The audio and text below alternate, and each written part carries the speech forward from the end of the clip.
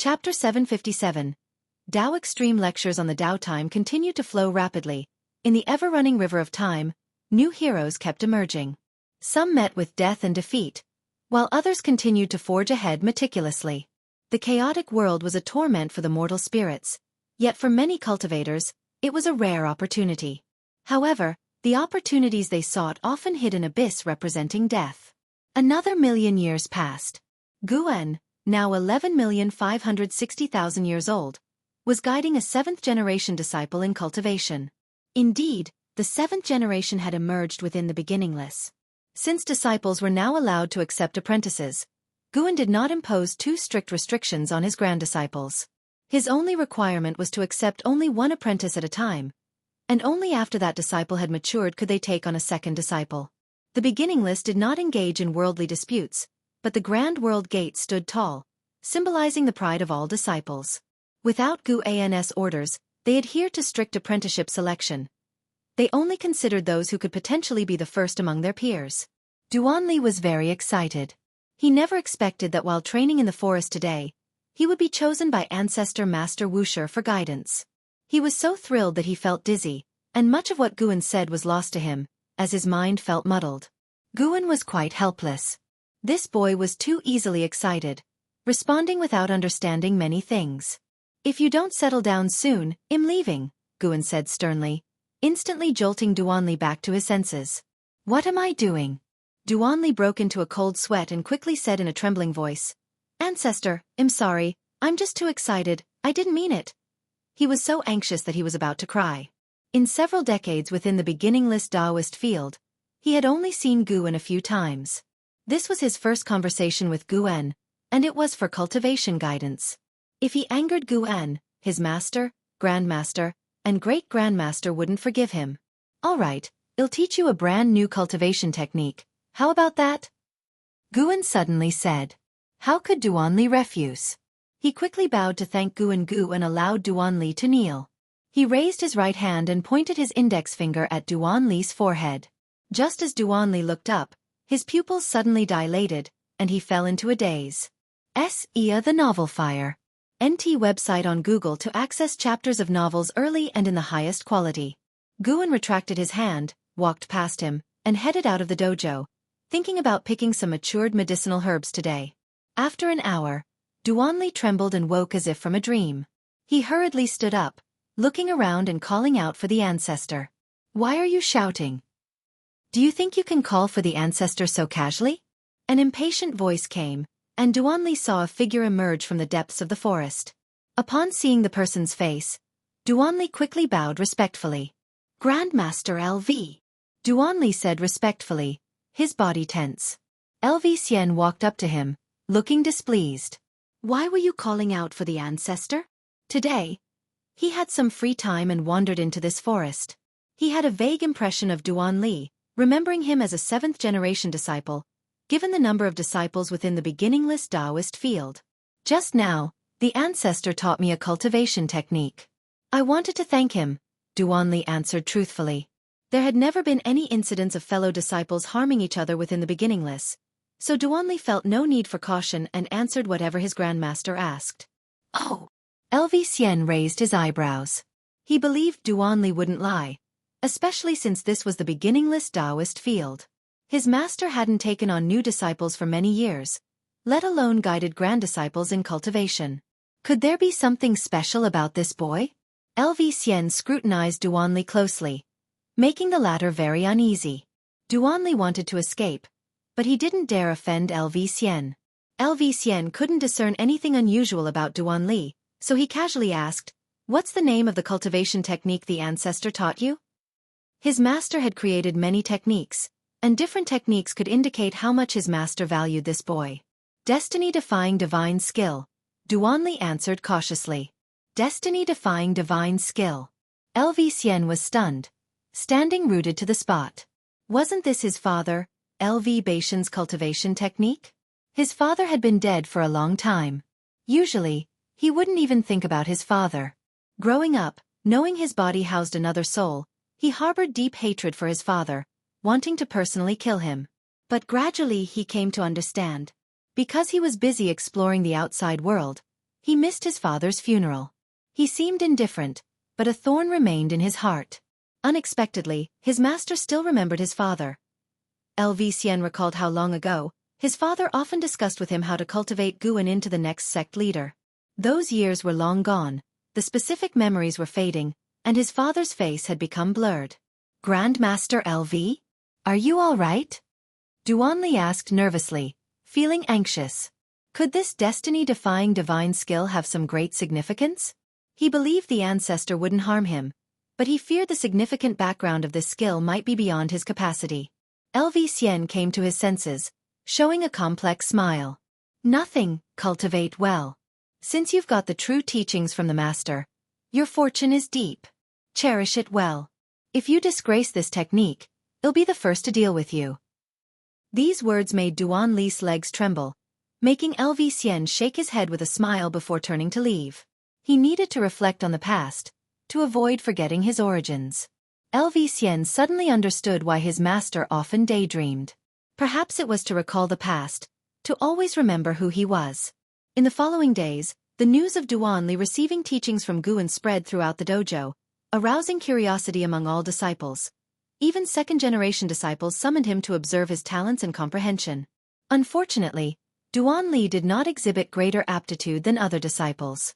However, this did not disappoint the disciples. Instead, it heightened their anticipation.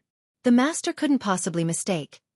Even if Duan Li didn't seem exceptional, received by the master, he would certainly excel in the future. Thus, 10 years quickly passed. Since imparting the skill to Duan Li, Guan had not sought him out again. This morning, he heard of a great power preaching at the endless Dao Mountain, which piqued his interest, and he decided to attend. The great power was a Dao extreme Daoyuo immortal, with profound Dao practice. Listening to the teachings would definitely be beneficial. However, Gu An's true self needed to pick medicinal herbs, so he sent a clone, suppressing its cultivation level to the heaven-opening Daoyuo immortal realm. The clone moved at great speed, soon entering the endless Dao Mountain's domain. In the dim sky, the majestic Dao Mountain peaks loomed amidst the spiritual fog, mysterious and solemn.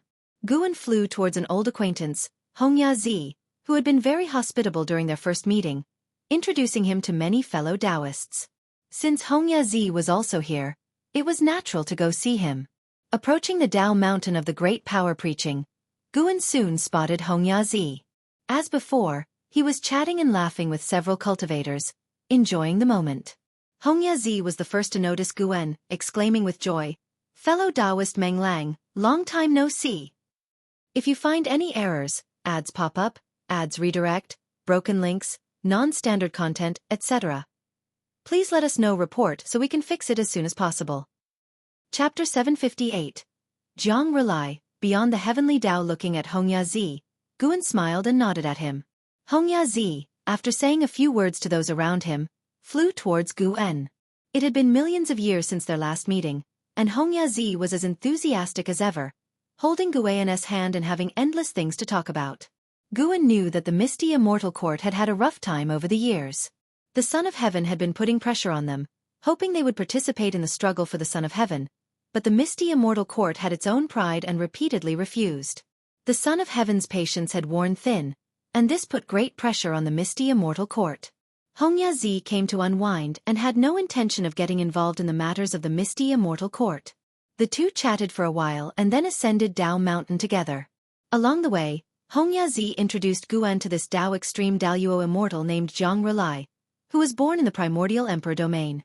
He had once been part of the immortal class, later reincarnated and started his cultivation anew, breaking free from the celestial court's destiny. No one knew how long he had lived. When Hongya Zi was young, he had heard of Jiang Relai's name. His admiration for Jiang Relai clearly surpassed that for the white-haired ancestor. After ascending the mountain, the two arrived at Jiang Relai's dojo, which was vast and already filled with many people meditating. They found a corner and sat down. Listening to Hongya Zi recount Jiang Relai's deeds, Guan looked forward to seeing Jiang Relai even more. Although Gu An's cultivation level was higher than Jiang Relai's, he likely had not lived as long as Jiang Relai. Even the venerable Gu Xianyu had lived through accelerated periods to achieve enlightenment, which requires the accumulation of years. Perhaps the conversation grew deeper, as Hongya couldn't help lamenting the misty immortal court's stance towards the celestial court. Many of their fellow immortals who had ascended urged them to submit, but if the misty immortal court became the lackeys of the Son of Heaven, their status would surely decline, unless the Son of Heaven truly became the celestial emperor. Otherwise, the path in the celestial court for the misty immortal court would only get narrower. Hongya couldn't understand what those fellow immortals were thinking, being so bold as to gamble the fate of the misty immortal court. Perhaps they have their reasons, Guan comforted him. Hongya thought the same but was still filled with dissatisfaction towards those fellow immortal gods. Time passed quickly. A full 100 years passed before Zhang Rulai descended. By then, the dojo had gathered hundreds of thousands of listeners, a grand scale with the lowest cultivation level being heaven-balancing golden immortal. Zhang Rulai was enveloped in Tao light, with only Guan able to see his true form. This person had skin like white jade, a face difficult to distinguish between male and female, with an extreme coldness between the eyebrows. Wearing a golden robe and a crown with golden horns resembling a flood dragon, he appeared like a supreme divine king descending, with a dharma aspect of the world behind him, exuding overwhelming dominance. Because of the Tao light surrounding him, other listeners could not see Zhang Rulai's true form, but this did not prevent them from being shocked by his aura. The moment Zhang Rulai appeared, the entire dojo fell silent. I have traveled through chaos and Hongmeng and gained much insight. Today, I will expound the Tao of creation for you all. Zhang Rulai's voice resounded, his tone indifferent but carrying immense authority that left no room for doubt. Creation? Guan was intrigued and began to look forward to Zhang Rulai's lecture. Without further ado, Zhang Rulai began his lecture.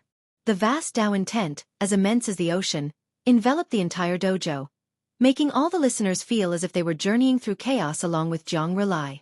Chaos was even more vast than the Tao universe, with chaotic spiritual energy surging, everything appearing bizarre and fantastical, and seeming to have immortal spirits traversing without leaving any traces. Guan was also immersed in it. This lecture lasted 30,000 years.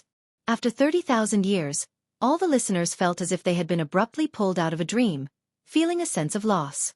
Guan looked up at Zhang Rulai, who still sat high on the Tao platform, radiating boundless Tao light, unrivaled in the world.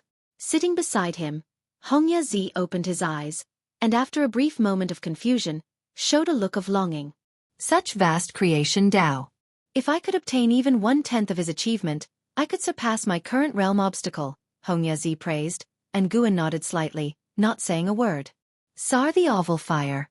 Net website on Google to access chapters of novels early and in the highest quality.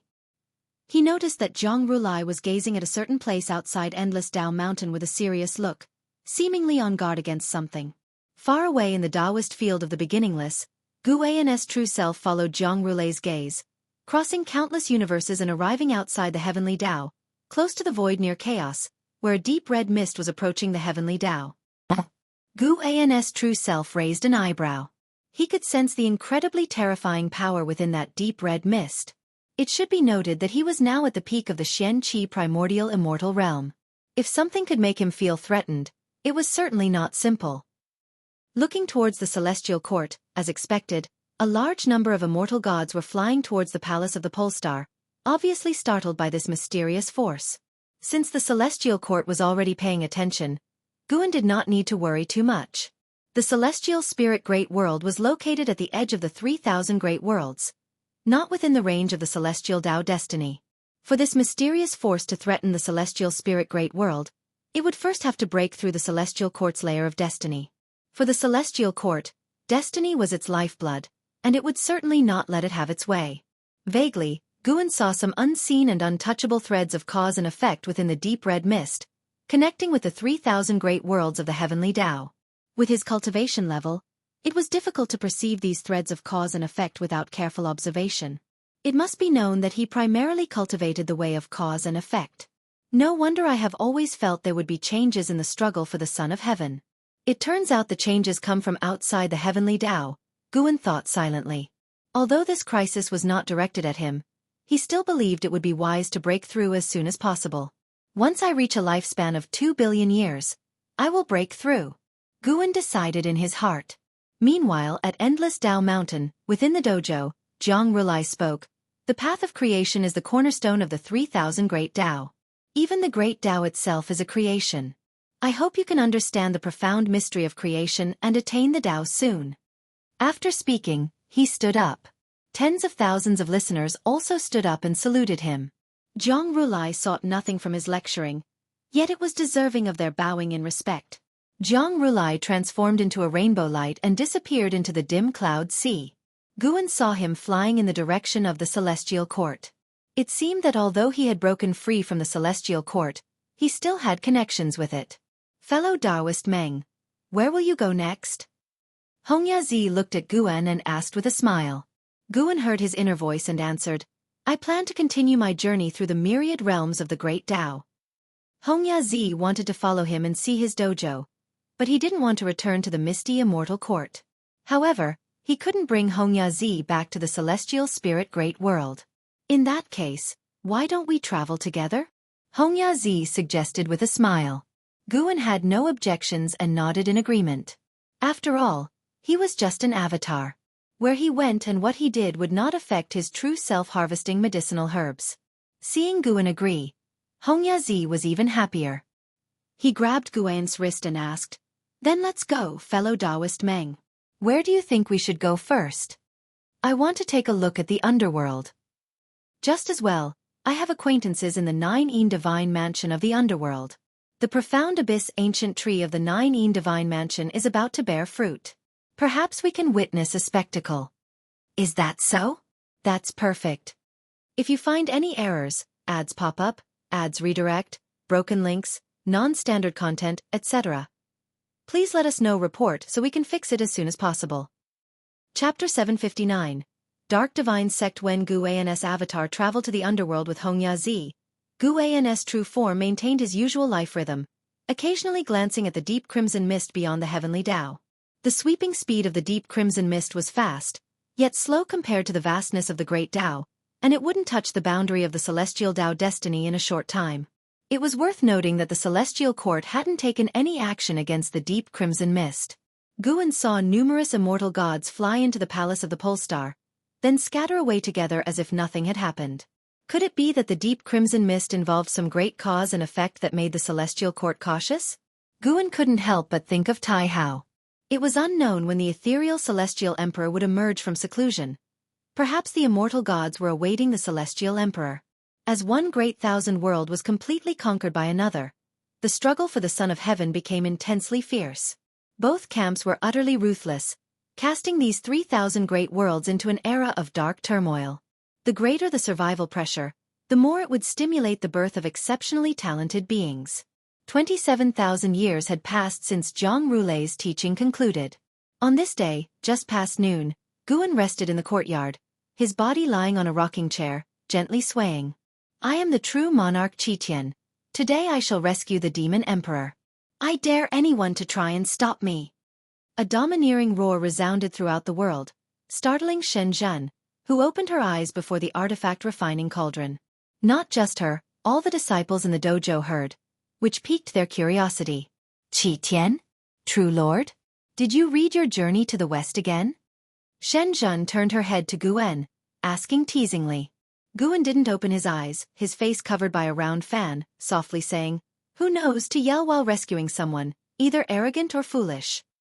Shen Zhen laughed. Whether successful or not, at least all living beings will remember his name, and know of his act to rescue the demon emperor. Beneath the round fan, the corner of Gu An's mouth lifted slightly, but he didn't reply. Cultivators across the world indeed were discussing the name of true monarch Qitian. This guy truly intended to rescue the demon emperor. Confident in his broad divine skills, he believed it would be successful. Yet, before he even saw the demon emperor, he was jointly suppressed by the 9 sect cultivators. Though the 9 major sects had begun to slaughter each other, they never ignored the demon emperor, dispatching great cultivators to guard him without concern for the wider world, their sole duty to watch over the demon emperor. After several days of great warfare, true monarch Qitian was thrown into the demon emperor's cave mansion, enduring endless days of darkness together. Interestingly, this true monarch Qitian was related to Guan. His ancestor was How Long, once raised by Guan roaming the human world. How Long already carried a divine name. Occasionally returning to the Taoist field of the beginningless, he spent most of his time wandering and frolicking in the human world, his progeny numerous, truly upholding the dragon's dignity. In the dim cave chamber, heavy breathing echoed continuously. In the center sat a man in white clothes, though his robes were torn. He remained unstained by dust, possessing an extraordinary aura. He was the Demon Emperor. In the corner of the cave loomed a curled shadow, like a fearsome giant serpent, from which the breathing came. If you're afraid, just bow and admit your mistakes to them, there might be a way out. The Demon Emperor spoke with closed eyes, his tone indifferent. At these words, demonic chi surged from the darkness, rushing towards the Demon Emperor. Silence! How could I be afraid? A furious shout erupted, revealing the fearsome shadow morphing into a disheveled man stepping forward. This man was none other than true monarch Qiqian, with two sharp dragon horns sprouting from his head. He glared at the Demon Emperor, angrily saying, "Great sage equaling heaven was suppressed for 500 years without begging for mercy. How could I be afraid? Though I don't know who great sage is, 500 years can't compare to 1,000,000. Their patience far exceeds your imagination." The Demon Emperor spoke without opening his eyes. True monarch Qiqian calmed down, confusedly asking, "They've imprisoned you for so long, for what? Couldn't they kill you?" "Of course. If they could kill me, they would have done it already. Perhaps in the depths of destiny. Heaven doesn't want me dead."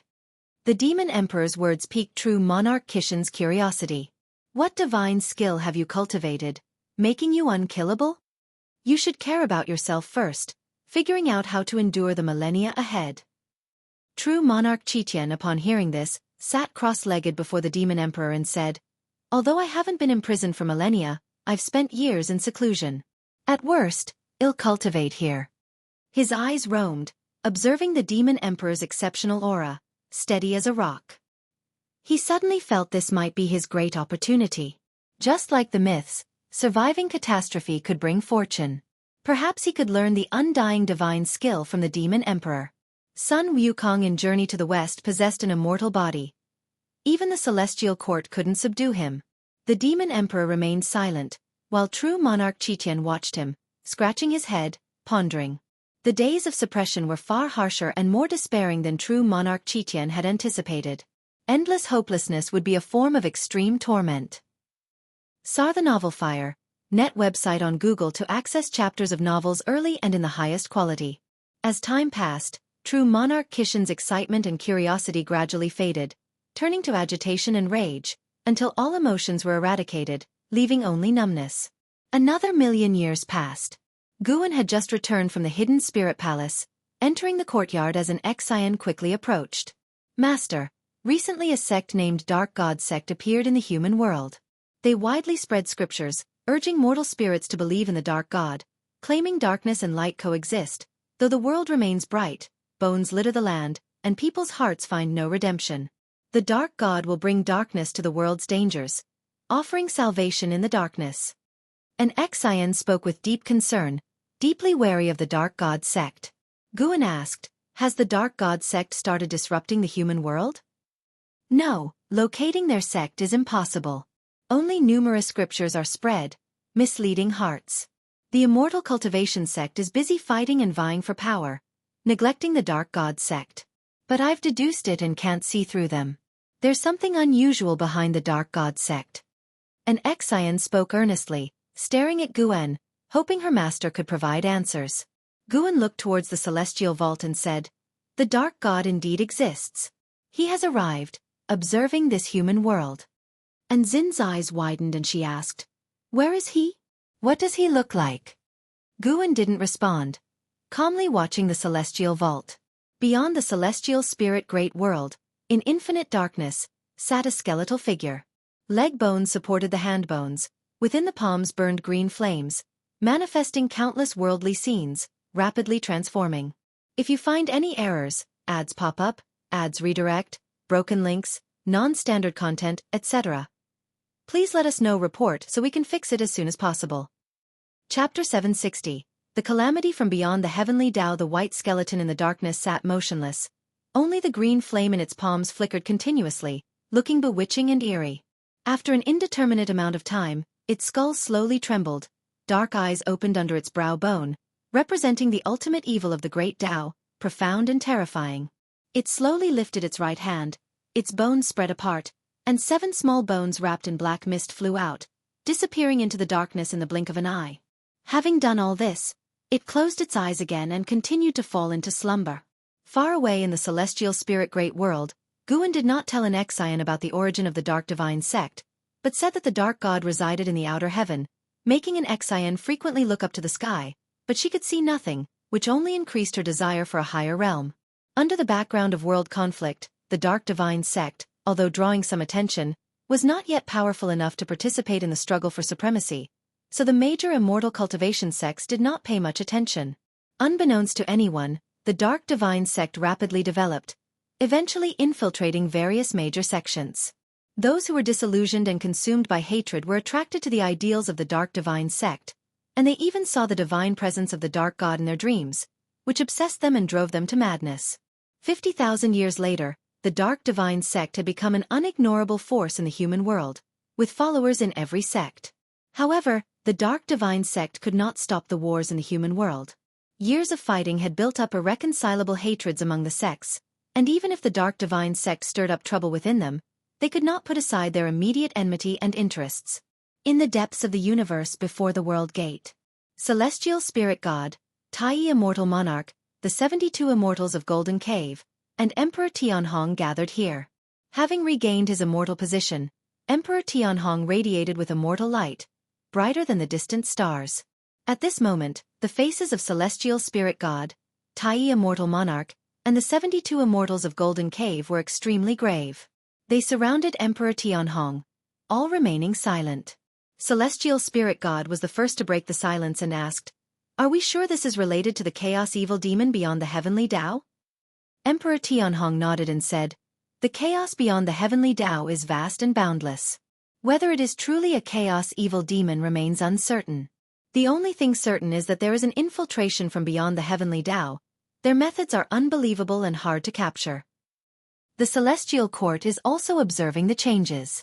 One thing I can confirm is that the Dark Divine Sect is a variable from beyond the Heavenly Tao." Tai Immortal Monarch followed up, "The rise of the Dark Divine Sect is indeed too rapid. Without being able to deduce its origin, we can only speculate from the cause and effect beyond the Heavenly Tao." The 72 Immortals of Golden Cave glanced at each other. Though they remained silent, the worry on their faces grew heavier.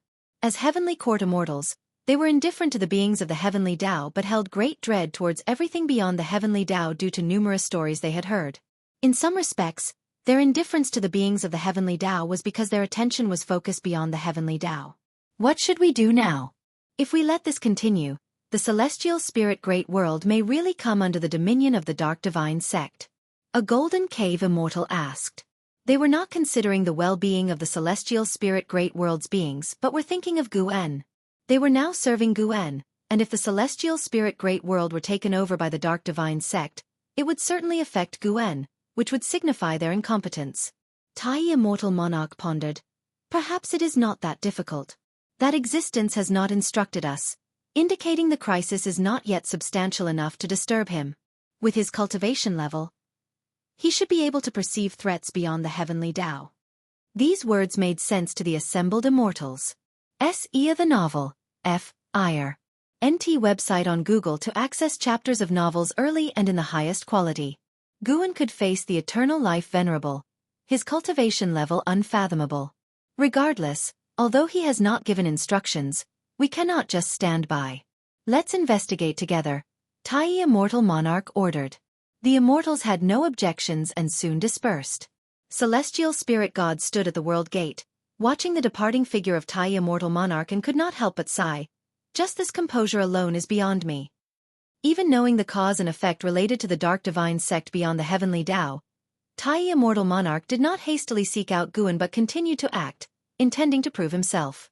If it were him, he would certainly have sought out Guan, believing Guan possessed greater insight. But then again, if Guan could perceive it, what difference would it make if he asked or not? And if Guan could not perceive it, telling him would not change the already established existence of the Dark Divine Sect. According to his understanding of Guan, even if Guan could not fully understand the cause and effect of the Dark Divine Sect, he would still not be completely unaware of its presence. Celestial Spirit God no longer thought about it and turned his gaze to the world gate. Within the celestial spirit great world, the chaotic forces grew stronger, and the matters he could oversee became fewer. Guarding the world gate was his immortal position, a duty he had to ensure. At the very least, he could not allow intruders to break into the celestial spirit great world through the world gate. Celestial Court. Guangfa Immortal Palace. In the vast hall, Li Xuanmiao, celestial destruction god, and hundreds of other immortals sat, maintaining a certain distance from each other. Each presented their dharma aspect, resplendent and beautiful, exuding the unique aura of immortals. Guangfa Tai Guang Divine Venerable sat at the head, overlooking all the immortals in the hall. Today's topic: how should the celestial court deal with the dark god from the chaos? Guangfa Tai Guang Divine Venerable spoke, and the immortals, his disciples, fell into contemplation even before he spoke. A white-haired elder at the front spoke first. The dark god differs from the chaos evil demons we know. He originates from the great Tao, sharing the same source. Simply eliminating his avatar cannot resolve the problem at the root. Perhaps we should start from what he desires. The dark god spreads faith, following a path akin to the celestial courts, relying on worship.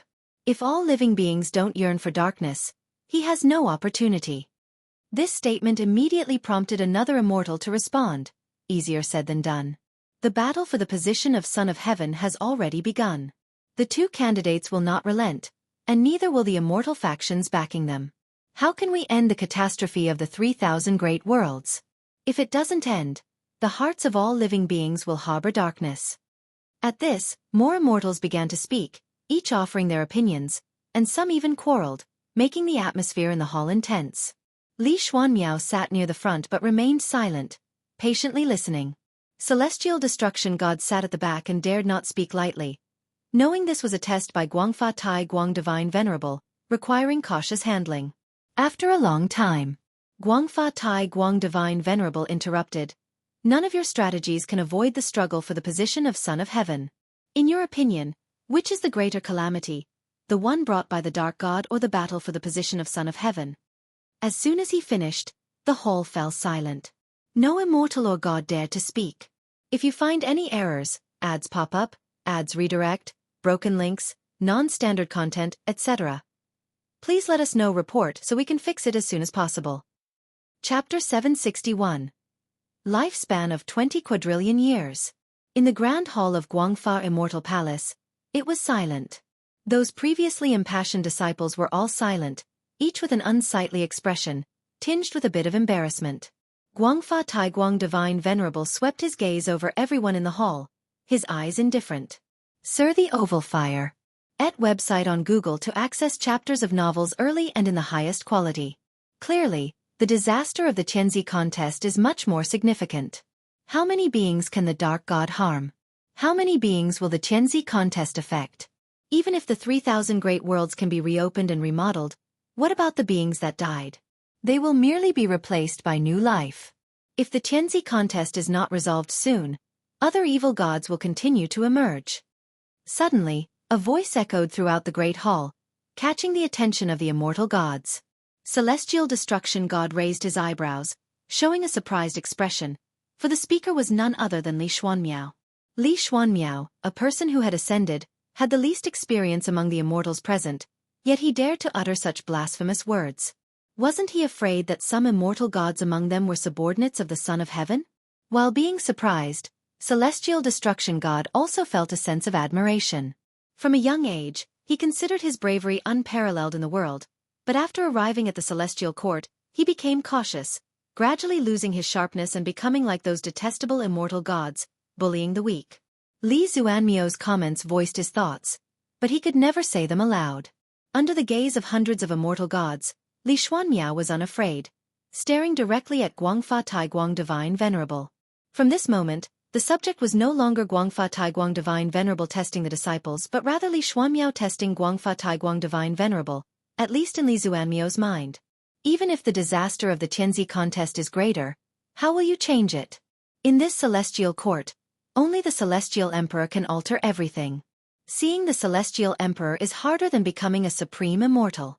Even if you see him, what makes you think you can convince him? Do you think no immortal in the long years has ever suggested the same as you? Guangfa Taiguang Divine Venerable calmly asked while staring at Li Xuanmiao. Li Xuanmiao frowned, and the other immortal gods all let out a sigh of relief. At least Guangfa Taiguang Divine Venerable hadn't lost his mind. Although the two current contenders for the Son of Heaven might not shake Guangfa Taiguang Divine Venerable, once the Qianzi contest ends, that might not be the case. Historically, once the contest concludes, one side always rises, even if their final fate is tragic. In that stage, it isn't impossible for one to have the power to challenge Guangfa Taiguang Divine Venerable. Guangfa Taiguang Divine Venerable said, instead of complaining about the Qianzi contest, why not think about how to solve the chaos caused by the Dark God? You know it's much easier to deal with the Dark God than to end the Qianzi contest. You bring up the Qianzi contest because you don't want to address the chaos caused by the Dark God, right? The immortal gods showed awkward smiles, not daring to refute. Li Xuanmiao calmed down. Although he felt Guangfa Taiguang Divine Venerable made sense, he also thought Guangfa Taiguang Divine Venerable was avoiding the issue. While they thought about how to deal with the Dark God, would great powers like Guangfa Taiguang Divine Venerable consider how to solve the Qianzi contest?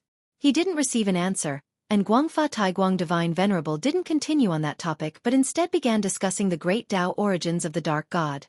Using this topic, he continued preaching, deeply immersing the disciples in Tao intent, gradually making them forget their troubles. Guangfa Taiguang Divine Venerable looked at Li Xuanmiao. Li Xuanmiao had already closed his eyes, and Guangfa Taiguang Divine Venerable's gaze was full of appreciation and worry. Disciple, the waters in this celestial court are much deeper than you think. Your arrogance can help you soar higher or cause you to fall harder.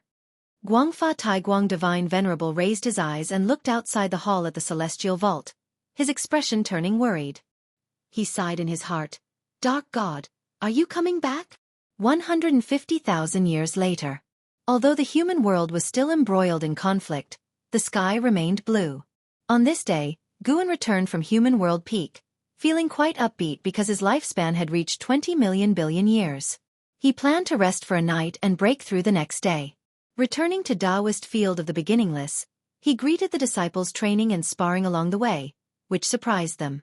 Before he could return to his abode, an Exion appeared ahead, urgently saying, Master, the Dark Divine Sect has made a move. A dark heavenly god has emerged, and even the immortal gods are powerless against him. If the immortal gods can't defeat him, they will naturally retreat. Aren't you going to intervene? An Exion asked. In her opinion, those immortal gods were already above all beings' existence. If even they couldn't deal with the dark heavenly god, only her master could resolve it. If her master couldn't solve it, they could only consider escaping. Guan replied, Don't be anxious. The dark heavenly god doesn't seek to destroy the world. Moreover, it's not yet time for me to act. He paused and continued, Tell the disciples that opposing the dark divine sect carries the risk of body and Tao disappearing.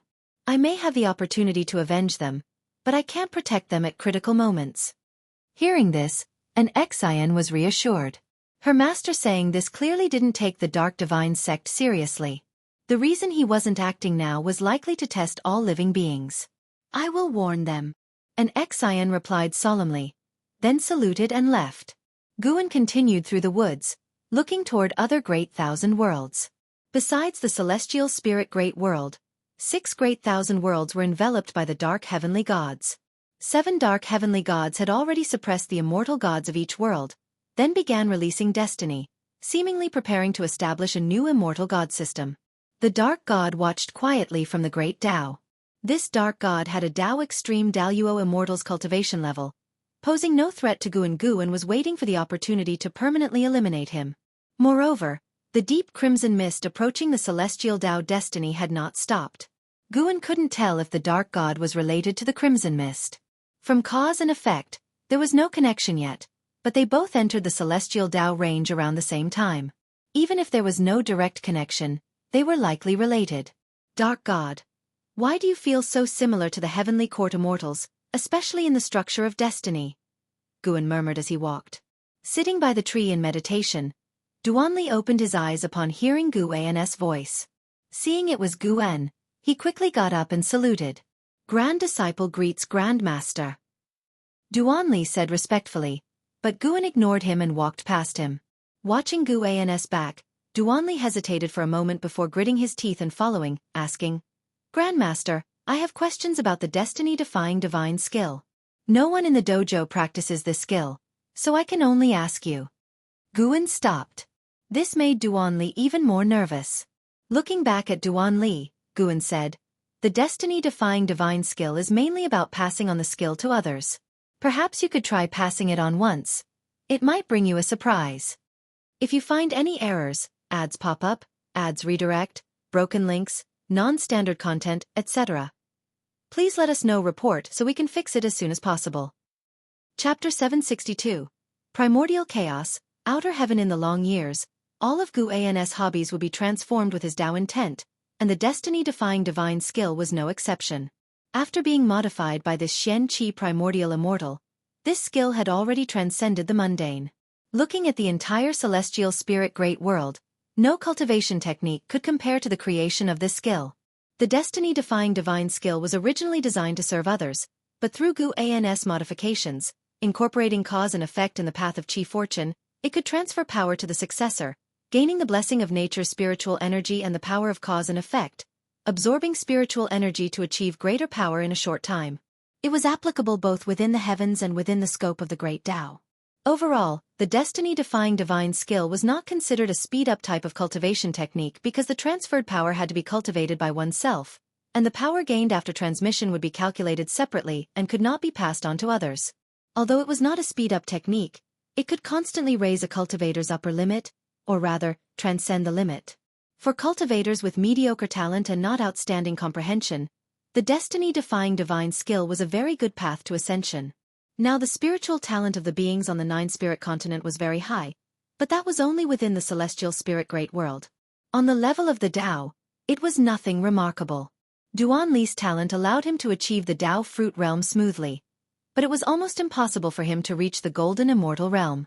The destiny-defying divine skill was tailored by Guan for him, and the reason for treating him this way was that Guan had waited for him for many years, involving a cause and effect, an old acquaintance. Surprise! Duanli watched Guan leave, pondering his words in his mouth. He believed the ancestral master would not deceive him, but whom should he pass on the power to? Should I also take on disciples? Duanli thought silently, but then he felt he couldn't act recklessly, passing on the power randomly just to become stronger. The person who could inherit his mana had to be someone with both moral integrity and quality. This required careful consideration. Coincidentally, he could set an example for all living beings on behalf of Wuxia. Even if the talent was insufficient, good deeds would always bring good fortune. Duanli's thoughts were suddenly activated, his eyes became bright, and the more he thought, the more excited he became. He felt a sense of finding the meaning of his life's value. The Wuxia disciples harbored no grudges, cultivating for themselves, without contests for power and profit within the dojo, allowing the disciples more time to contemplate the meaning of their cultivation. Mere strength improvement no longer satisfied the Wuxia disciples. They had greater ideals. Protecting all living beings was too vast and empty. This world was so immensely vast that it didn't need their protection yet. What they had to think about was what they could do for this world. Duanli's thoughts were not enough to gratify Guan. He helped Duanli not because he hoped Duanli would become great or accomplished. Compared to Duanli's thoughts, Guan was now fully focused on breakthrough. He was considering whether to first enhance a Taoist technique for the upcoming breakthrough. So far, he felt that his cultivation technique and divine skills were sufficient. For instance, the myriad Tao extinction skill remained inexhaustibly useful to him as this Xian Qi primordial immortal realm's perfection, bringing him new insights from time to time. The last time he broke through, he even advanced his physique in advance. He felt his physical aspects were not lacking. He was missing only the sediment of years and experience. Even adding Gu Xian's life experience, his experiences couldn't compare to those of Xian Qi primordial immortals, let alone Tao extreme Daoyuo immortals. Those great powers would all undergo reincarnation to attain enlightenment, having experienced unfathomably long years beyond mortal spirits' imagination. Their time of cultivation and attaining the Tao far exceeded Guan's. Guan had been pondering a question all along. Would the celestial tribulation become stronger as his strength grew? From the perspective of the celestial spirit great world, it was true. Within the same realm, the stronger the talent and the higher the strength, the stronger the tribulation the prodigies faced. But one couldn't neglect strength because if the strength wasn't enough, dying under the celestial tribulation would be too tragic. In reality, many cultivators indeed died under the celestial tribulation. Additionally, the stronger the tribulation one faced, the more one gained post-tribulation. This was also why many prodigies strove to challenge stronger tribulations with all their might. After much thought, Guan still decided to enhance a Taoist technique as a gesture of reverence towards the evolving celestial tribulation. After all, the tribulation he faced was not something comparable to reality. This night was even longer than the previous nights. Just at dawn, Guan descended the mountain. As usual, he walked slowly, and the disciples along the way couldn't guess that he was going for a breakthrough. They thought he was heading out to idle in the clouds and wild cranes. After leaving the Wuxia Taoist field, Guan arrived at a deserted island, following his usual habit to open the lifespan breakthrough. The breakthrough of 100 billion years of lifespan was nothing for him now, but it could erase the cause and effect of coming and going, which was significant. Even though he hadn't encountered a being stronger than himself, he still chose to remain cautious. You have activated the lifespan breakthrough function. Based on your current realm, the following breakthrough locations have been chosen for you. 1. Path of the Great Tao. 2. Tai Ching Deep Realm. 3. Chaos Shen Primordial. 4. Deep Domain. 5. Tao Burial Mountain. 6. Outer Heaven. 7. Boundless Yin Yang Inverted Realm. 8. Final End. 9. Myriad Tao Divine Source. Many new place names appeared again. That meant these places could nurture existences surpassing the Xian Qi primordial immortal. Guan couldn't help but marvel at the profundity of the path of the Great Tao. No matter which realm he reached, the path of the Great Tao was still a place he could break through. The newly appeared place names were all full of allure. Chaos Shen Primordial must be a chaotic region outside the heavenly Tao, but the specifics were unclear. Tao Burial Mountain, where Tao is buried. Outer Heaven, this name was too domineering, making one want to see it. Myriad Tao Divine Source was profound. Its mystery couldn't be discerned for the moment. Guan was also greatly interested in the previously appeared Boundless Yin Yang Inverted Realm and Final End, which made him a bit perplexed. Where would be the best place to break through? After much thought, he felt he could go to Chaos Shen Primordial. At least this place could be pinpointed outside the heavenly Tao's scope. Moreover, if he made some noise, it might even distract that deep crimson mist, buying more years for the beings of the heavenly Tao. Guan made the decision immediately. Teleporting to Chaos Shen Primordial will cost 10 billion years of lifespan. Do you wish to continue? Continue. At the thought, the long-lost dizziness struck. Even though his realm was already very high, he still felt this discomfort, which made him have even greater reverence for the lifespan ability. Before he could see the root of his ability, he could never call himself invincible. He grew stronger through the evolution of the lifespan. He wouldn't worry too much about its source since it was meaningless. After all, he gained strength through it. What he needed to do was to take it as a goal and motivate himself further. After a while, Guan felt he could open his eyes. The moment he opened them, he immediately activated the lifespan barrier.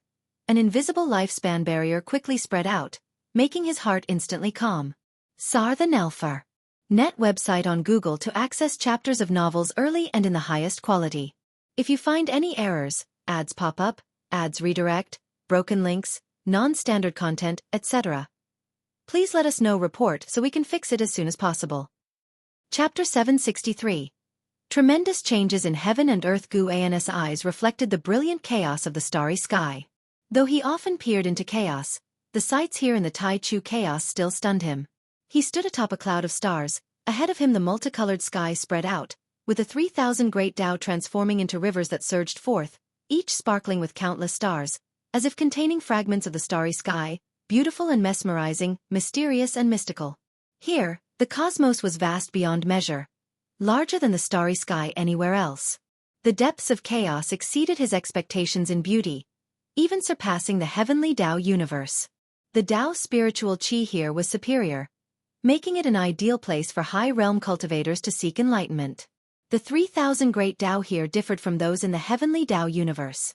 While they remained great Tao, they seemed more lively, as if possessing life, yet without their own will or rules. They flowed incessantly, resembling a pattern, though undetermined. Guan gazed into the distance, faintly perceiving the direction of celestial Tao destiny, far, far away. He couldn't discern everything within the heavenly Tao from here.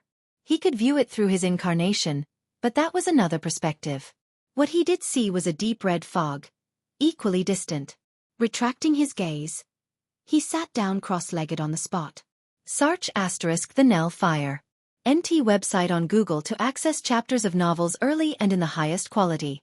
He prepared to elevate his cultivation technique before beginning his breakthrough. Ultimately, he spent 2 trillion years of lifespan to upgrade the myriad Tao extinction skill to the infinite eternal Tao technique. Fortunately, he hadn't upgraded his technique each time before.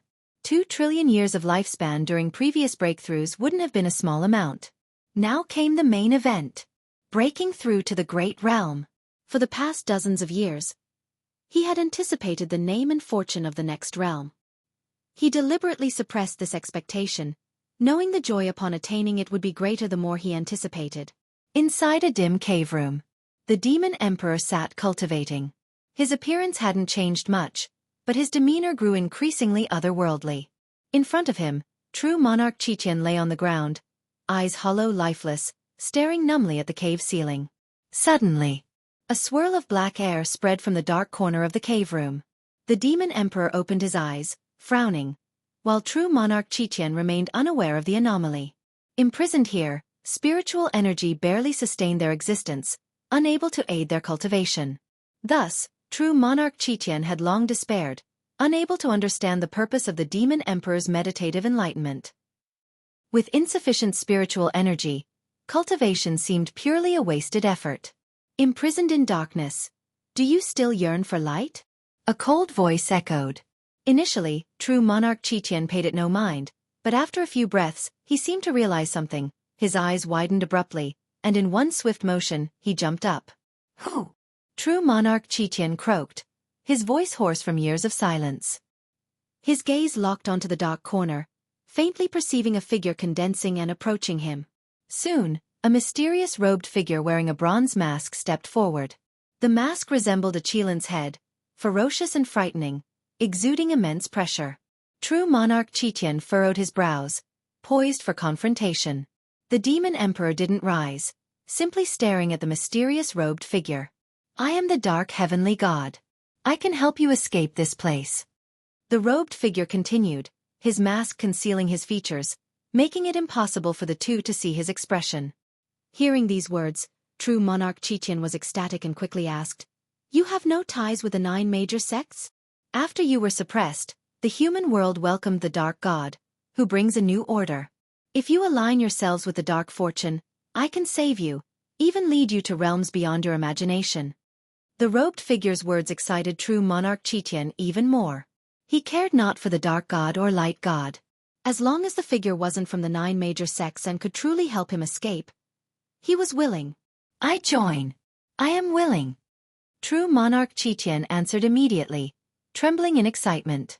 Journey to the west, great sage equaling heaven, he had forgotten them all.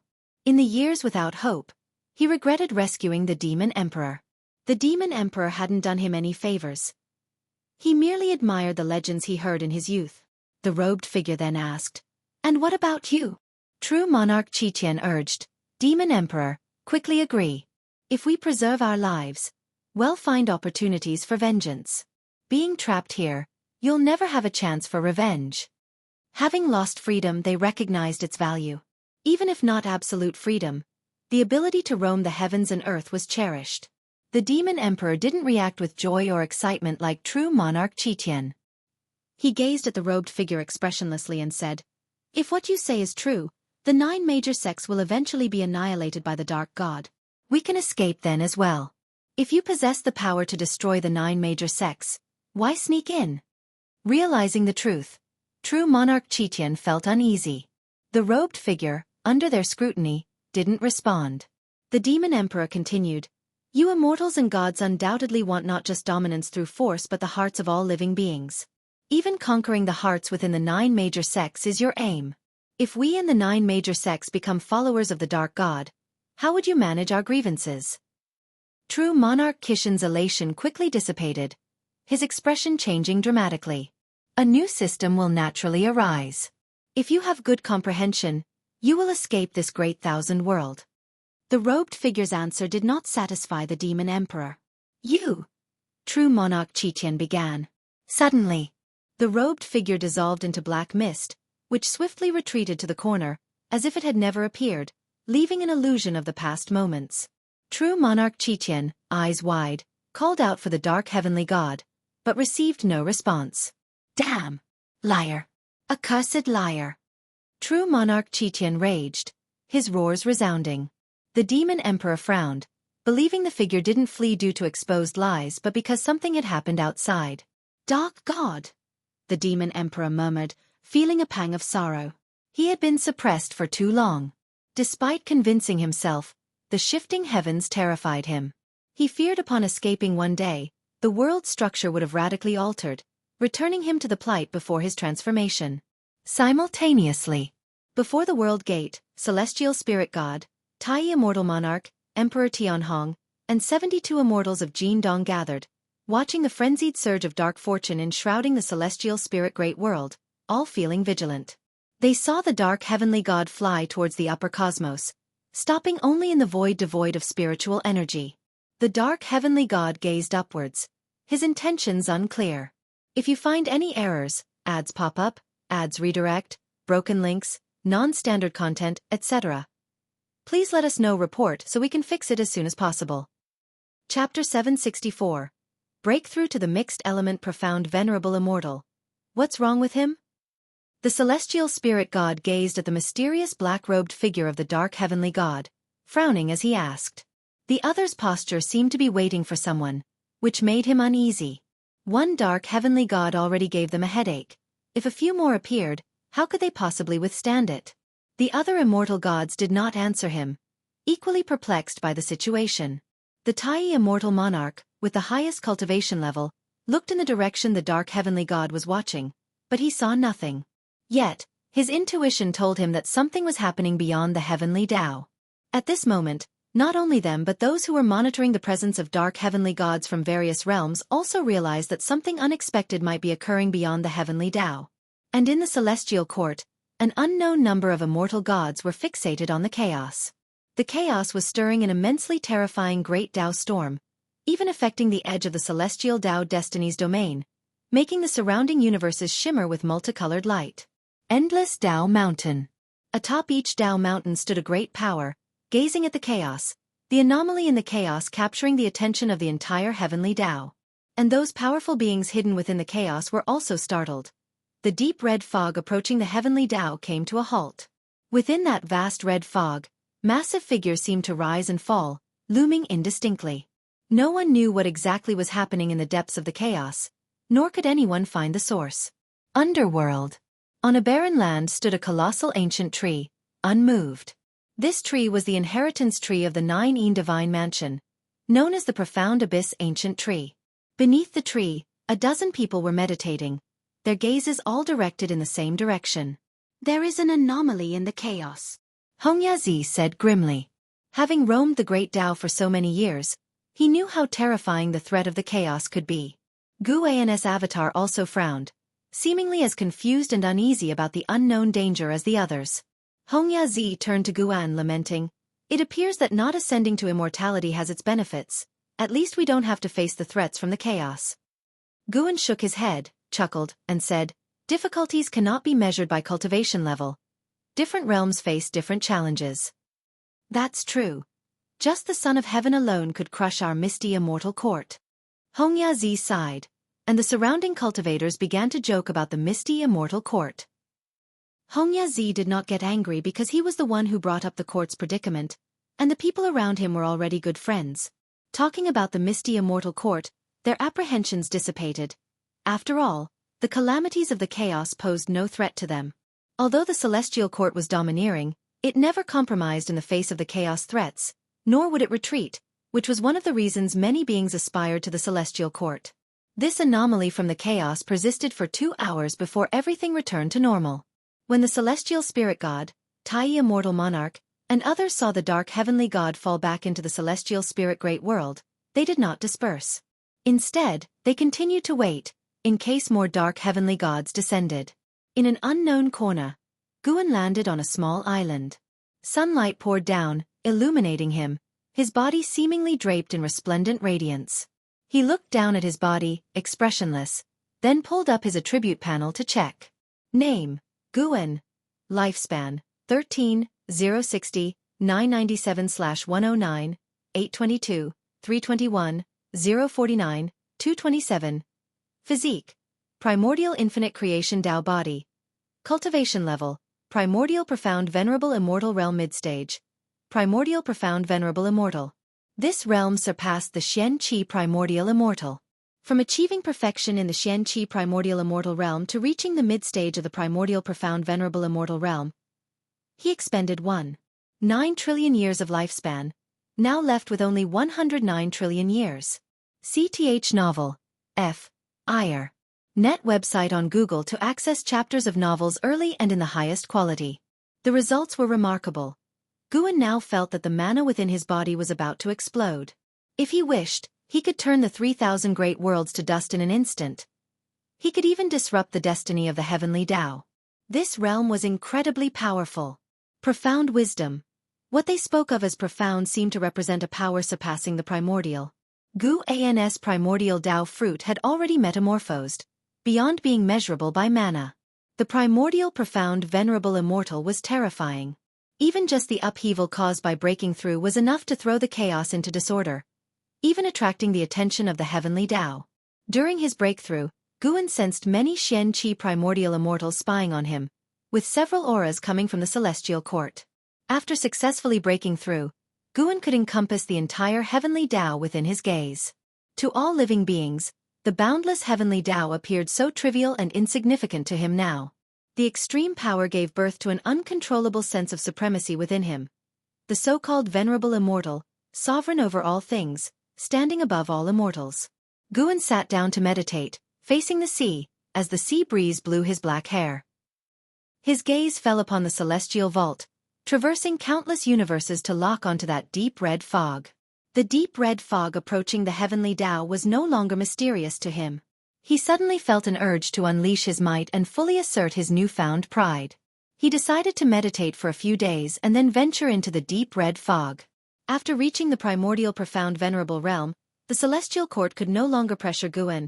Even the ethereal celestial emperor might be stronger than him, or some celestial Tao venerables might have reached such a realm, but he was not afraid. No realm had ever given Guan such enlightenment, seeing through all things, possessing the great divine power to destroy everything, making it impossible for him to convince himself that he was still weak. Thorough and genuine strength could pivot any Tao heart. Guan was striving hard to restrain this change in mentality.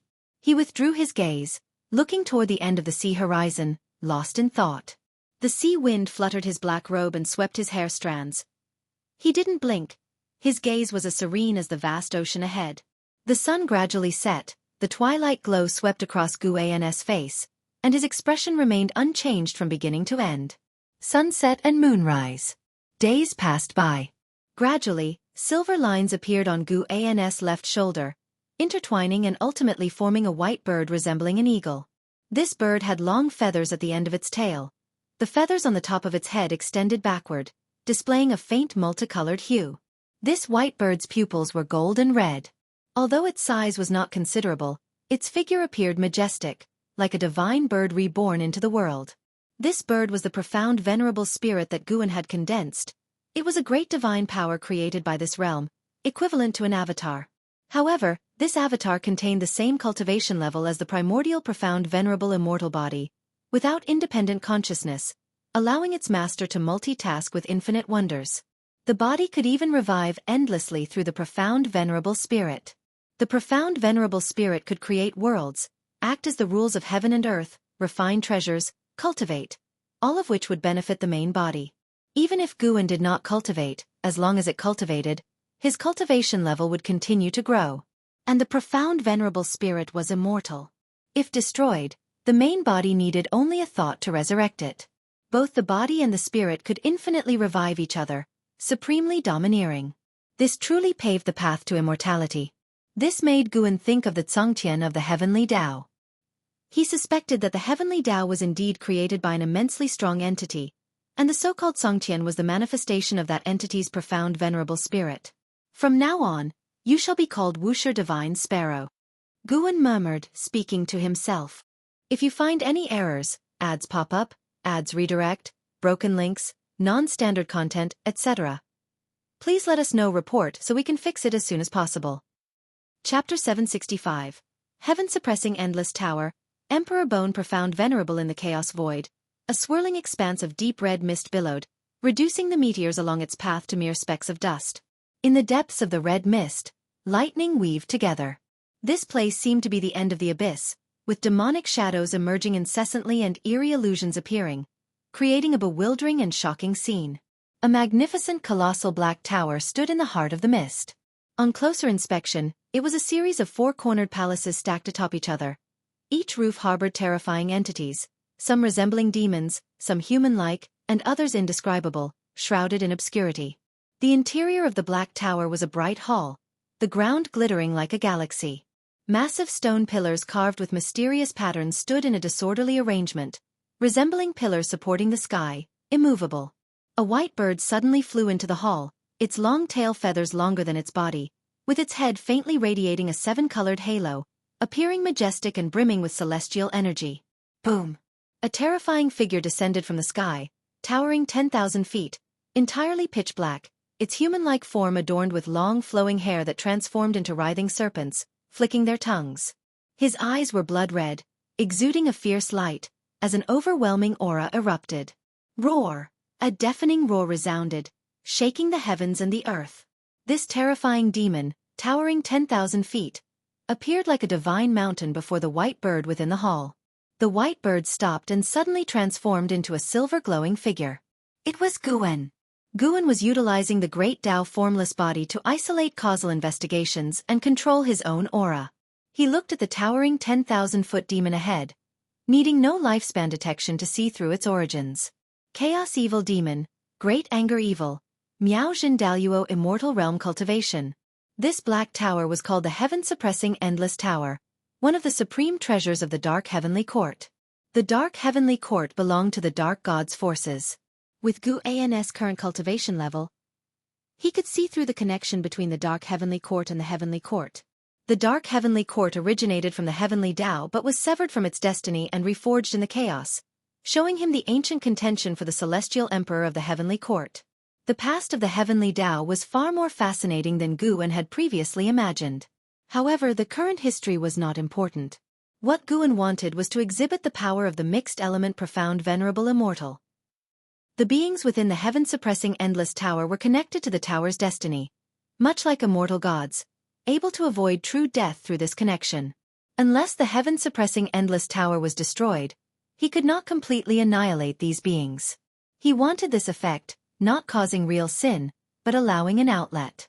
Not going to the heavenly court was because he had no enmity with it, and he had disciples serving as immortal officials in the heavenly court, whereas the dark heavenly court would eventually clash with the heavenly Tao, potentially affecting the celestial spirit great world. Who are you?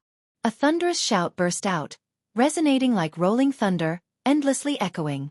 Guan raised his right hand, and the Cyan Hong sword appeared out of thin air. As the blade tilted, silver sword chi swirled around it, burning like flames. He stepped towards the towering Great Anger Evil. Seeing Guan not responding and directly attacking, Great Anger Evil was furious. He raised his right palm high and slammed it down. Instantly, grand Dharma aspects appeared around, countless flaming meteors emerged, sweeping towards Guan like a cosmic torrent. Sword light shone. The Dharma aspects shattered instantly, and Great Anger Evil disintegrated into ashes. Guan stepped forward, each step flashing a distance, swift like Jing Hong. Numerous chaos evil demons descended to block the path ahead. Looking around, they were countless, covering the hall's end, and the patterns on the stone pillars came to life, manifesting terrifying figures. Guan did not stop, wielding the Cyan Hong sword, sweeping forward. Arrogant! How dare you break into the dark heavenly court, courting death? Stop him! Is he an immortal god from the heavenly Tao heavenly court? Voices filled with shock and anger echoed, but unfortunately, they received no response. They could only watch their companions turn to ash one after another, as the invincible silver sword light approached. Guan used the simplest sword techniques, but with absolute speed and power that none could resist. Even entities of the Dao Extreme Daluo immortal realm in darkness couldn't withstand a single strike from him. These dark beings and chaos evil demons relied on the dark heavenly court's destiny, not truly dying. Though it didn't grant Guan lifespan, he reveled in the slaughter, venting the wrath brought by his immense power.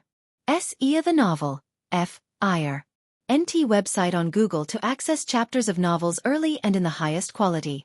The heaven-suppressing endless tower, true to its name, possessed seemingly endless levels. Each level was connected by special space-time daos, allowing continuous progression forward to ascend higher without flying upward. As Guan rampaged through the heaven-suppressing endless tower, he sensed an immense number of life forces pouring into the tower. The manifested beings were countless. Even after a short battle, millions of enemies had appeared ahead. Though Guan displayed formidable power, the beings of the dark heavenly court were fearless. Their immortality gave them the courage to face even the strongest foes. Sword light pressed forward relentlessly, reducing everything to ash. Guan advanced nimbly, his aura surpassing entities thousands of times larger than him. Be it Dao Extreme Daluo Immortals, Miaojin Daluo Immortals, Heaven Opening Daluo Immortals, Innate Golden Immortals, Heaven Balancing Golden Immortals, or Tai Ching Golden Immortals, all were reduced to nothingness upon contact with him. A terrifying roar echoed as the resurrected great anger evil leapt over countless dark beings and chaos evil demons towards Guan, utterly enraged. Feeling humiliated by Guan, innumerable divine skills, dharma aspects, and great Taoist techniques burst forth but were shattered like illusions before Guan's eyes with a single slash. The resurrected dark beings and chaos evil demons rejoined the fight repeatedly, fearless of death. The more they killed, the crazier they grew, their rage and murderous intent surging. Meanwhile, at the top of the heaven-suppressing endless tower was a dim hall, where the only light came from the silver-blue radiance emitted by two stone pillars in front of the steps. Above the steps sat a huge stone chair, embedded with dozens of magical treasures, banners waving, swords refracting light, and long sashes writhing like dragons and serpents. On the stone chair sat a skeleton wearing a dragon head golden crown, adorned with bead curtains, with a golden long spear standing before it. The spearhead emerged from a Qilin head, and the spear's body was covered in golden scales, though these scales were tainted by a mysterious black substance, as if being devoured. He was the supreme of the dark heavenly court, Emperor Bone Profound Venerable. Suddenly, a pair of cold eyes opened beneath the eye sockets of Emperor Bone Profound Venerable's skull, like an ancient fiend awakening from countless years of slumber, bringing boundless killing intent, enough to sweep across the all heavens and myriad realms. How many years has it been, finally, someone dares to intrude into my heaven-suppressing endless tower, wishing to shake the dark heavenly court with their own strength? Junior, you are too arrogant. An ancient and majestic voice echoed through the dim hall. As the words fell, the darkness seemed to stir with a dance of demons, making the hall suddenly lively. If you find any errors, ads pop up, ads redirect, broken links, non-standard content, etc., please let us know. Report so we can fix it as soon as possible. Chapter 766. Reminiscence of Demon Slaying. The voice of the Emperor Bone Profound Venerable passed through layers of palaces, falling into Guan's ears, and also reached the dark creatures and chaotic demons pushing forward in waves. Their morale surged, and their roars became even more clamorous. Guan remained unmoved, continuing to kill his way forward. The person shining with silver light all over appeared filled with killing intent, but in fact, he had already closed his eyes. With every swing of his sword, old memories emerged. In his youth, beside the medicine garden, Zhang Chuanqiu taught him and Meng Lang swordsmanship. Though it was a very ordinary swordsmanship, he and Meng Lang practiced it earnestly. The scene shifted, and he found himself in the forest, receiving sword guidance from Li Ya. The wind blew, and the scene in the forest suddenly changed to a memory of him instructing Su Han. Flashes of the past continually appeared in Guan's mind, his sword growing faster, as if he wanted to sever the past. Crash! The ground of the palace ahead suddenly shattered, a giant dragon head as large as a mountain burst out, swallowing towards Guan. Along the way, many dark creatures and chaotic demons were swallowed by it. A flash of sword light. The dragon head shattered, and Guan transformed into a silver sword light, sweeping through the enemy ranks, killing his way into the 1,000-strong army. Wherever he went, no immortal or demon could stand in his way. The road ahead had no end. No matter how far he killed, he couldn't see the palace walls. As time passed, enemies also appeared behind and on both sides of Guen. He seemed to be in a vast black ocean, raising a magnificent straight line of seawater, vowing to split this ocean in half. Battle, extinction, resurrection, battle, re-extinction, re-resurrection, battle again. The dark creatures and chaotic demons continually repeated this cycle. At the edge of the black ocean, a figure appeared out of nowhere. It was the true form of Yuan Luo. After the destruction of the Chenkuan sect, Yuan Luo recovered his memory and learned that the struggle for the Son of Heaven was imminent. He thus escaped the range of the heavenly Tao. Recently, he returned to the Dark Heavenly Court, his true form a Chaos Grudge Luo, which allowed him to easily join the Dark Heavenly Court. He planned to make a comeback during the descent of the Dark Heavenly Court upon the Heavenly Tao, sweeping across the celestial spirit great world. The Chaos Grudge Luo had once brought disaster to the 3,000 great worlds, but his true form within the Dark Heavenly Court counted as nothing.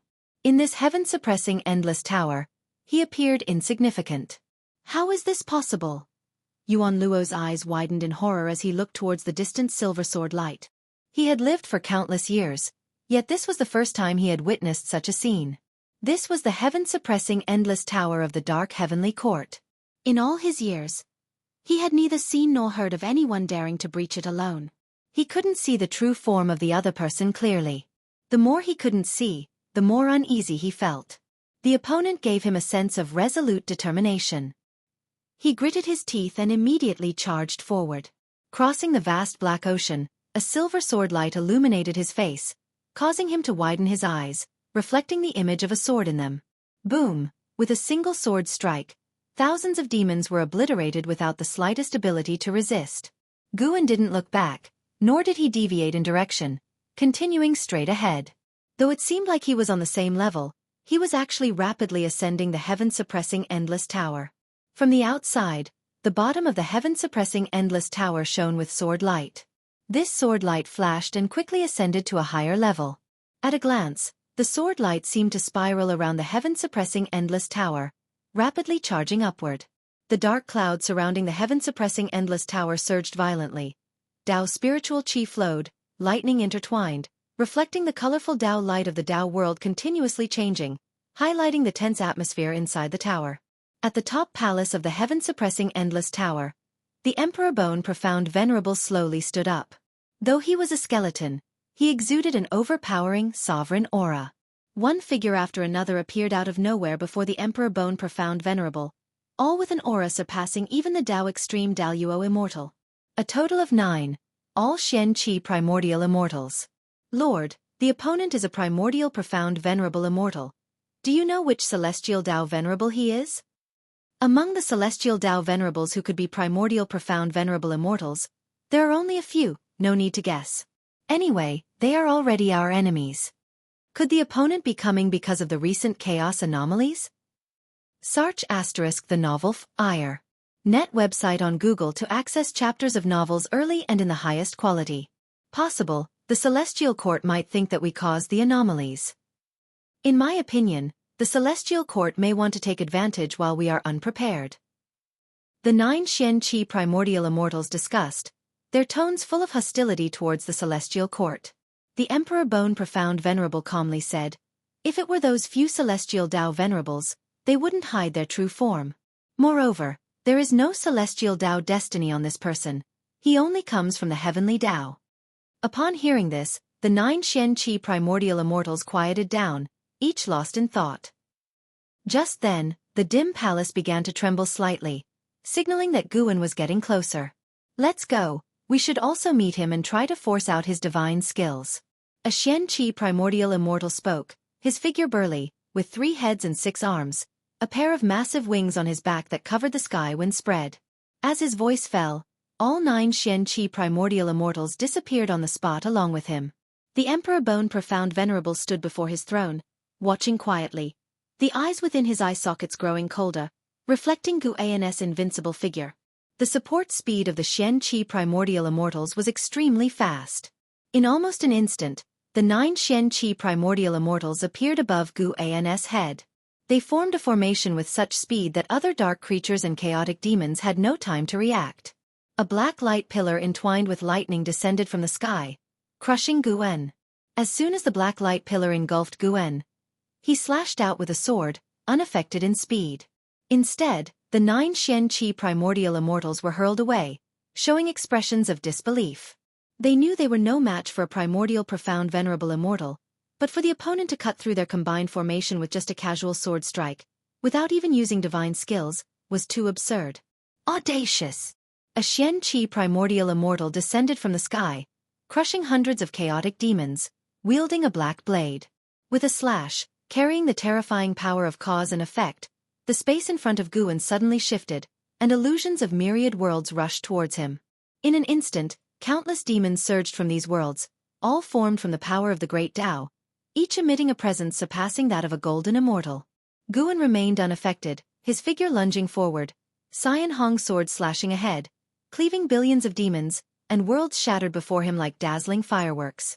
The Xian Qi primordial immortal widened his eyes, yet before he could speak, Guen flashed before him, slicing him in half, and immediately, the two halves disintegrated into flying ash. In front of Guen, he was no different from the other dark creatures and chaotic demons. The other 8 Xian Qi primordial immortals attacked one after another, but all fell to Guan's single strike. Guan's thoughts were still immersed in memories.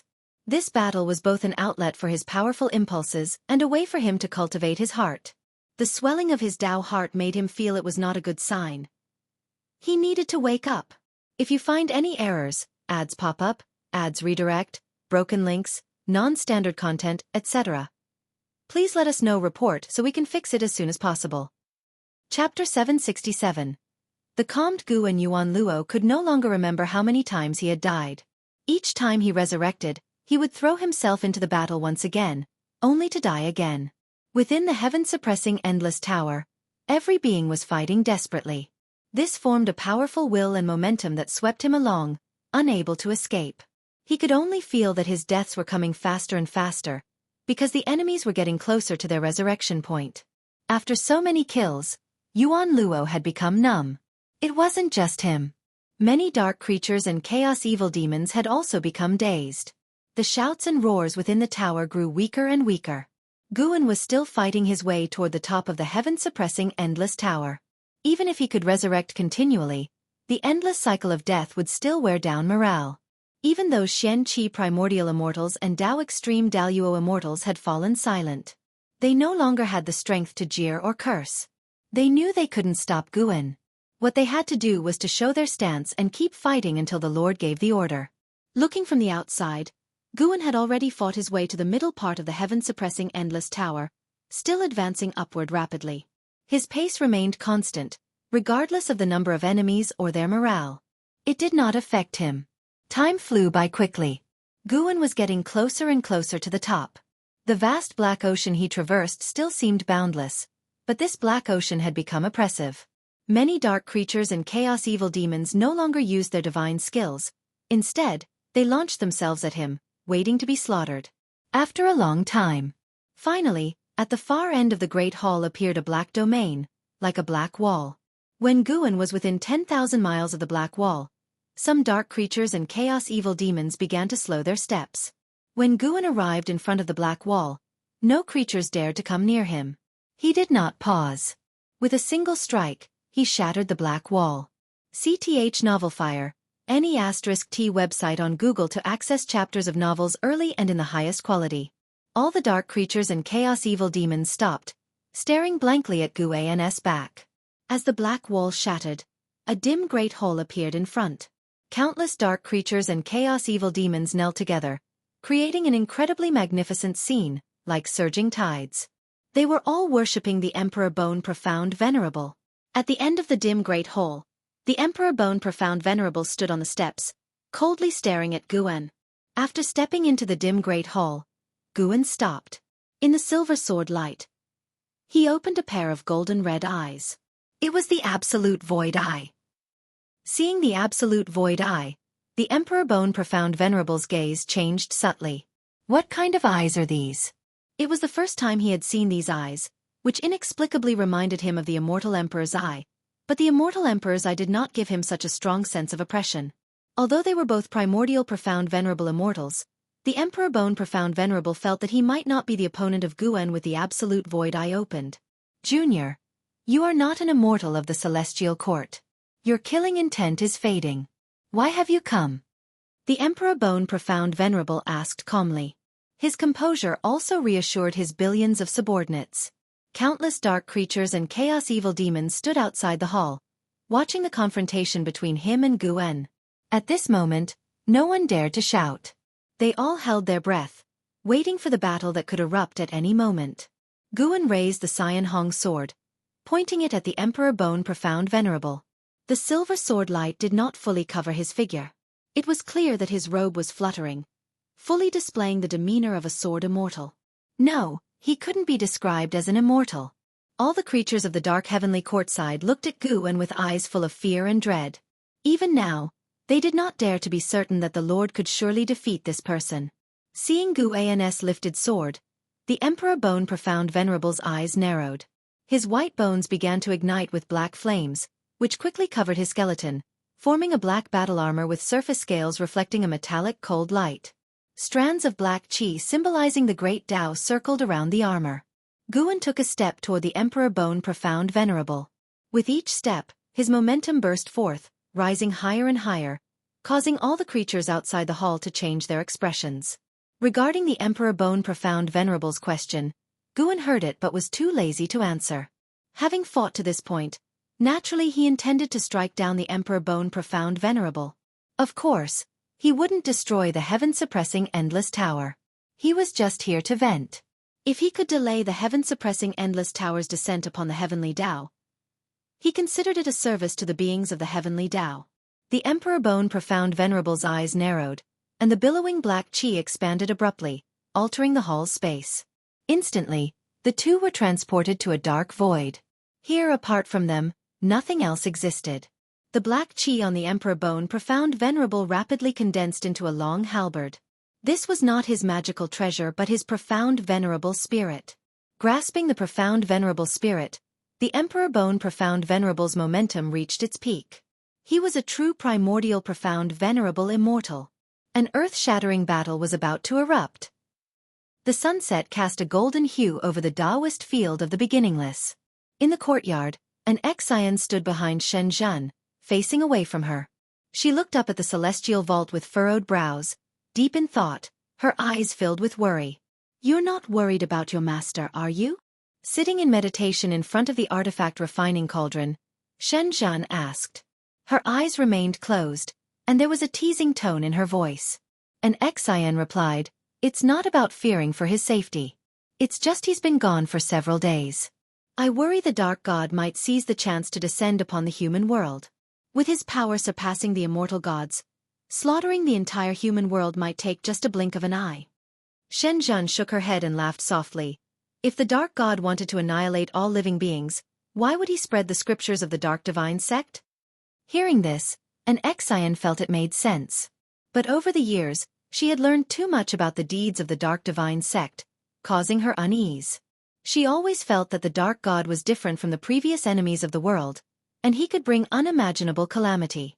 Moreover, with her master suddenly disappearing for several days, she couldn't help but worry.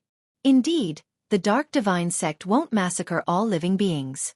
You can rest assured. A light laugh sounded, startling an Xian. She turned to see Guan, dressed in white, walking into the courtyard. An Xian was overjoyed and then sighed in relief. She stepped forward, greeting Guan, and curiously asked, "Master, where have you been these past few days?"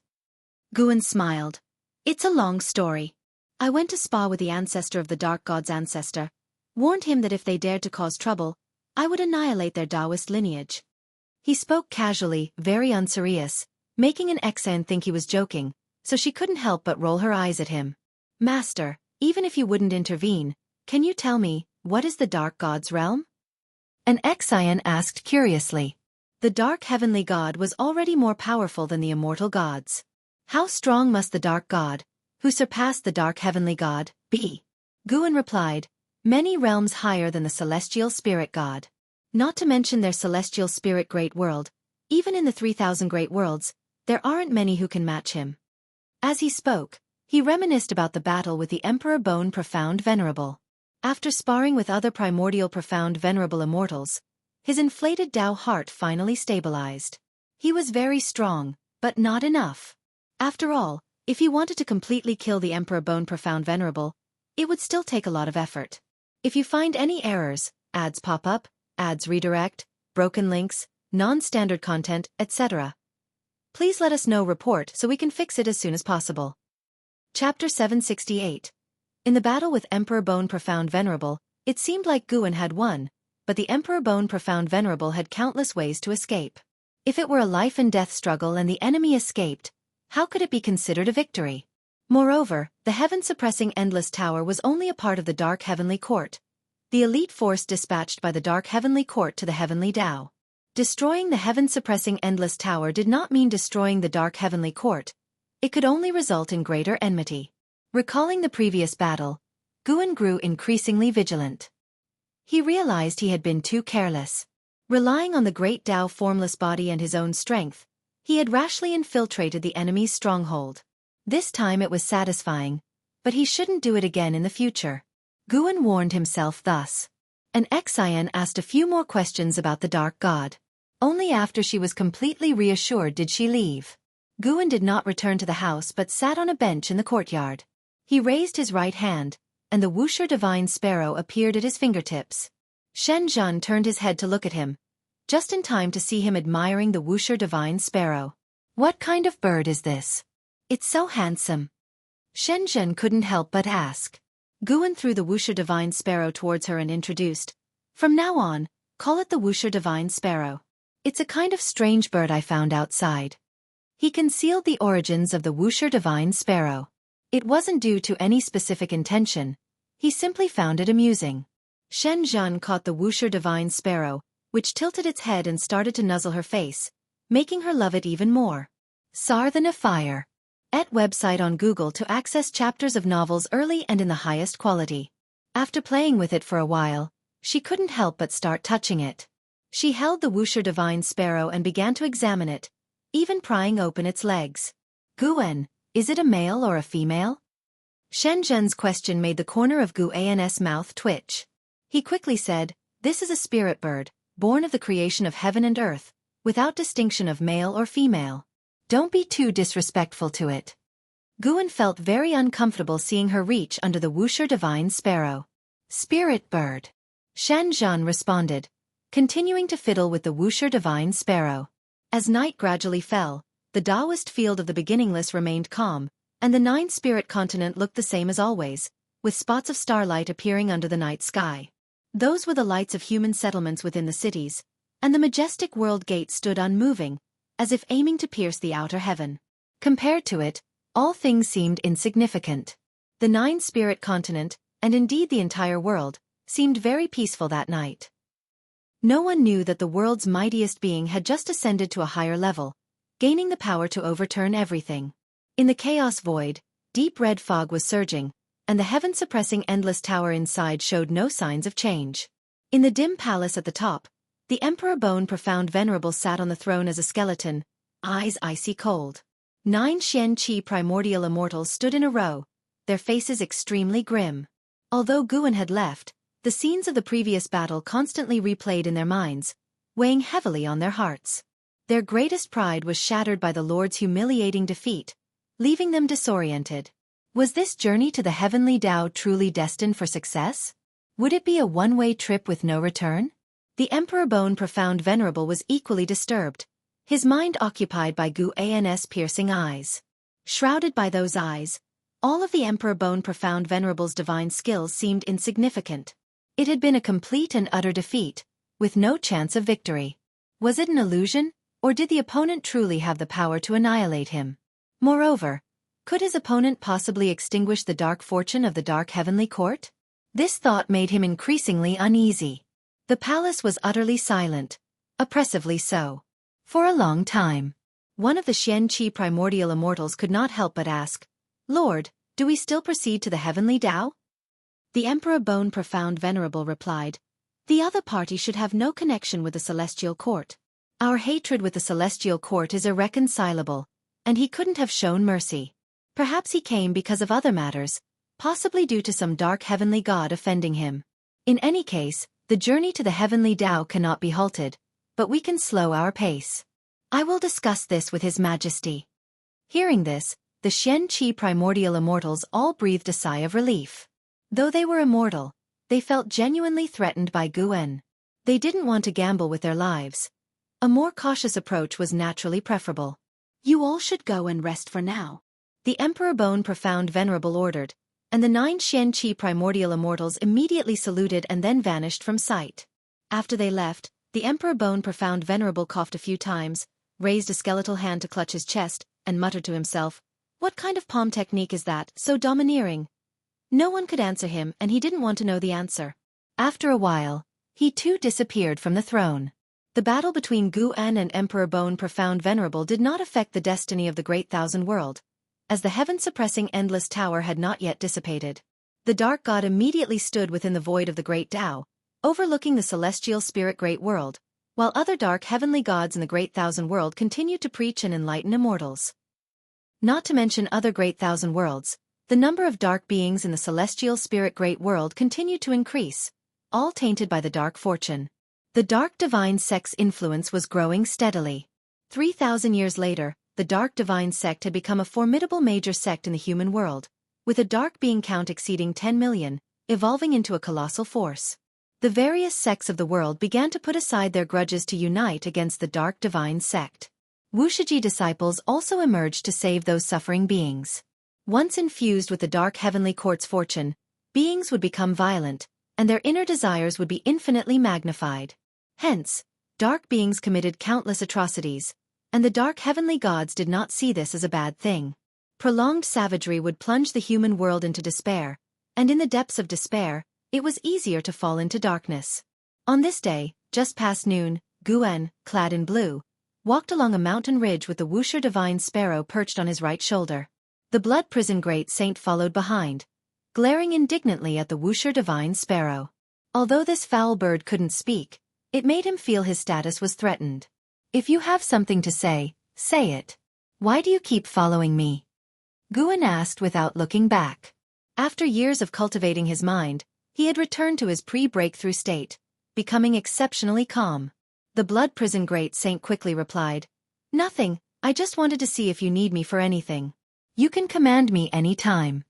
"Then I order you not to follow me now," Guan said casually, causing the blood prison great saint to halt immediately, looking at Guan with an embarrassed expression. He truly felt out of favor. Blood prison great saint thought despairingly. The corners of Guan's mouth twitched slightly. He wanted to ask, when had he ever favored him? Go find Zuair and assist him. I'll guide you in your cultivation when you return. Guan's voice reached the blood prison great saint's ears, filling him with joy. He quickly thanked Guan and then vanished from the mountainside. Guan paid no more attention to him and continued to stroll forward. He did not go to observe the state of the 3,000 great worlds. He was enjoying the scenery along the way, contemplating how to remodel the dojo. He planned to construct some wonders imbued with different Tao intents for the disciples to comprehend. If you find any errors, ads pop up, ads redirect, broken links, non-standard content, etc., please let us know report so we can fix it as soon as possible. Chapter 769. The Unstoppable Momentum of Darkness. 1 month after the Blood Prison Great Saint left, the Taoist field of the Beginningless underwent some changes. At dawn, sunlight passed over the mountains, shining on a spot between the peaks. In the midst of 2 mountains stood a circular structure with a diameter exceeding a mile. Within the white courtyard walls stood numerous stone pillars. Each pillar was intricately carved with complex and mysterious runes. And Zizai, dressed in a white embroidered robe, led dozens of disciples into the structure. His demeanor was elegant now, with a long beard giving him an air of a grandmaster. This is the Great Tao Institute, established by our ancestor specifically for contemplating the Great Tao. You have all begun to enter the path. You can come here to cultivate in the future. And Zizai walked at the front, explaining to them. The disciples looked around, feeling very curious, though some were distracted. Great senior brother, you are the foremost of the 3rd generation disciples. Why don't you go out and bring glory to Wuxia? One disciple couldn't help but ask. This remark prompted immediate follow-up questions from other disciples. Presently, the Dark Divine sect wreaks havoc, and various sects around the world have ceased hostilities to join forces against it. Yet even so, the Dark Divine sect's momentum continues to grow. All Wuxia disciples possess a sense of justice and are frustrated by the Dark Divine sect's unstoppable rise. Unfortunately, Wuxia has regulations. To leave the mountain, one must at least reach the Zizai immortal realm. With Wuxi's foundation and the disciples' talents, reaching the Zizai immortal realm is not difficult. However, even so, it requires time. The disciples brought by Zizai to the Great Tao Institute had not yet reached the Zizai immortal realm. They were concerned about the world but unable to venture out, leading to impatience. And Zizai turned to look at them, smiling. You all are still too young. Do you know how many disasters have occurred before? This time is different. The Dark Divine sect comes from beyond the heavenly Tao.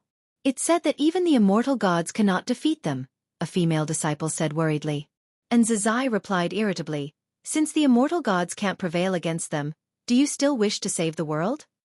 We may not be able to defeat the dark heavenly gods, but there are certainly beings within the Dark Divine sect that we can overcome. Moreover, we can save the suffering masses and fulfill our responsibilities. Another disciple answered passionately, inspiring others to agree.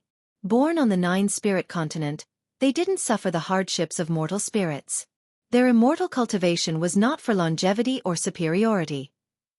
From a young age, they were instilled with a sense of mission, to serve the world and its beings.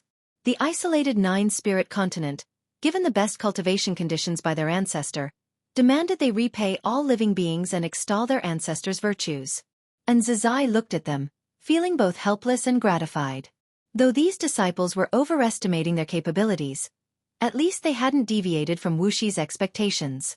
And Zizai himself had endured hardships to reach this day. Having ventured out for training, he comprehended the nature of disciples from other sections.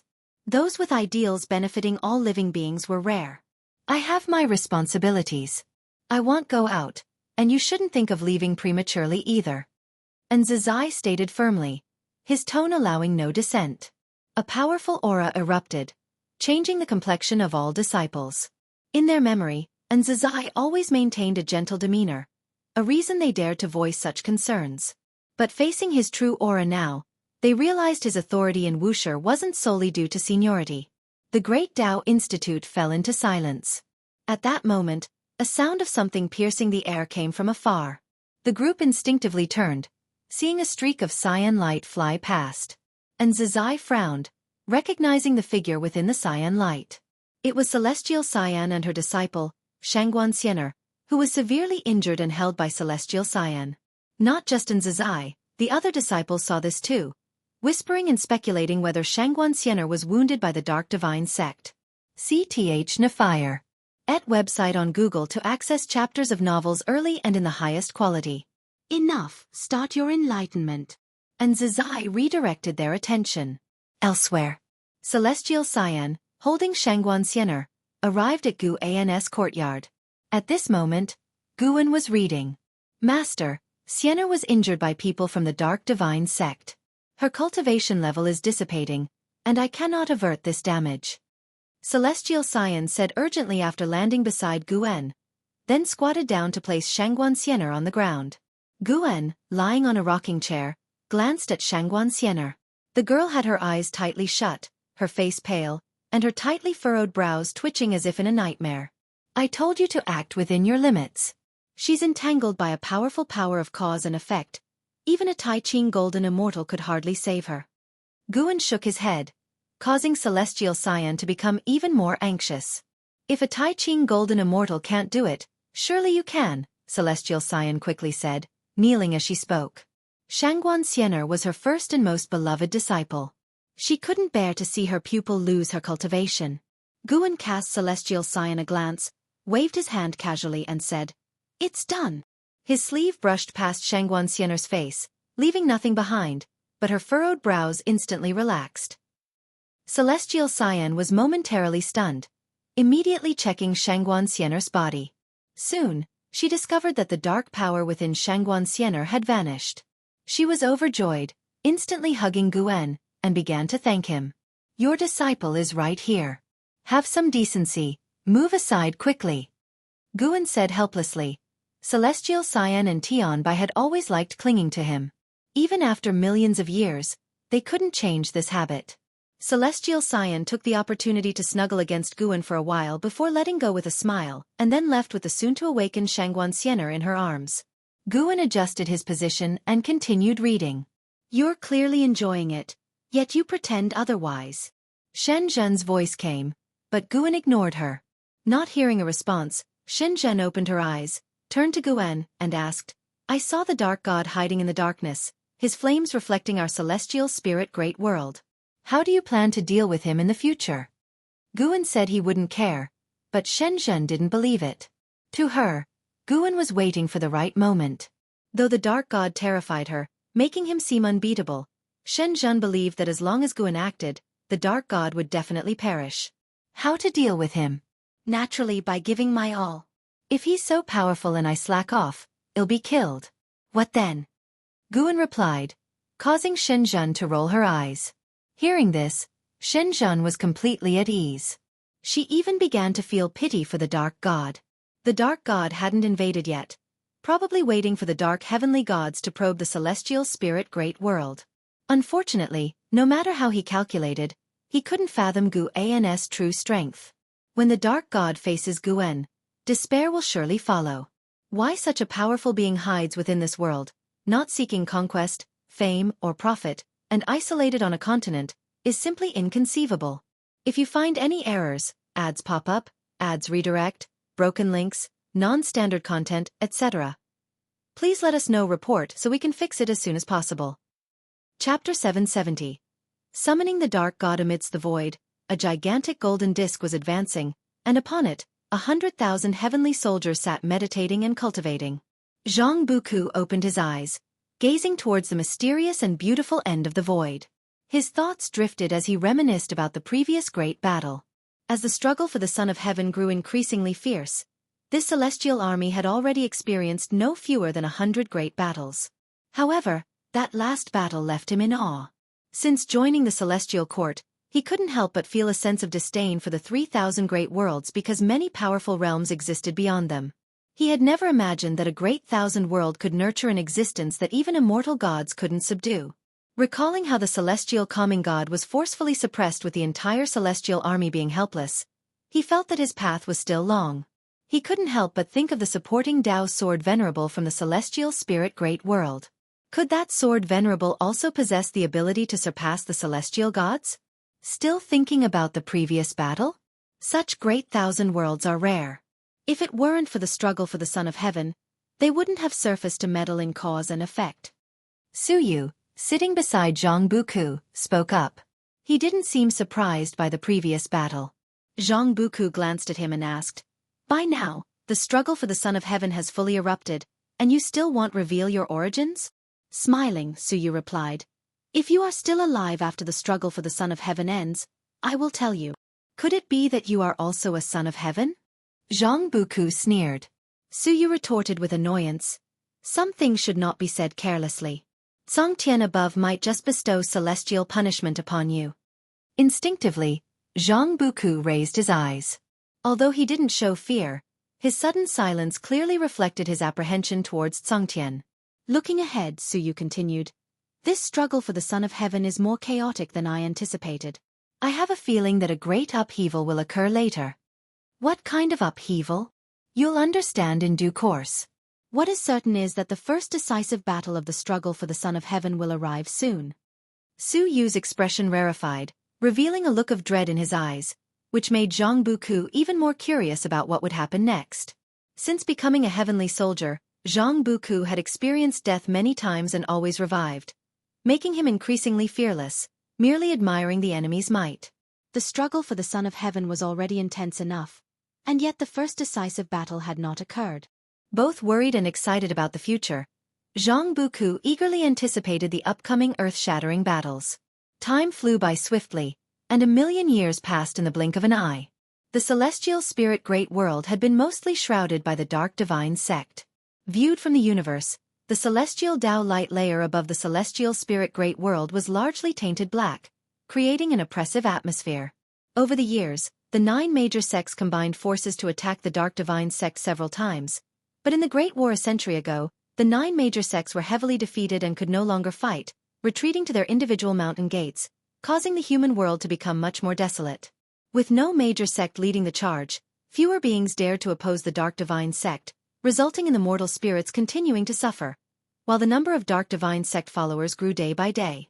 On a continent known as the Dark Holy Land, the Dark Divine sect had built an enormous sacrificial altar, 100 feet tall with a diameter of over 100 miles.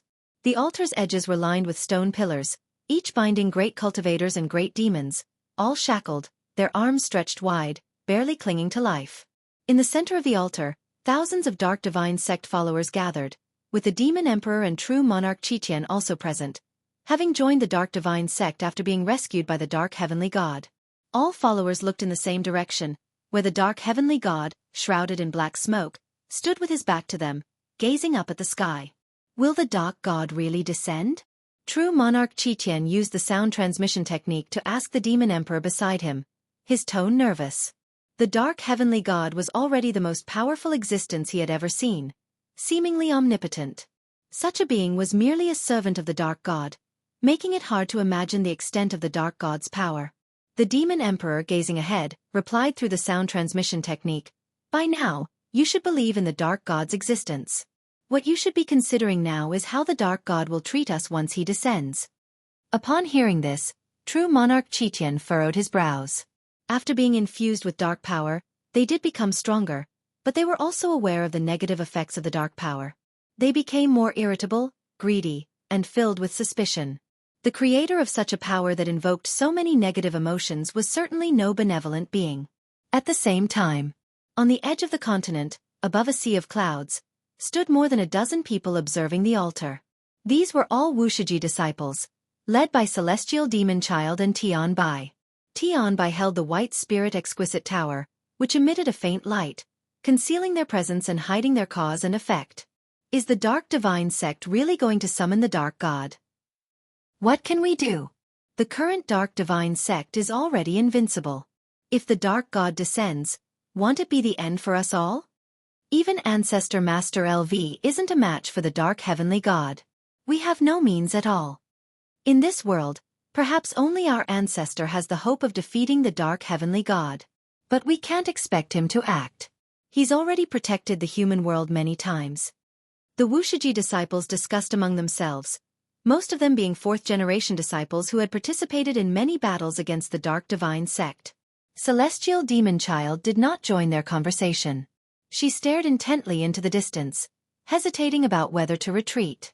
Their Tao treasures had all been strengthened by Guen, which allowed them to infiltrate. But no matter how powerful the Tao treasures were, their effectiveness depended on the user's cultivation level.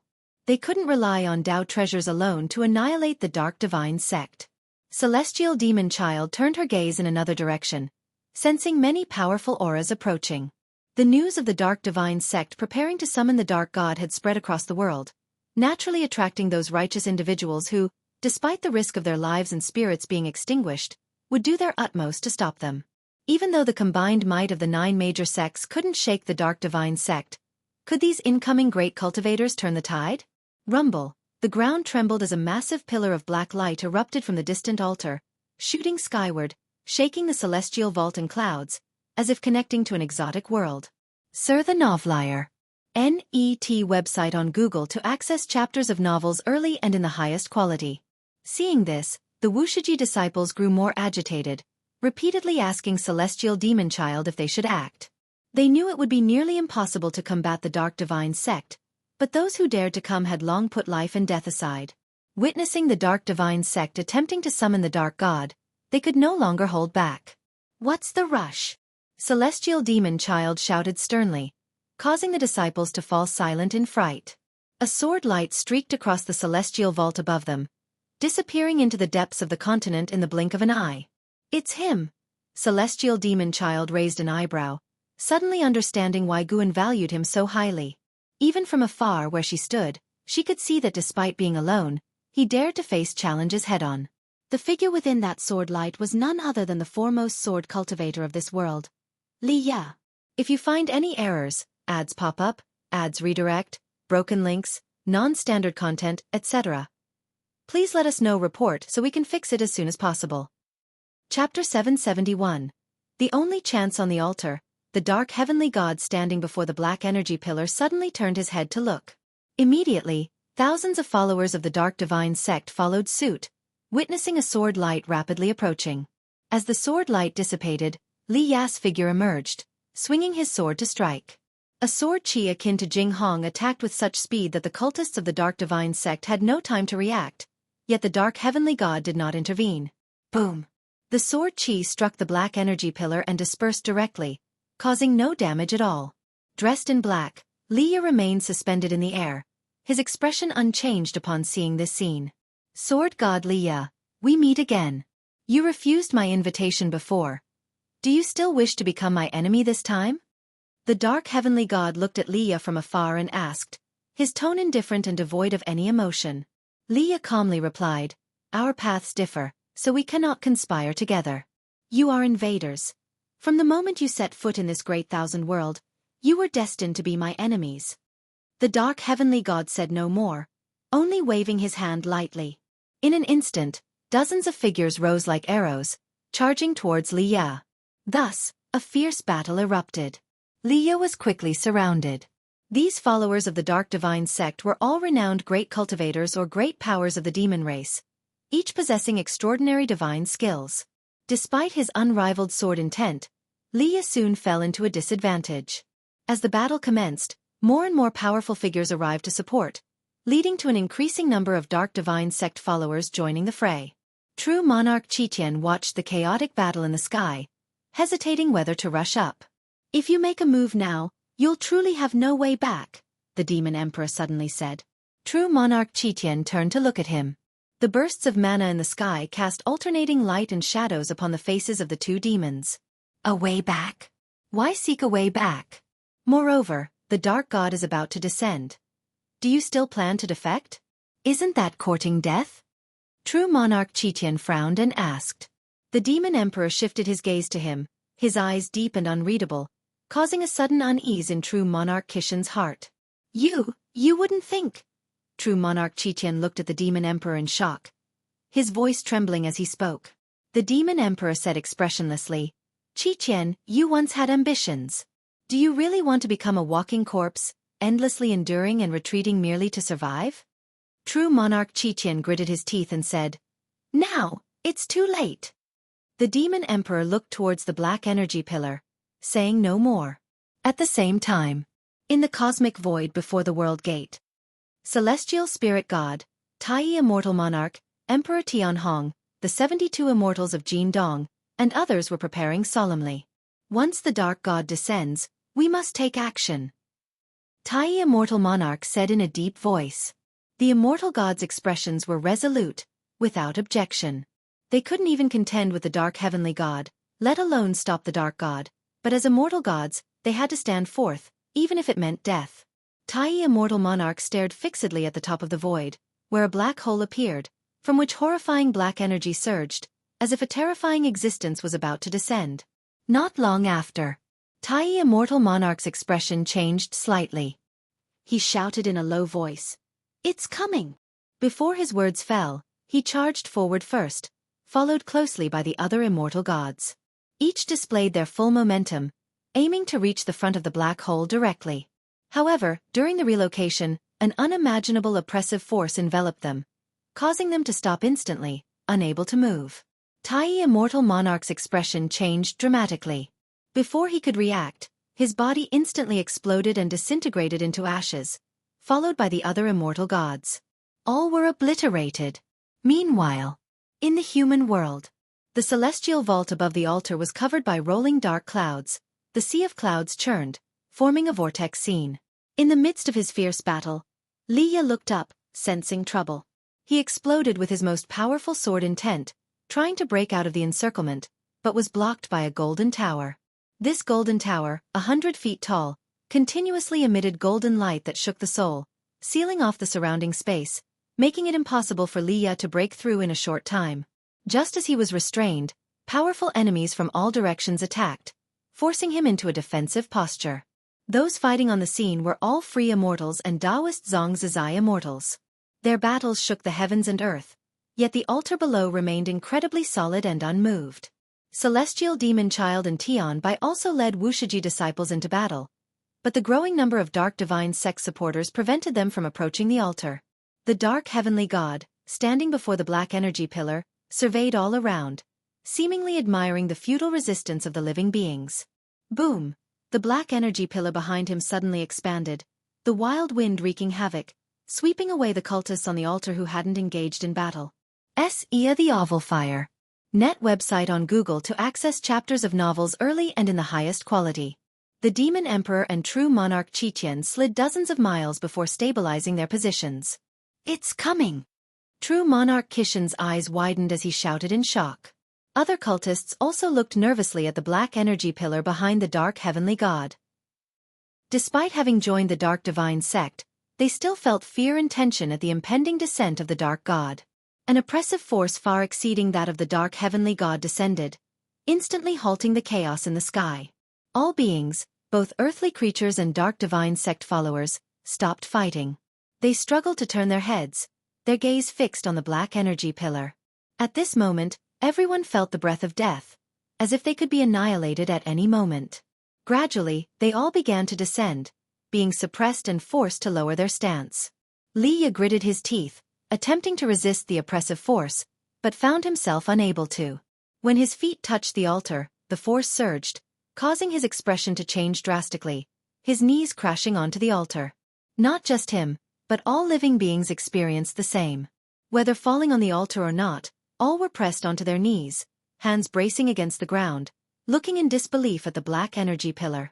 The Black Energy Pillar's diameter continued to expand, eventually resembling a black sky curtain hung between heaven and earth, making the Dark Heavenly God in front of it seem insignificant. Who? A heavy breathing sound echoed, causing all living beings to feel unease. Kneeling on the ground, True Monarch Kishin's eyes widened, his pupils trembling as he saw a white skeleton gradually emerging from the Black Energy Pillar. This skeleton was vast, larger than a mountain, visible from all over the continent. When it stepped out of the Black Energy Pillar, the terrifying oppressive force abruptly vanished, leaving the world in sudden silence. Liya tried to get up, but found himself unable to. Despite the absence of oppressive force on his body, he couldn't stand as if his body no longer belonged to him. This eerie feeling only intensified his fear. He gazed up at the imposing white skeleton of the Dark God, feeling a deep sense of helplessness. Such an existence was beyond his capability to contend with. I offer you all a chance. Your only chance. Who among you is willing to sacrifice themselves to continue the existence of this world? An icy voice rang out, clearly transmitted into the ears of every living being on the continent. If you find any errors, ads pop up, ads redirect, broken links, non-standard content, etc., please let us know. Report so we can fix it as soon as possible. Chapter 772. Stand up, sacrifice myself? All living beings on the continent shivered at these words, including the followers of the Dark Divine Sect. The Dark God possessed overwhelming power, yet still proposed this test, clearly intending to mock them. For the followers of the Dark Divine Sect, their god's enjoyment of toying with the weak was itself a dangerous sign. The Dark Heavenly God stood motionless in front of the Dark God's bones, silent like a ghostly figure. If your will to sacrifice is strong enough, you can resist the suppression of the dark power, you can stand up. Whoever stands up first will get this chance. Let's see who wants to be the savior and who can achieve it. The voice of the Dark God resounded again, deafening all living beings. The vast majority did not feel a sudden urge to sacrifice but rather despair. The previous oppressive force of the Dark God was too strong, so strong that it snuffed out their will to fight. Yet, Liya wanted to sacrifice himself. He tried to get up with all his might but could not. Get up! Liya roared inwardly. At this moment, he could only believe in the Dark God's words. In the face of absolute power, he thought the Dark God had no need to toy with them. Even if it was false, he wanted to prove to the Dark God that someone would stand out in this world and would not be looked down upon. However, no matter how hard he tried, he just couldn't stand up. His will could not break through the shackles of the dark. He became increasingly angry and began to feel that the dark god was deceiving him. Suddenly, he saw someone in front of him start to wobble but then stood up, causing his pupils to contract. That person was from the Dark Divine sect. Not only Li Ya, but other living beings also noticed someone stood up. You! True monarch Qiqian widened his eyes, looking at the demon emperor beside him in disbelief. The demon emperor lowered his head, trembling non-stop, but still struggled to stand up. Unexpectedly, at this moment, the one to step forward is a demon already plunged into darkness. The voice of the dark god was filled with sarcasm. Look carefully. The being who can stand up at this moment must have a deep love for this world, with compassion towards all living beings beyond your imagination. Yet, such a being has fallen into darkness. It seems there is injustice in this world. These words made the eyes of the living beings on the continent flicker. Some were indignant, some bewildered, and others remained filled with anger and hatred. Many recognized the demon emperor's identity, whose past had become legend, spreading throughout the human world. The demon emperor was the kindest of demons, wanting all races to coexist peacefully, only to be suppressed by the 9 major sects and sealed for millions of years. No one was surprised that the demon emperor immersed himself in darkness. Not even those who wanted to oppose the Dark Divine sect could blame him.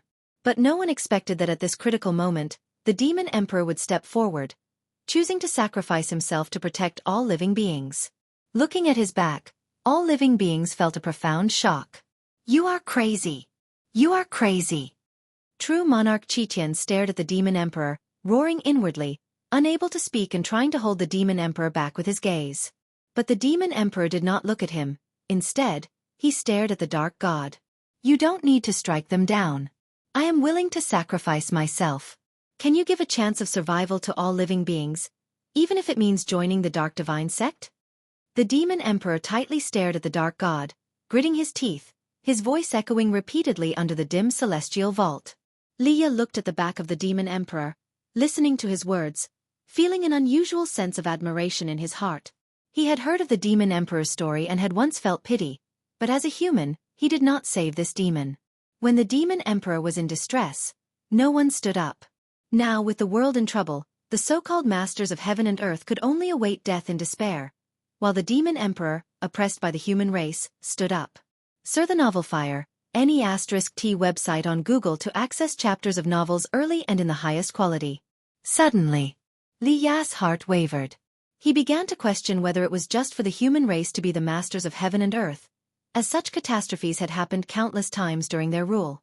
He had seen wicked demons, but comparing the two races, human hearts were more terrifying than demons. Damn it! Why am I kneeling here? Why can't I stand up? After a brief moment of shame, infinite anger surged in Li Ya's heart, his whole body trembling, his legs seemingly about to rise.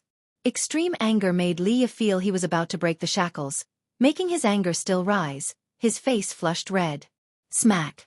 A hand suddenly pressed on Li Ya's shoulder, pushing him back down, causing all his chi power to dissipate, and the anger in his heart mysteriously vanished. Li Ya instinctively glanced sideways and then froze. He saw Gu En, dressed in a green robe, standing beside him, one hand pressing on his shoulder. Gu En stepped forward, conveniently taking Li Ya's treasure sword into his hand. Holding Li Ya's sword, Gu En walked towards the dark god. Li Ya stared blankly at Gu En's back, feeling a sense of déjà vu. Junior brother Gu. Li Ya's mouth curled into a helpless smile. In such a critical moment, junior brother Gu, you always manage to stand out, not too early, not too late, saving the world while inflicting a warning upon all living beings. The dark god's gaze fell on Gu En, his eyes slightly narrowing. The dark heavenly god slightly moved, clearly noticing Gu En's presence as well. He looked up at the dark god but eventually chose not to act. The demon emperor took a deep breath and then roared angrily. Dark god! Answer me! He shouted hoarsely, shattering the fear in his heart, questioning the dark god, seeking a glimmer of hope for this world. The dark god did not answer. The demon emperor, unaware of Gu En's presence, could only stare at him intently. Meanwhile, Gu En walked past the kneeling beings. Some from the Dark Divine sect looked at him, some cultivators from various sects looked at him, most with puzzled eyes, not knowing who Gu En was. In the distance, Wuxia disciples also noticed Gu En. On the altar, Guan walking towards the dark god was so conspicuous. Celestial demon child and Tianbai smiled, feeling relieved, while the Wuxia disciples felt nervous, unsure if their ancestor could confront the dark god. Who exactly are you, and why have you hidden in this world? The dark god's voice echoed, hiding a murderous intent. The demon emperor was stunned upon hearing this. He seemed to recall something, instinctively turning his head. Seeing Guan approaching with a sword, his eyes widened. He had never seen Guan but somehow felt that Guan's figure was familiar. As Guan got closer, a figure deep in his mind gradually emerged. Since you have such determination, I will help you transcend your mortal body, but I hope you do not become what you now fear and despise. The voice from the past echoed once more in the demon emperor's ears. If you find any errors, ads pop up, ads redirect, broken links, non-standard content, etc., please let us know report so we can fix it as soon as possible. Chapter 773. That sword. The demon emperor stared blankly as Guan approached. Ancient memories churned in his mind, making him ignore the current predicament. The dark god did not act either, only staring at Guan. At this moment, Guan seemed to become the focal point of the entire world. More and more gazes locked onto him, most filled with confusion. In the present world, few people knew Guan. Even when mentioning Wuxia, people only thought of some vague legends. The most famous figures of Wuxia were Lv Xian and Chen Chuan. People knew Wuxi's master was strong, but there weren't many records or legends about him. The world was silent, all living beings stared at Guan, wanting to see what he would do. From the dark god's inquiry, this man should be very strong. But, no matter how strong, can he be powerful enough to contend with the entire dark divine sect? Guan was holding Li Ya's sword, ignoring the gazes from all directions. This time, he did not deliberately hide his true face, allowing everyone to see. He wanted to tell all beings that the celestial spirit great world could rely on self-rescue. He was neither an immortal god nor an outer heaven demon. He looked just like an ordinary human. Many great powers from outer heaven assumed Guan came from another great world, hidden here. Little did they know, Guan was born and bred in the celestial spirit great world, which was why he was willing to stay. The dark god saw Guan not responding. His expression grew increasingly cold, his killing intent almost solidifying. He raised his right bone claw, and as he did, the entire world suddenly changed. Darkness swallowed the celestial vault and the earth, making all beings feel suffocated. It was at this moment Guan moved. He swiftly threw Li Ya's treasure sword, its cold light dazzling, illuminating the demon emperor's face. His eyes widened. The dark heavenly god's black robe fluttered violently. He too could not react. Boom! The sword pierced the dark god at an unbelievable speed, without any flashy divine power or fierce sword intent. This sword was very ordinary, yet exceedingly forceful. The darkness enveloping the world shattered suddenly. The sword light traversed the sacrificial platform, directly shattering the dark god's massive white bone, fragmented bones flying in all directions. This scene left all beings dumbfounded, including the followers of the dark divine sect. They had already estimated Guan as highly as possible. After all, Guan could advance, holding his head high under the dark god's pressure. They had expected a stunningly fierce battle but did not anticipate Guan shattering the dark god's white bone with just one sword. Sarch * The Novel Fire. NT website on Google to access chapters of novels early and in the highest quality. Could the dark god be testing him? All beings harbored such thoughts. In past years, the dark heavenly god established an invincible and powerful image. His worshipped dark god could not possibly be weak.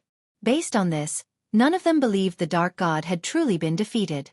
The demon emperor turned to look, gazing at the fragments of bones scattered across the sky, stunned. The dark heavenly god turned to look too, sharing the same thoughts as other beings, believing the dark god was intentionally testing Guan, thus he did not panic. Guan raised his hand and pulled. Li Ya's treasure sword traced a perfect arc in the air, landing before Li Ya. The sword blade plunged into the sacrificial platform's ground, continually vibrating. Unlike other beings, Li Ya believed the dark god was truly dead. He looked at his sword, never imagining his sword to be so powerful. The sword just now lacked sword intent and sword chi, giving him a sense of the great Tao simplicity. The sacrificial platform fell into silence. After a few breaths, slowly, some began to realize something was off. Could the dark god really be dead? This speculation sparked hope in more and more beings, while the dark divine sect side found it unbelievable. They worshipped the power of darkness. In their minds, the dark god was the strongest, omnipotent. How could he be killed by a single sword? That sword was swift, but this completely contradicted their expectations of a great battle. The dark heavenly god came back to his senses too, realizing something was wrong, wanting to move away, but an extremely terrifying power suppressed him, rendering him immobile. He looked at Guwen in horror. Guwen kept walking towards him. The sacrificial platform remained silent, but all beings watched Guwen. His footsteps seemed to echo in their ears, pounding on their hearts, strong and powerful, striking at their spirits and souls. Guwen walked step by step towards the dark heavenly god, bringing boundless fear to him. He deliberately walked slowly, and as time passed, the dark god never reappearing, made more and more beings begin to believe the dark god was truly dead. He died abruptly, without any resistance. If they hadn't previously felt the terrifying pressure of the dark god, they might suspect the dark divine sect to be a lie, and the so-called dark god not worth mentioning. But now, their hearts were filled with infinite shock and reverence. Who was this person? Why was he so powerful? The disciples of Wuxia were even more excited, standing up and looking at Guwen from afar, not daring to disturb him. Other beings also gradually realized the dark god's pressure was gone. They could stand up, and when they did, no one spoke, nor did anyone leave, still standing quietly in place, waiting. Guwen walked past the demon emperor, getting closer and closer to the dark heavenly god. The demon emperor's gaze followed Guwen, as did the gaze of the true monarch Qitian. In the true monarch Qishan's eyes, Guwen was dazzling, emanating an unprecedented aura. This was the person he should become. Though the true monarch Qitian did not know Guwen, at this moment, he developed an extreme sense of reverence and aspiration towards Guwen. Not only because Guwen was strong, but also because Guwen appeared so timely, at such an awe-inspiring moment. The thoughts of the spectators transmitted into Guwen's ears, but he did not care. He arrived in front of the dark heavenly god, his gaze cold. An unimaginable force of suppression made the dark heavenly god kneel directly, kneeling before Guwen, a scene that made all beings' hearts jump, because they realized the deep significance of the dark heavenly god's kneeling. It heralds the end of the catastrophe brought by the dark divine sect, and the myth of darkness would become a joke. The heavens seemed to favor them, and the black clouds in the sky scattered, sunlight pouring down, driving away the darkness in the human world. Who are you? Why? The dark heavenly god asked through gritted teeth, his face shrouded in dark energy, not revealing his true visage. Guwen looked down at him, said, "It seems you are insignificant within the dark heavenly court, merely pawns placed outside." He had already been to the heaven-suppressing endless tower, and the speed of the heaven-suppressing endless tower had slowed considerably, indicating the Emperor Bone Profound Venerable hesitated greatly. Given this situation, the dark god dared to come. It was evident that the dark god was not worthy of mention in the eyes of the Emperor Bone Profound Venerable. Not only the dark god but other dark beings placed into the heavenly Tao were also the same, mere pawns to the Emperor Bone Profound Venerable. The dark heavenly god trembled upon hearing Guwen utter the words dark heavenly court, lowering his head gradually. If you find any errors, ads pop up, ads redirect, broken links, non-standard content, etc., please let us know. Report so we can fix it as soon as possible. Chapter 774. What constitutes saintliness? Watching the dark heavenly god lower his head, Guwen showed no mercy. With a flick of his right hand sleeve, the dark heavenly god instantly recovered. A prompt appeared before Guwen's eyes, indicating success in seizing billions of years of lifespan. He tilted his head slightly, casting a sideways glance at the demon emperor. The demon emperor met his gaze and shivered all over. Instinctively wanting to speak, he found that Guwen had vanished into thin air as if he had never appeared. The wind from afar swept across the heavens and earth, blowing past every living being on the sacrificial altar. The followers of the dark divine sect felt the dark power within them dissipating, causing them confusion. If the dark divine sect were to truly dissolve, how would they carry on in the future? He is truly a deity. I wonder who that senior was? A great cultivator sighed sincerely, his face somewhat dazed, feeling as if everything was a dream. That senior was the patriarch of our Wuxia who has saved the human world multiple times. You all were fortunate to encounter him in action. A disciple of Wuxia laughed loudly and proudly, his words causing an uproar among the other beings. The Patriarch of Wuxia? Isn't that the legendary great power? The demon emperor also heard these words. A fighting spirit ignited in his eyes, and his whole demeanor transformed as if he became a different person. True monarch Qitian, who had been watching him, noticed his change. Could the demon emperor know the ancestor master Wuxia? True monarch Qitian speculated secretly, a bold thought emerging in his mind, which instantly thrilled him. Unnoticed, Liya drew his sword and silently departed. Elsewhere, Guan had already returned to the Taoist field of the beginningless. As he walked along the mountain path, he raised his right hand. A mass of black energy emerged from his palm, revealing a pair of eyes. It was the eyes of the Dark God. How could this be? The Dark God was terrified upon seeing Guan. Before he could finish his sentence, his eyes became hollow. Guan began the soul search, understanding his past and the dark heavenly court. The vast memories of the Dark God were nothing to Guan today. With a probe of his divine sense, all the memories poured into Guan's mind. This Dark God was once a being of the heavenly Tao. Like most stories of ascending to immortality, he was born in the mortal world, a peerless genius.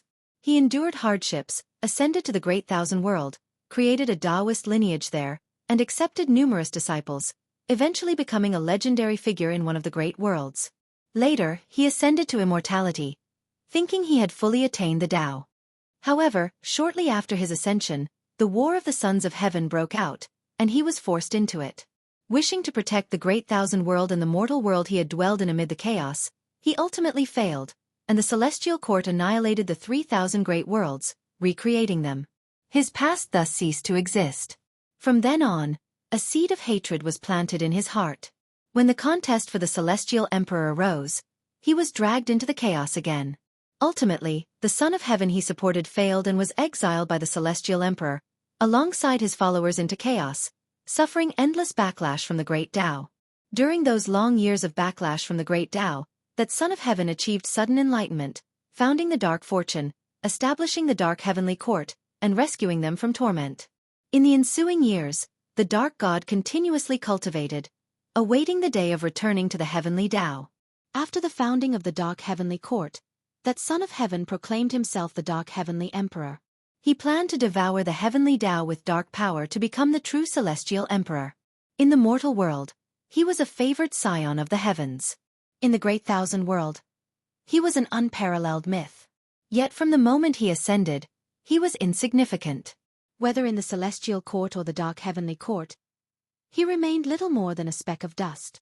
Having been sent by the Emperor Bone Profound Venerable Sect to the 3,000 great worlds as the vanguard, he bore a selfish desire to seize the opportunity to escape the Dark Fortune and reincarnate as a true being of the heavenly Tao. The celestial spirit great world was not truly drawn into the struggle over the Son of Heaven, and its fortune was on the rise, so he chose it. After observing for a long time, he saw that no stronger immortals or gods intervened despite the Dark Heavenly God's chaos. He thought his chance had come. Unfortunately, he encountered Guan. Through his memories, Guan gained some understanding of the Dark Heavenly Court. It possessed 9 supreme treasures, of which the heaven-suppressing Endless Tower was just one. The exiled immortal gods were equivalent to half a celestial court, and their survival in chaos indeed posed a significant threat to the heavenly Tao. Guan felt puzzled by the celestial emperor's decision. The celestial emperor had the power to eradicate the immortal gods. Why did he choose to exile so many instead, unafraid of nurturing future trouble? Was it part of a greater plan, or did he simply not care? The celestial emperor was incredibly strong. Even in the Dark God's heart, he was an invincible existence. It was precisely out of fear of the celestial emperor that the Dark God wanted to reincarnate into the celestial court, escaping the Dark Heavenly Court. In his eyes, the Dark Heavenly Court held no hope. He followed it out of necessity. After witnessing the Dark God's memories, Guan felt a deep sympathy for him. With a squeeze of his right hand, he completely shattered the soul essence of the Dark God. Immediately, a prompt appeared before his eyes, indicating that the Dark God had granted him 900 billion years of lifespan. For one of his level, having only 9,000 billion years of life left meant he was nearing the end of his journey. In his desire to reincarnate, the Dark God revealed his true essence, giving Guan the opportunity to eliminate him. Though his life story warranted sympathy, Guan would not take him in, for he had betrayed many benefactors merely to survive. However, out of this sense of sympathy, Guan decided he would later record his story in a book, ensuring that his erased past would be remembered in the human world. After vanquishing the Dark God, the destiny of the world in Guan's eyes completely changed. The future would usher in a new era, brimming with interesting events. The years are long, and the mixed element profound venerable immortal is not enough. Tai how high must I ascend to truly defeat you? Guan mused, a smile tugging at his lips as he began to look forward to that day. Sooner or later, he would honor the engagement and face the Celestial Emperor in a true battle. Ia the Fire. Et website on Google to access chapters of novels early and in the highest quality. The mixed element profound venerable immortal was powerful, but it was still far from sufficient. In the Dark God's memories, Guan heard the mysterious Dark Heavenly Emperor mention only 2 words. Only by becoming a saint did one have absolute hope of defeating the Celestial Emperor. Becoming a saint? What does it mean to be a saint? In the depths of the universe, the World Gate was radiating brilliant light as Celestial Spirit God, Tai Immortal Monarch, and other immortals and gods emerged one after another. Aside from them, there was another immortal god. Clad in heavy golden armor, he was encircled by 2 red sashes, gripping a long spear with celestial bodies orbiting its tip. His imposing presence overshadowed the others. They halted and frowned in unison. The dark fortune has dispersed? As the chief of the 72 immortals of Golden Cave, Purple Dragon Star Monarch spoke hesitantly. The other gods all opened their heavenly eyes on their foreheads and scrutinized, the results delighting them. If you find any errors, ads pop up, ads redirect, broken links, non-standard content, etc., please let us know report so we can fix it as soon as possible. Chapter 775. The Myth of Ancestor Master Wuxia. Indeed, it has dissipated. The demon-suppressing Great True Emperor spoke, the light emanating from his divine armor revealing the complex emotions on his face. The Celestial Spirit God, Tai Immortal Monarch, and other immortal gods speculated that it was Guan who acted. But how long had it been? They hadn't even felt the disturbance or aura of the great battle, and the Dark God was gone? The demon-suppressing Great True Emperor glanced at the immortals and asked, "It seems there is a great power hidden within the Celestial Spirit Great World. Do you know who it is?" These words made some immortal gods look a bit unnatural. Being immortals yet serving mortal spirits, even if the other's cultivation level was profound and unfathomable, if word got to the Celestial Court, trouble might arise. Tai Immortal Monarch shook his head and said, "If we knew, we wouldn't have sought aid from the Celestial Court." Speaking of the Eternal Life Venerable once visited, perhaps he came to see this great power. Eternal Life Venerable. The demon-suppressing Great True Emperor's eyes changed slightly. He and the Eternal Life Venerable were both supreme immortals. Although they were not close, they had interacted. For the supreme immortal to visit, whether that great power had ties to the Celestial Court or not, it was best not to get involved. Having stayed in the Celestial Court for countless years, he knew one thing. Immortal gods should only perform their immortal duties. Once they get involved in matters beyond their duties, trouble easily follows. Since the calamity has ended, there is no need for me to act. The demon-suppressing Great True Emperor left these words, then turned and walked into the World Gate. The immortal gods all saluted him, respectfully seeing him off. Before leaving, the demon-suppressing Great True Emperor's divine sense swept across the Celestial Spirit Great World, but he did not find the location of the Taoist field of the beginningless. However, the words of the masses got his attention. Ancestor Master Wuxia? Interesting. After the strong light within the World Gate faded, the immortal gods finally breathed a sigh of relief. The Celestial Spirit God looked at Tai Immortal Monarch, and sighed, "Immortal Monarch, you remain composed." Tai Immortal Monarch smiled and said, "The higher the immortal position, the more an immortal god fears trouble. Only a few take risks. I am an example. Greed almost led me to eternal doom." The 72 immortals of Jin Dong and Emperor Tianhong both nodded, very agreeing with this perception.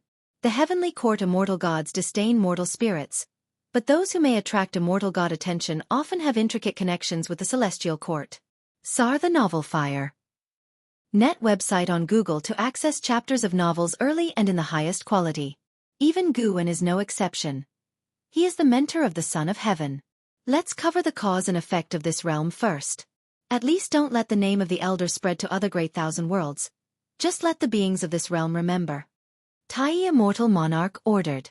Unconsciously, he had already become the backbone of this group of immortal gods. The 72 immortals of Jin Dong were originally his subordinates, and the celestial spirit god also respected him over time. As for Emperor Tianhong, he always prioritized Guan, supporting anything beneficial to Guan. The news that the dark god was exterminated by the ancestor Master Wuxia spread wildly across the land, shocking all who heard it. The dark divine sect had overshadowed the celestial spirit great world for too long, so long that the beings believed them to be invincible. The immortal cultivation realm was even more shaken, understanding better the strength of the dark divine sect. Many versions of the ancestor Master Wuxia's extermination of the dark god were disseminated. Some said the ancestor Master Wuxia killed the dark god with a single sword. Some said they fought tens of thousands of rounds, with the dark god ultimately suffering a crushing defeat, and some said the dark god turned to ash upon a mere glare from the ancestor Master Wuxia. In these legends, Li Ya and the Demon Emperor were repeatedly mentioned. Li Ya was the first to blockade the dark heavenly god from summoning the dark god. Even though he did not ultimately succeed, he was worthy of the title of the world's greatest sword cultivator. The Demon Emperor, being within the dark divine sect, chose to sacrifice himself, his spirit and courage shaking the beings of the world. Even the 9 major sects no longer had the face to slander him. They ceased entangling with the Demon Emperor. The demon race was greatly invigorated. In the past salvational legends, there was no trace of demons, but this time the Demon Emperor brought glory to the demon race. Some even said the Demon Emperor moved the ancestor Master Wuxia to take action. Within the beginningless, there were humans and demons. The beginningless never participated in struggles, only taking action when the world was in peril, recognized as a holy land. The world became lively. With the dissolution of the dark divine sect, various sects and dynasties began reclaiming lost lands, expanding territories. Great powers from various sects emerged to preach, often recounting the stories of the supporting Tao sword venerable, increasing the reverence and yearning among cultivators for the ancestor Master Wuxia. As the stories of the supporting Tao sword venerable were unearthed, the status of the beginningless in the minds of the beings rose higher and higher. It had been 50 years since the dark god was exterminated. This year in spring, Guan came to the Gathering Flower sect to see Jiang Qiong. During the chaotic years of the dark divine sect, the Gathering Flower sect could only barely protect its mountain gate. Now, with the disbandment of the dark divine sect, the Gathering Flower sect started establishing connections with various sects, and trades and discussions flourished, leading to a scene of prosperity. Quickly tell me, what exactly happened at that time? What was the dark god like? Did he have 3 heads and 6 arms? In a small pavilion, Jiang Qiong, while pouring wine for Guan, urged eagerly. She wore a wide white robe, her black hair freely cascading to her waist, her skin as white as solidified cream, even glowing under the sunlight. Her beauty was unmatched, combining with her aura of an enlightened master, making her seem not like a mortal woman, carrying an air of profound depth. Guan immediately began recounting the situation then. That day, the sky darkened, lightning flashed and thunder roared. Those involved in the battle knelt in despair. I originally did not want to intervene, trusting that the heavens had their own destiny. Yet, I couldn't bear it in my heart. Jiang Qiong listened intently, not minding Guan's embellishments but rather enjoying it greatly. When Guan mentioned that he used Li Ya's sword to kill the dark god, Jiang Qiong burst into laughter. She knew Li Ya, aware that the world's greatest sword cultivator valued his reputation highly. Being saved by his junior again. His expression must have been spectacular. When Guan finished, Jiang Qiong still felt unsatisfied, thinking it wasn't enough. Guan began tasting the Gathering Flower sect's snacks. Jiang Qiong suddenly asked, "What is the origin of the dark god?" It is said his dark heavenly gods once defeated immortal gods. To great cultivators in the immortal cultivation realm, immortal gods were not mere legends. Tai Immortal Monarch and other immortal gods had wandered the human world, confirming for cultivators the existence of immortal gods. Guan pretended to ponder and said, "This involves an ancient secret history. I don't know if I should tell you. I fear bringing trouble upon you." Jiang Qiong widened her beautiful eyes and grumbled, "My mouth is tight, unlike your disciples who would travel far. I will stay in the celestial spirit great world until you decide to leave." Guan said meaningfully, "Don't speak too hastily. If the chance to ascend to immortality were really before you, you might not be able to refuse. Unless you ascend to immortality, I will never ascend, Jiang Qiong said firmly. Guan listened and shook his head, smiling. Then he began to recount the dark heavenly court, and upon hearing the struggle between the celestial emperor and the son of heaven, Jiang Qiong was deeply engrossed, imagining many magnificent scenes. If you find any errors, ads pop up, ads redirect, broken links, non-standard content, etc., please let us know. Report so we can fix it as soon as possible. Chapter 776. Heavenly Spirit Tao Alliance. Guan stayed at the Gathering Flower sect for 3 days. Accompanied by Jiang Qiong, he toured the sect, and the whole process was very pleasant. When he returned to the Taoist field of the beginningless, the disciples were discussing something.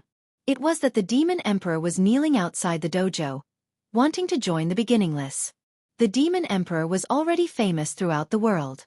Additionally, his brave stand against the dark god had won him the world's favor. The disciples of the beginningless and the people of the Nine Spirit dynasty all admired him, so they let him in. Of course, there was another reason. The demon emperor's rise was so legendary that it was incomprehensible. He had no famous teacher, no significant background, and yet he became the great emperor of the demon race. And just when he was about to sacrifice himself, Ancestor Master Wuxia intervened, making the world speculate that there might be an unknown relationship between them. As for the demon emperor, Guan did not plan to take him in. When Nzazai came to ask for his opinion, he frankly said, I don't plan on taking disciples for now. If he wants to cultivate at the beginningless, he can stay. If he has other plans, he should give up on those ideas early. He is destined not to belong to the beginningless because he is the demon emperor. Upon hearing this, Nzazai suddenly understood. Yes, the title of demon emperor was not given lightly. As the leader of his race, he would have to return to the demon race sooner or later, which did not fit the rules of the beginningless. Since founding the sword sect, Chen Chuan could no longer use the title of a disciple of the beginningless.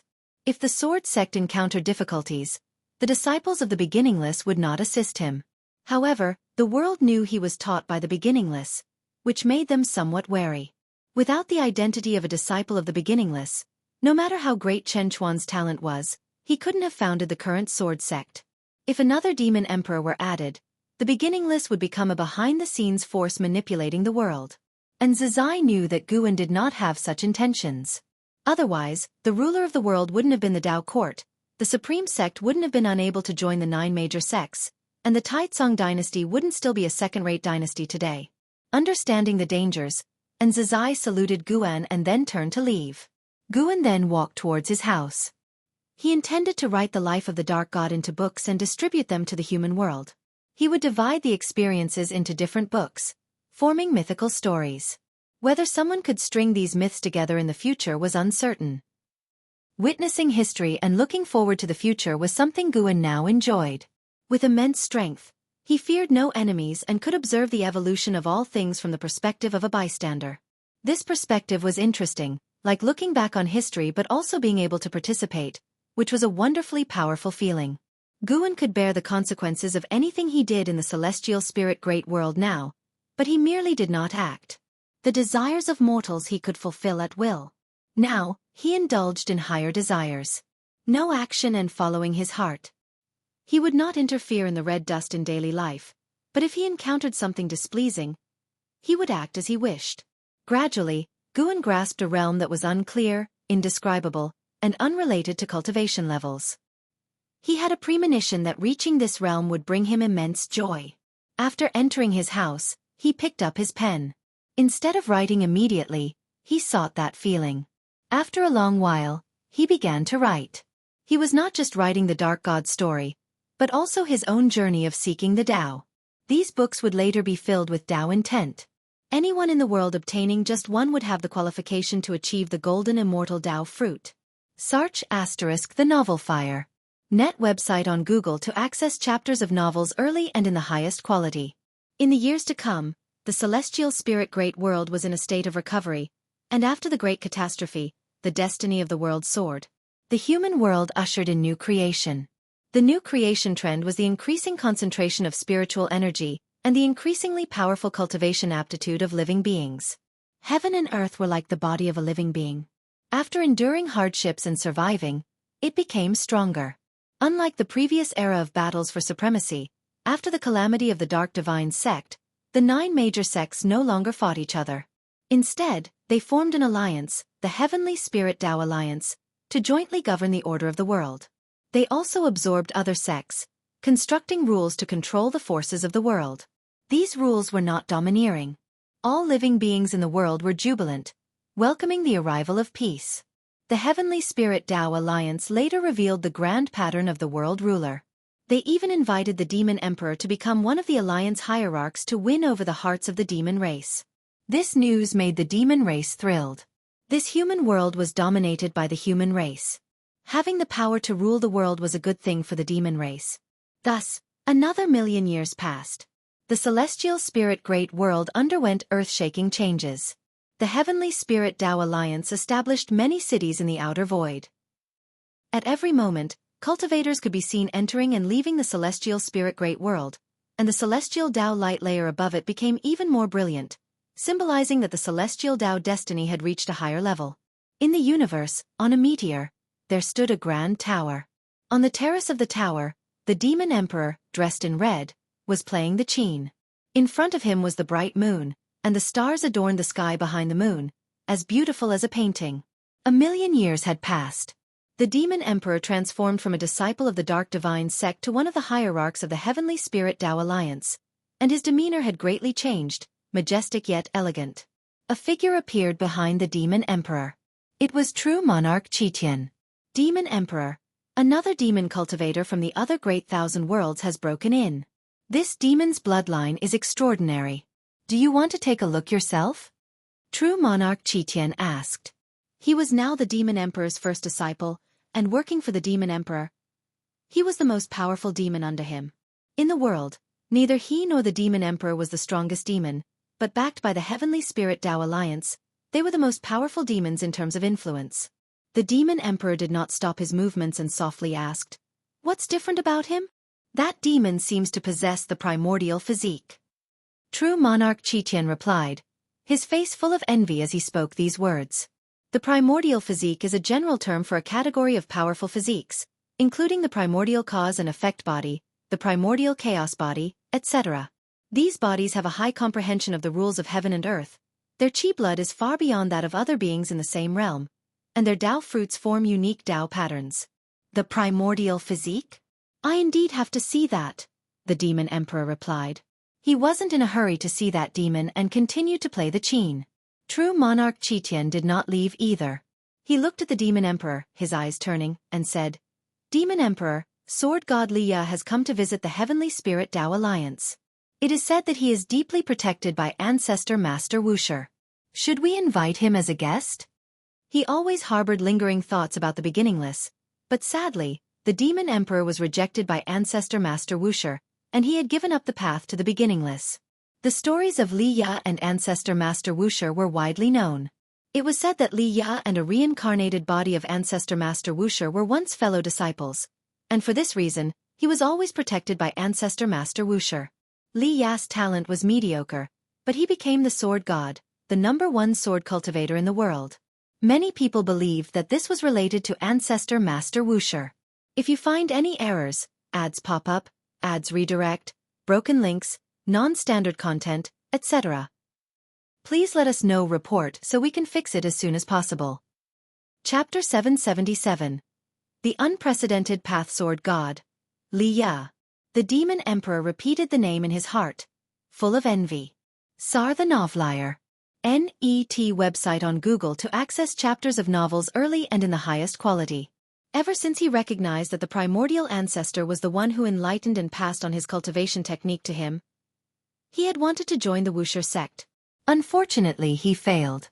And Zizai explained to him the reason for the primordial ancestor's refusal, and he felt it was reasonable. He couldn't give up his identity as the demon emperor because he wanted to achieve great things for the demon race. Although he understood, the demon emperor always kept the primordial ancestor in his mind. After becoming the alliance hierarch of the Heavenly Spirit Tao Alliance, he collected many legends and stories about Wuxia, which led him to learn about Li Ya. It was said that the primordial ancestor valued Li Ya greatly, even more than the protection of the Wuxia disciples. How could he not be envious of such treatment? You can invite him, but don't be too insistent. Instead, invite him to visit my residence. If he is unwilling, don't force it. The demon emperor mused, and true monarch Kishan's face broke into a smile. Drawing Li Ya to his side was more important to him than recruiting geniuses from the Outer Heaven demon clan. True monarch Qitian didn't salute, immediately disappearing from the spot. The demon emperor was accustomed to his personality. Although they were master and disciple, they were more like friends, without many formalities between them. The melodious sound of the zither echoed again, and the demon emperor's thoughts floated back to a long time ago. At that time, he was just a little black dog, trembling as he followed behind the primordial ancestor. As time passed, he now stood at the pinnacle of power in the celestial spirit great world. He was thinking about how he could satisfy the primordial ancestor. The sun was shining brightly, and a gentle breeze was blowing. In a courtyard, Guan and Xiaolan were sitting opposite each other, drinking tea. Xiaolan was recounting her recent experiences. The Heavenly Spirit Tao Alliance invited me to be the Alliance Hierarch. At first I was surprised. Am I really qualified? But guess what? The Heavenly Spirit Tao Alliance has 108 hierarchs. Any major event or decision requires a vote by the hierarchs, and there is no absolute dictator. Xiaolan sighed. As a prodigy once supported by the Tao court, she was still well known among the upper echelons of various major sections. If she could join the Heavenly Spirit Tao Alliance, the alliance could claim to be inheriting the Tao court's legacy, which would help the alliance better govern the world. Unfortunately, Xiaolan only wanted to seek the Tao now and no longer wanted to participate in power struggles. The Heavenly Spirit Tao Alliance is built on the rules of the Tao court, even more refined. I think they have a good future. The human world doesn't have to be in constant conflict. After speaking, Xiaolan looked at Guan. She knew Guan could see the future and wanted to know his opinion of the Heavenly Spirit Tao Alliance. Guan poured tea while saying, "The Heavenly Spirit Tao Alliance is indeed good. It will bring long-lasting peace to the human world, even surpassing the holy court of the time." Xiaolan, having regained memories of her past life, knew the situation during the holy court's rule. She curled her lips and said, although the holy court was the overlord of the world, it didn't bring peace to the human world. In my opinion, they weren't even as good as the Tao court. Guan smiled and did not refute. Xiaolan then shifted the topic to the Xiao family. The genius from the Xiao family with the Tai Chu physique had already risen and become the backbone of the family. Not long ago, he also went to the Heavenly Spirit Tao Alliance to cultivate. The struggle for the Son of Heaven in the 3,000 Great Worlds continued, with cultivators from other Great Thousand Worlds infiltrating the Celestial Spirit Great World. This also gave the Heavenly Spirit Tao Alliance the opportunity to learn about and explore the Outer Heaven. By searching for resources in other Great Thousand Worlds, they strengthened the Celestial Spirit Great World, which also shifted internal conflicts, with all the aspirants venturing into the Outer Heaven. Great cultivators went to the Outer Heaven, giving the younger generation more room to showcase their talents. Geniuses emerged like bamboo shoots after the rain, writing their own legends across the land. Brother Gu, what do you think the next catastrophe for the human world will be? Xiaolan asked curiously. During the chaos caused by the Dark Divine sect, the Xiao family had also been attacked. Even her cultivation level couldn't withstand the Dark Divine sect. If it hadn't been for Guan supporting them, she and the Xiao family would have been long gone. Guan said crossly, "It's only been peaceful for a few years, and you're already worrying again. There aren't that many catastrophes. A million years is not a short time. Ask any mortal spirit, and events from a million years ago are already ancient legends to them. Your feat of destroying the Dark God is probably also considered a myth now." Xiaolan's eyes widened as she spoke seriously. She felt Guan's perception of time had become blurred. A million years was a long time, not only for mortal spirits but also for her. Guan laughed. "Then you can rest assured. The next catastrophe comparable to the Dark Divine sect is far off." What about the struggle for the Son of Heaven in the 3,000 Great Worlds? The struggle for the Son of Heaven poses no threat to the Celestial Spirit Great World. Hearing Guan's response, Xiaolan felt an absolute confidence, the kind of confidence that completely disregarded the Sons of Heaven. She couldn't help but feel the curiosity that had arisen many times before. How high was Guan's cultivation level? "Brother Gu, We haven't sparred in a long time. How about a match later? Xiaolan asked, her eyes burning as she stared at Guan. Sure, but I won't go easy on you. Guan agreed, thinking that since Xiaolan was eager, he would have to put her arrogance in check. Xiaolan didn't take his threat to heart and began to look forward to the upcoming battle. It was sunset when Guan returned to the Taoist field of the beginningless. He was in a good mood, humming a tune. The thought of Xiaolan's desperate expression made him want to laugh. This live Xiaolan had extraordinary talent. After not encountering a worthy opponent for many years, she had strong confidence in her abilities. She didn't dare to hope to surpass Guan, but if Guan suppressed his cultivation level to the same realm, she felt she could put up a good fight. Unfortunately, Guan did not grant her wish, pressing her down the entire time. Before parting, Xiaolan's eyes were full of resentment as she looked at him. It made Guan think about drawing her expression, as it would be quite interesting. As he walked, a figure appeared ahead, approaching Guan, Fairy Yaoxian.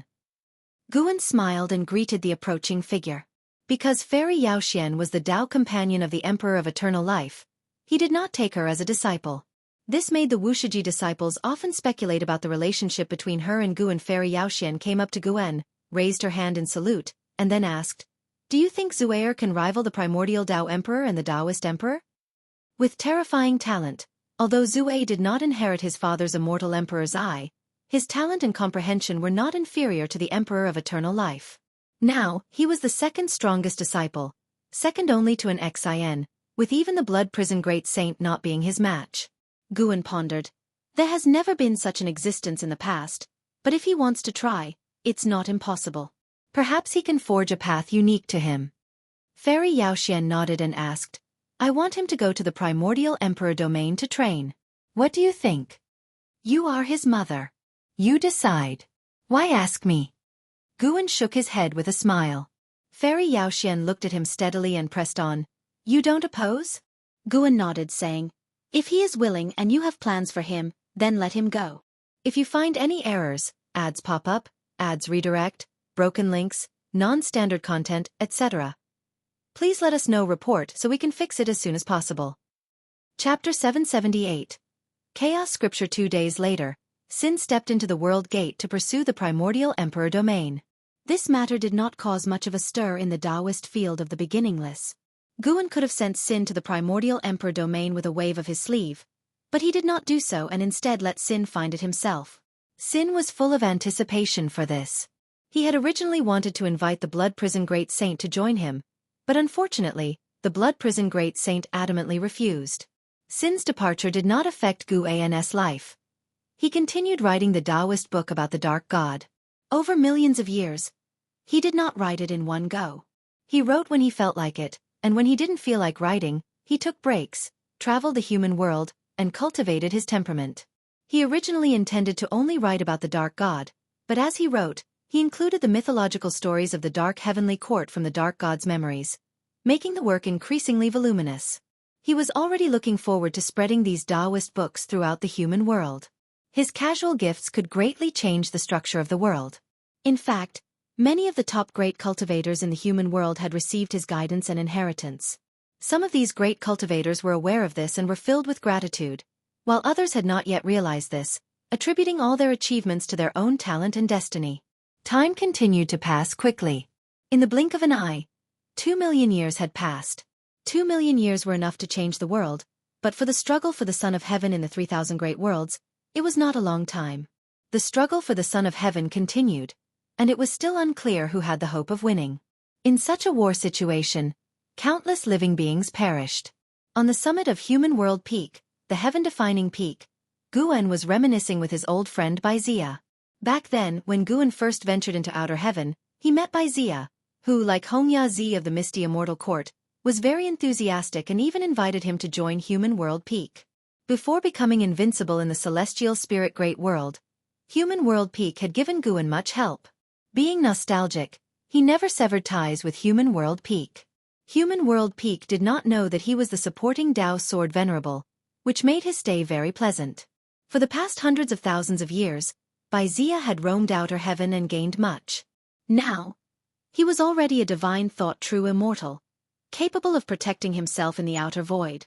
As a living being from before the world was reshaped, his talent couldn't compare to today's geniuses, but he still grasped the world's opportunities, advancing rapidly in cultivation.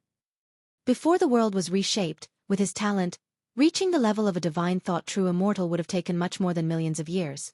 That senior told me that other great thousand worlds are in unprecedented turmoil, with battles everywhere. Even beings beyond free immortals are like cannon fodder in such wars. Wuxia sighed, having learned about the struggle for the Son of Heaven from a cultivator he befriended in the outer void, who had escaped from another great thousand world. Of course, he hadn't yet encountered the struggle for the Son of Heaven himself. He had only heard about the chaos it caused. Guan listened intently, feigning curiosity. Wuxia, coming back to his senses, looked at Guan curiously and asked, "Fellow Taoist Meng, even though we've known each other for over 10 million years, I still don't know your true cultivation level and origin. Could you be from another great thousand world, having long foreseen today's catastrophe, and thus stayed in this human world?" Though they hadn't been very familiar, Wuxia trusted Guan because Guan had been very responsible for heaven-defining peak, helping it rise to prominence, earning a great reputation. Guan shook his head and laughed. "I'm not as formidable as you think. My cultivation is just one great realm higher than yours. I have no enemies and nothing to avoid. It's just my nature. I'm not fond of conflict, and life at human world peak is pleasant to me." "Is that so?" Wuxia was half believing, half doubting. Guan took out a blue-covered book from his sleeve and said, "I obtained this book during my travels overseas. It was given to me by a cultivator who called himself the Immortal Seeker Taoist. He said I would meet someone who was destined for this book. I've studied it for a long time and haven't found any clues. Why don't you take it and try?" Wuxia accepted the book, looked at the cover, and read aloud, "Chaos Scripture?" Just the name sounded extraordinary. He immediately opened it to look inside and quickly frowned. He looked up at Guan and asked, "Why does this seem like a story rather than a cultivation technique or divine skill?" "Indeed, I found it puzzling as well. Anyway, I've remembered the stories inside, so we'll give you this book. If you also can't make sense of it, you can pass it on to someone else in the future." Guan replied. The Chaos Scripture was the Taoist book Guan had written based on the experiences of the Dark God. Although it seemed to be mere stories, it contained the Dark God's insights and Tao intent at various stages. In other words, the Chaos Scripture was equivalent to the lifetime insights of a Tao Extreme Daluo Immortal. Such an opportunity was difficult to come by, even for a celestial god. There were over 10,000 volumes of the Chaos Scripture, most of which had already been distributed by Guan in the human world. These Chaos Scriptures had already changed the future of the celestial spirit great world, leading to the birth of many beings who would surpass the heaven-encompassing free immortal and help the celestial spirit great world to reach the top level of great thousand worlds, comparable to the Taiwei great world and the Taiqing great world. Guan wasn't looking for anything in return. He just found it interesting and did what he wanted to do. When he met Wuxia by chance, he handed him one of the volumes. Whether Wuxia could grasp it depended on his own destiny.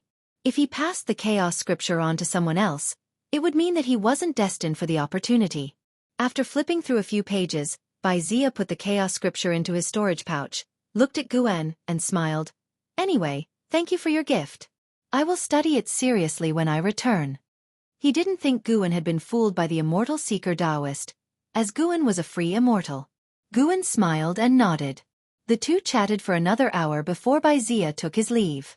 Shortly after he left, Zhu Xinglan, the first disciple of heaven-defining peak, came into Guan's courtyard. The Heavenly Spirit Tao Alliance had invited Human World Peak to be guests and attend a grand Tao lecture assembly covering the celestial spirit great world, with dozens of profound Yuan free immortals invited. It was said that even heaven-encompassing free immortals would appear. After receiving the invitation, Taoist monarch Yongnian, the master of Human World Peak, invited the masters of various peaks to join him. Guan had no interest in this and asked Zhu Xinglan to go in his place. Search * the novel. F. Ire. Net website on Google to access chapters of novels early and in the highest quality. Zhu Xinglan wasn't surprised. Guan had refused many such opportunities, silently wondering if his master even took heaven-encompassing free immortals seriously. Having been together for so many years, Zhu Xinglan always felt that his master had an extraordinary origin. Of course, he wasn't the only one. Taoist monarch Yongnian thought the same, which was why they tried hard to win Guan over, afraid he might leave. But they never connected Guan to the supporting Dao Sword Venerable, as everyone knew the supporting Dao Sword Venerable was in seclusion at the Taoist field of the beginningless. Little did they know, they had once suspected this, but Guan had erased their thoughts through invisible means, and they hadn't even noticed. After Zhu Xinglan left, Guan did not leave heaven-defining peak and began to gaze at the celestial vault. Son of Heaven, I hope you have some sense. Guan thought silently, seeing a son of heaven heading towards the celestial spirit great world. If you find any errors, ads pop up, ads redirect, broken links, non-standard content, etc., please let us know report so we can fix it as soon as possible. Chapter 779. Shenyuan Human Venerable, merciful hanging old immortal in the dim turbulence of the great Tao, a majestic fire phoenix was flapping its wings forward, and atop the phoenix's head stood two figures. One of them was Emperor Shenyuan Human Venerable. He wore a golden robe, emblazoned with a divine beast similar to a qilin, and a curtain pearl golden crown on his head, appearing like an emperor. Yet with the fluttering of his robe, the air of transcendence and immortality was undeniable. His features were both handsome and elegant, and his brows exuded an aura of unrivaled arrogance. His posture equally imposing. Beside Shenyuan Human Venerable stood an aged immortal in a white robe, his back hunched, holding a peachwood staff with a peach blossom hanging from its top, emanating an aura of immortality and wisdom. Stroking his beard with narrowed eyes, he stared ahead. This was Immortal Elder Ci Xian, an immortal monarch who served Shenyuan Human Venerable, his cultivation level being that of a Miaozhen Daluo immortal. Your Highness, our journey to the celestial spirit great world may encounter unexpected changes. Immortal Elder Ci Xian spoke with a tone of concern. Shenyuan Human Venerable gazed ahead and said, My struggle with the great immortal divine Yuan has reached a stalemate. If I do not seek new strength, I shall only become more passive. Hearing this, Immortal Elder Ci Xian sighed deeply. Search * the novel Fire, any *T website on Google to access chapters of novels early and in the highest quality. The battle had reached this point, and his unease grew stronger. At this critical juncture, there was the threat of Chaos Power's attack, which was truly unfavorable. Meanwhile, the clash between Shenyuan Human Venerable and the great immortal divine Yuan could not be halted. Both sides were in a dilemma. I divined the celestial spirit, but the destiny I calculated was ordinary. Yet, comparing it with the past, it appears unusual. Most importantly, many immortal gods have gathered there. Even Tai Immortal Monarch is present. Immortal Elder Ci Xian continued.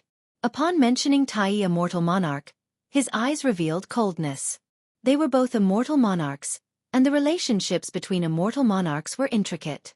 After all, everyone aimed to ascend, inevitably obstructing each other's path. Tai Immortal Monarch, huh? I heard he has been seeking Emperor Shen Qing. If he remains in the celestial spirit great world, might Emperor Shen Qing be hiding there?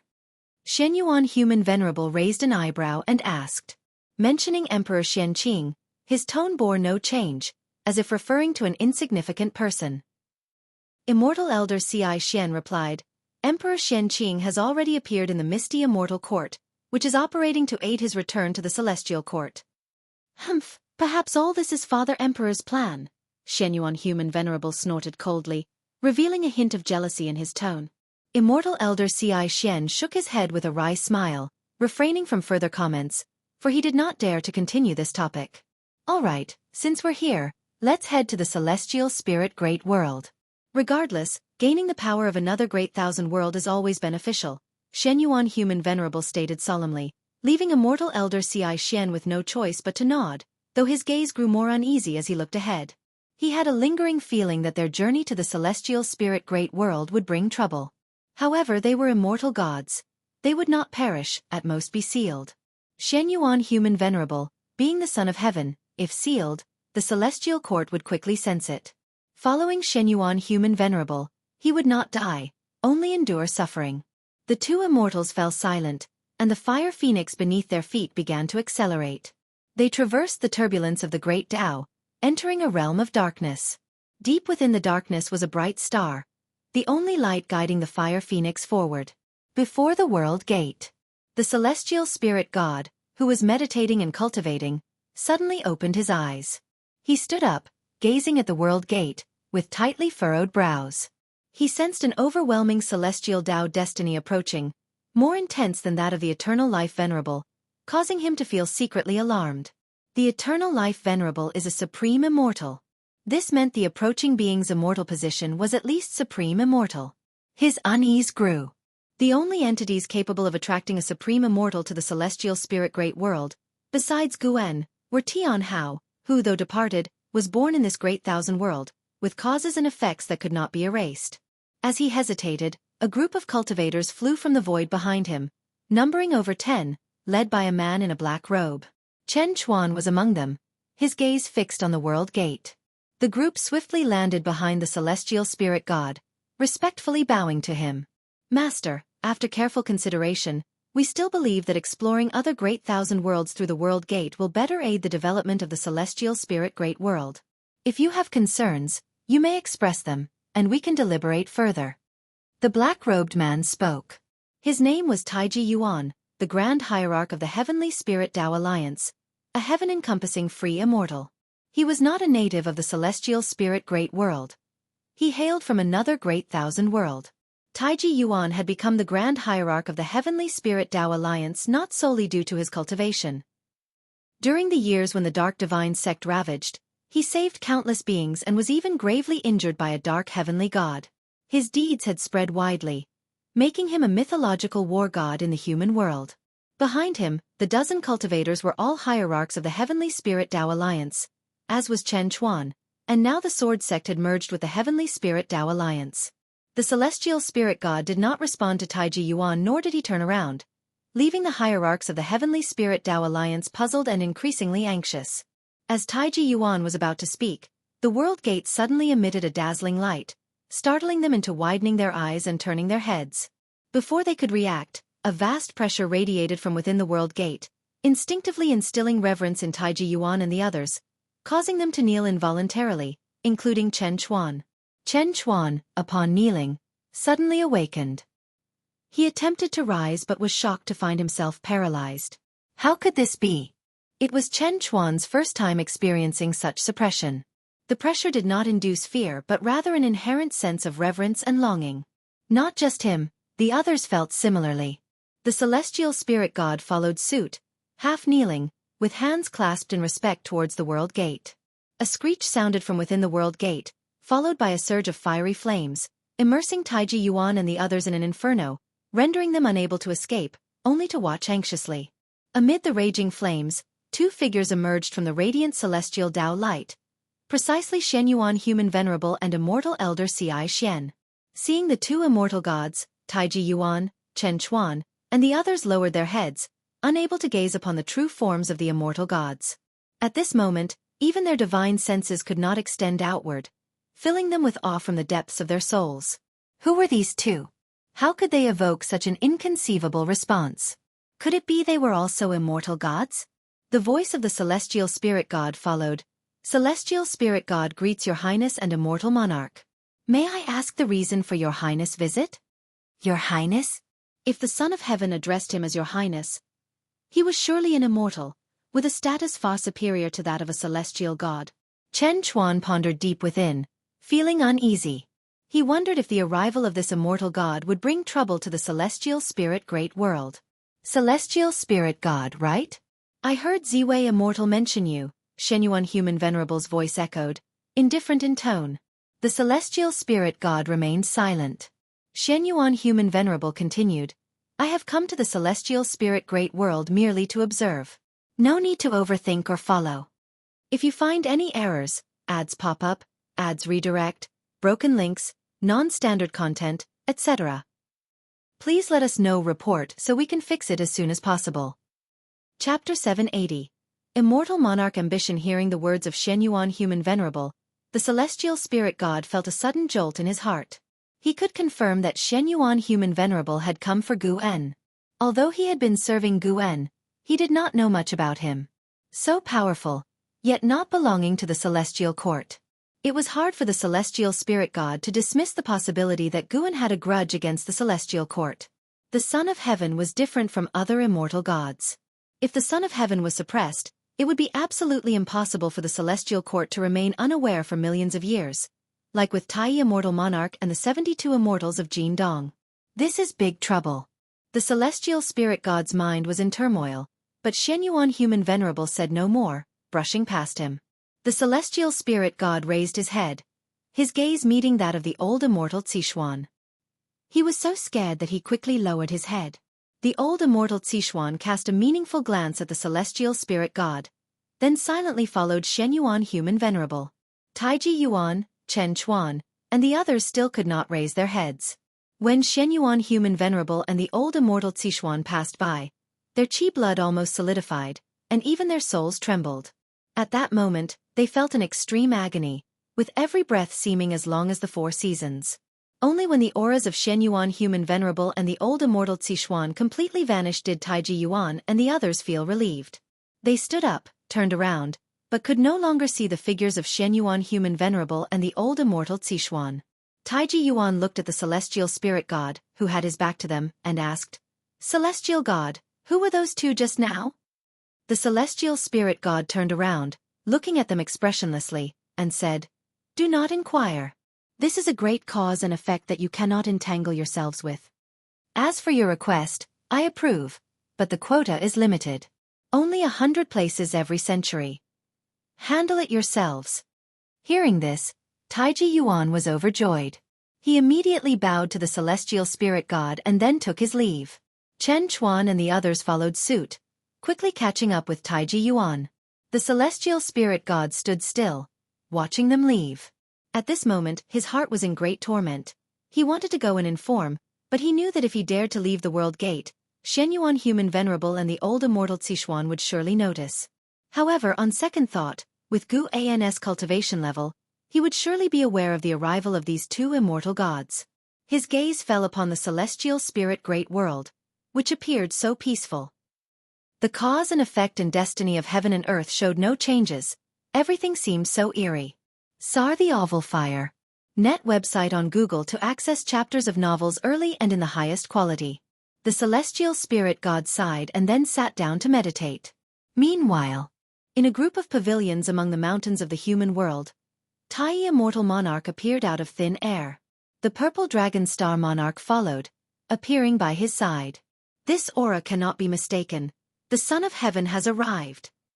The purple dragon star monarch said solemnly, his face grim. Tai Immortal Monarch's eyes flickered but remained silent. The purple dragon star monarch looked at him and asked, "Don't we need to go see him? Not seeing the Son of Heaven will surely bring great trouble." Tai Immortal Monarch replied, "We can't go. Whether he's asking about the Emperor Shenqing or our Lord, it's not good to answer. He probably isn't here for us. Let's wait and see." He thought of Guan, and his heart immediately settled down. Intuition told him that Gu An's cultivation level and origins were unfathomable. Even if he did not belong to the celestial court, he definitely had enormous influence there. Otherwise, how could he dare to accept the Emperor Shenqing as a disciple? With Gu An's cultivation level, it was impossible not to see through the cause and effect of the Son of Heaven. After seeing through it, he still dared to take the Son of Heaven as a disciple. There was certainly more to it. Tai Immortal Monarch was very ambitious and bold. He thought of many possibilities and decided to take a gamble. After the Dark God was destroyed, he was even more convinced of this. He thought Shenyuan Human Venerable would suffer a great loss on this trip. That's why he dared not to meet Shenyuan Human Venerable. Of course, on this matter, he would not explain thoroughly to the Purple Dragon Star Monarch. Although the 72 Immortals of Jin Dong were under his command, he still retained his own heart-eye. At the very least, ambition should not be displayed. Although the Purple Dragon Star Monarch had concerns, he had been following Tai Immortal Monarch for many years and had developed a habit of trust. He nodded and then turned to leave. Tai Immortal Monarch looked up at the celestial vault. He had a premonition that this contest for the Son of Heaven would be different from the past, more interesting, more dangerous, and also more opportunistic. In the next few days, the celestial spirit great world remained peaceful. The arrival of Shenyuan Human Venerable and the old immortal Zixuan did not stir up any waves. They first traveled in the human world, then flew to the 9-spirit continent. The 9-spirit continent had become a dojo, unable to be deduced, unable to be perceived, but because of the legends, the direction was known to the world. It was not difficult for the two immortal gods to find the nine-spirit continent. This day at noon. Over the ocean, Shen Yuan Human Venerable and the old immortal Xiaofan traveled on clouds. They had changed their robes, but still could not conceal their immortal aura. A bright red bird was perched on Shen Yuan Human Venerable's shoulder, nodding its head. This continent is indeed strange. The old immortal Xiaofan lamented. Even though he could see the spirit mist shrouding the nine-spirit continent, he still could not peer into the situation within. The existence that opened this dojo had a cultivation level far higher than his. Shen Yuan Human Venerable remained expressionless, saying nothing. The two immortals quickly flew into the spirit mist, entering the nine-spirit continent. Passing through the rolling mist, a surge of majestic and fresh spiritual energy greeted them, causing Shen Yuan Human Venerable to lose his composure, and the old immortal Sichuan's face changed drastically. Such robust Dao intent, the other party is at least a Dao extreme Daluo immortal, perhaps even beyond Daluo immortal. The old immortal Xiaofan immediately made a judgment. Although his cultivation level was merely Miaozhen Daluo immortal, he had lived long, and with his status as an immortal god, he had even dealt with some Dao extreme Daluo immortals who did not belong to the celestial court. He had some understanding of Shen Qi primordial immortals. Shen Yuan Human Venerable smiled and said, "This trip was not in vain. Do not lose decorum from now on." Hearing this, the old immortal Xiaofan also smiled. He was afraid that Shen Yuan Human Venerable would clash directly with the other party. Since Shen Yuan Human Venerable came seeking more assistance, it would be best not to create conflict. Even if the discussions failed, they should not become enemies. Suddenly, a figure flew toward them. It was an Xian. Seeing an Xian, both Shen Yuan Human Venerable and the old immortal Xiaofan were surprised.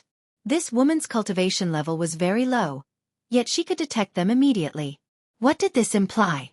It implied that an Xian had come in advance. It also implied that an Xian had a very close relationship with the master of the dojo. "I am an Xian, the chief disciple of Wuxia. My master sent me to invite the Son of Heaven and the immortal monarch to be our guests." An Xian arrived in front of the two immortals, raising her hand to salute them, speaking neither humbly nor arrogantly. She seemed very calm, but inside she was filled with curiosity. The Son of Heaven, the protagonist of the chaos in the 3,000 great worlds, had actually come to Wuxia. Whether this was a good thing or a bad thing.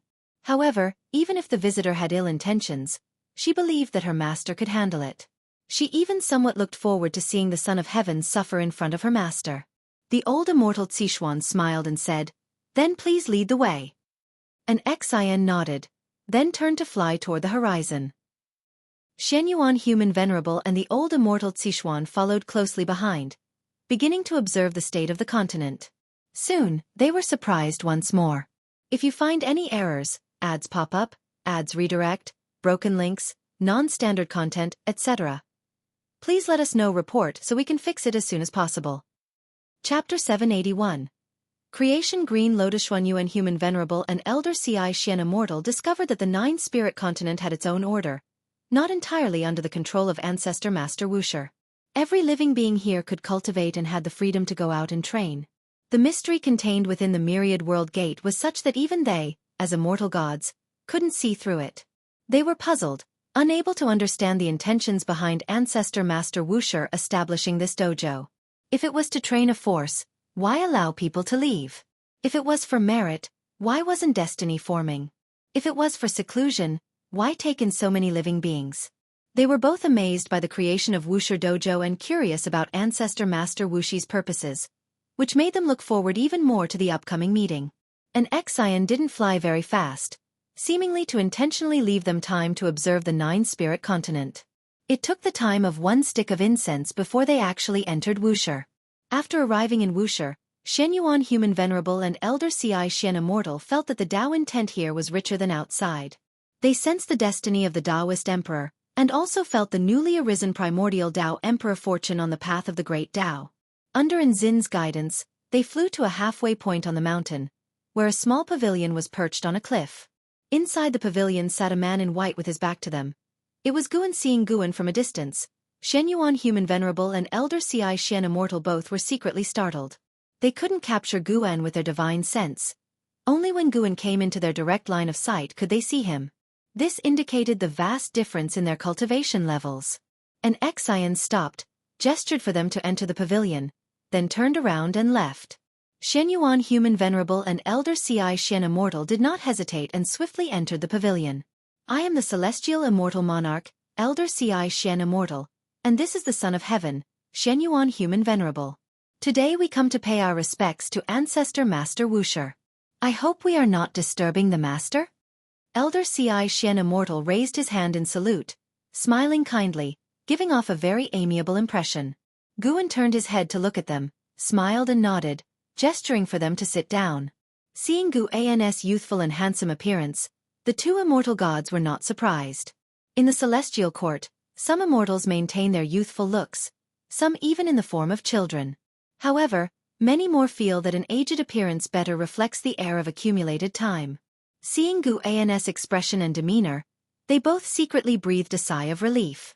At least from the first impression, Guan was not a difficult person to deal with. After they sat down, Guan picked up the wine pot, intending to pour wine for them, but Elder Xian Immortal hurriedly took it, saying he would do it. Guan smiled and didn't refuse. While immortal gods are arrogant, much depends on whom they face. The experiences along the way were enough to keep the two immortal gods from wielding airs in front of him. Seizing the moment while Elder Xian Immortal was pouring wine, Shenyuan Human Venerable spoke. Our visit is to form an alliance with the Master and to understand the Master's view on the Son of Heaven competition. He was direct, and after speaking, he fixed his gaze on Guan. Guan smiled and said, The Son of Heaven competition has nothing to do with me. I do not wish to interfere. I only want to stay in this great thousand world peacefully and seek enlightenment, and I hope this cause and effect does not drag this world into it. Hearing this, Shenyuan Human Venerable frowned. Elder Xian Immortal put down the wine pot and followed with, Master, this Son of Heaven competition is different from previous contests, involving a great creation. The victor will gain the creation Green Lotus, and if our Lord wins, he is willing to share it with his followers. Creation Green Lotus. Although Guan had never heard of it, the name immediately made him glimpse numerous causes and effects. The creation Green Lotus is a great creation from chaos, containing unimaginable power. Obtaining the creation Green Lotus offers a chance for transcendence, and observing the creation Green Lotus also aids in enlightenment. These causes and effects converged, forming a powerful attraction that even a mixed-element profound venerable immortal like him desired the creation Green Lotus. No wonder the Son of Heaven competition attracted so many immortal gods to join. Even with the dark heavenly court attacking, the celestial court did not interfere because it involved such a significant cause and effect. Guan asked, Dare I ask, where does the creation Green Lotus come from? Elder Xian Immortal replied, It was bestowed by a celestial Tao Venerable. The form of the Son of Heaven competition itself has other intentions that the Master should understand. I don't understand. Guan could already glimpse the causes and effects of the celestial court, but he could not fully see through all its causes and effects, especially the root cause and effect of the Son of Heaven competition. Elder Xian Immortal's answer made it difficult for him to follow up with further questions. Guan shook his head and said, Thank you both for your kindness. The creation Green Lotus is indeed tempting, but I prefer peace and quiet, which is why I've secluded myself here. After hearing this, Shenyuan Human Venerable was about to speak when Elder Xian Immortal preempted him, saying, In that case, we indeed cannot force it. May I ask the Master's opinion on Great Immortal Divine Yuan? As long as Guan doesn't support Great Immortal Divine Yuan, it would be beneficial for them. There's no need to push Guan too hard. After all, they don't have the means to compel Guan's compliance. CTH Ovalfire. Net website on Google to access chapters of novels early and in the highest quality. Sons of Heaven are as numerous as stars. I have not paid attention before. Guan's answer disappointed Elder Xian Immortal, but he still followed Guan's words and began to introduce the background of Great Immortal Divine Yuan. Great Immortal Divine Yuan was born during the Celestial Emperor's reincarnation. His mother was from the Spirit Clan. The so-called Spirit Clan, unlike other living beings, was conceived from the lifeless existence of heaven and earth, such as sea of clouds, auroras, and green smoke. Such entities only develop spiritual intelligence if they encounter the great Tao, and once born, their comprehension of the Tao exceeds that of other races. After completing reincarnation, The celestial emperor brought great immortal divine Yuan back to the celestial court and canonized him as a son of heaven. Before entering the celestial court, great immortal divine Yuan was already 100,000 years old, enduring many hardships. The celestial emperor, feeling some sense of guilt, favored him greatly, allowing him to quickly grow into a son of heaven comparable to Shen Yuan human venerable. Unlike great immortal divine Yuan, Shen Yuan human venerable was born in the celestial court. His mother was a ruler of a realm. He had a distinguished birth, but to satisfy the celestial emperor, he underwent reincarnation in the human world. The so-called human venerable refers to his achievements. Every time he reincarnated, he unified the human race and led various worlds' human race to prosperity. He faced failures and successes, and after countless reincarnations, he earned the title of Shen Yuan human venerable. This son of heaven competition was initiated by great immortal divine Yuan challenging Shen Yuan human venerable, which Shen Yuan human venerable found offensive, arousing the indignation of his supporting immortal gods. Great immortal divine Yuan has no achievements, relying on his majesty's favoritism to initiate the son of heaven competition. He believes he can gain the celestial Tao venerable's recognition, but he underestimates the complexity. Elder Ci Shen Immortal said seriously. These words pleased Shen Yuan human venerable, and he slightly lifted his chin. Guan suddenly asked, since great immortal divine Yuan has the celestial emperor's favor, how do you have confidence in facing this challenge? Even if you win, will he really lose? Upon hearing this, Shen Yuan human venerable's face turned grim. Elder Ci Shen Immortal's expression also became somewhat awkward. He followed up. His Majesty is currently in seclusion. This might be an opportunity to bring great immortal divine Yuan down to the mortal realm. An opportunity that has appeared before. Emperor Shen Qing was abandoned by His Majesty under similar circumstances. If you find any errors, ads pop up, ads redirect, broken links, non-standard content, etc., please let us know report so we can fix it as soon as possible. Chapter 782. A doomed ending. Upon hearing the elderly immortal mention Emperor Shen Qing, who is in Hao's true identity, Gu An's expression did not change in the slightest. Since you guys have made up your mind, then I wish you all good luck. Guan raised his wine cup and said with a soft smile. As long as Shen Yuan human venerable did not force him, he would treat him as a friend. If compelled, Guan wouldn't mind teaching him a lesson. In the celestial court, apart from the court itself, only a few celestial Tao venerables can reach the rank of primordial profound venerable immortal. This was Gu An's confidence source. Even if the celestial court were to invade, he could move the 9-spirit continent away with a single thought. If he desired, he could even take the celestial spirit great world with him and flee to the depths of chaos. The heavenly Tao is vast, with an all-encompassing destiny, but regardless of how expansive the heavenly Tao is, it cannot surpass the great Tao, always leaving places untouched by it. Shen Yuan human venerable narrowed his eyes, staring intently at Guan, while the elderly immortal did not know what to say, raising his cup to drink with Guan in silence. While drinking, the elderly immortal gave Shen Yuan human venerable a glance, signaling him not to act rashly. At least Guan did not show any favor toward the great immortal divine Yuan. Though recruiting him failed, it should not lead to enmity.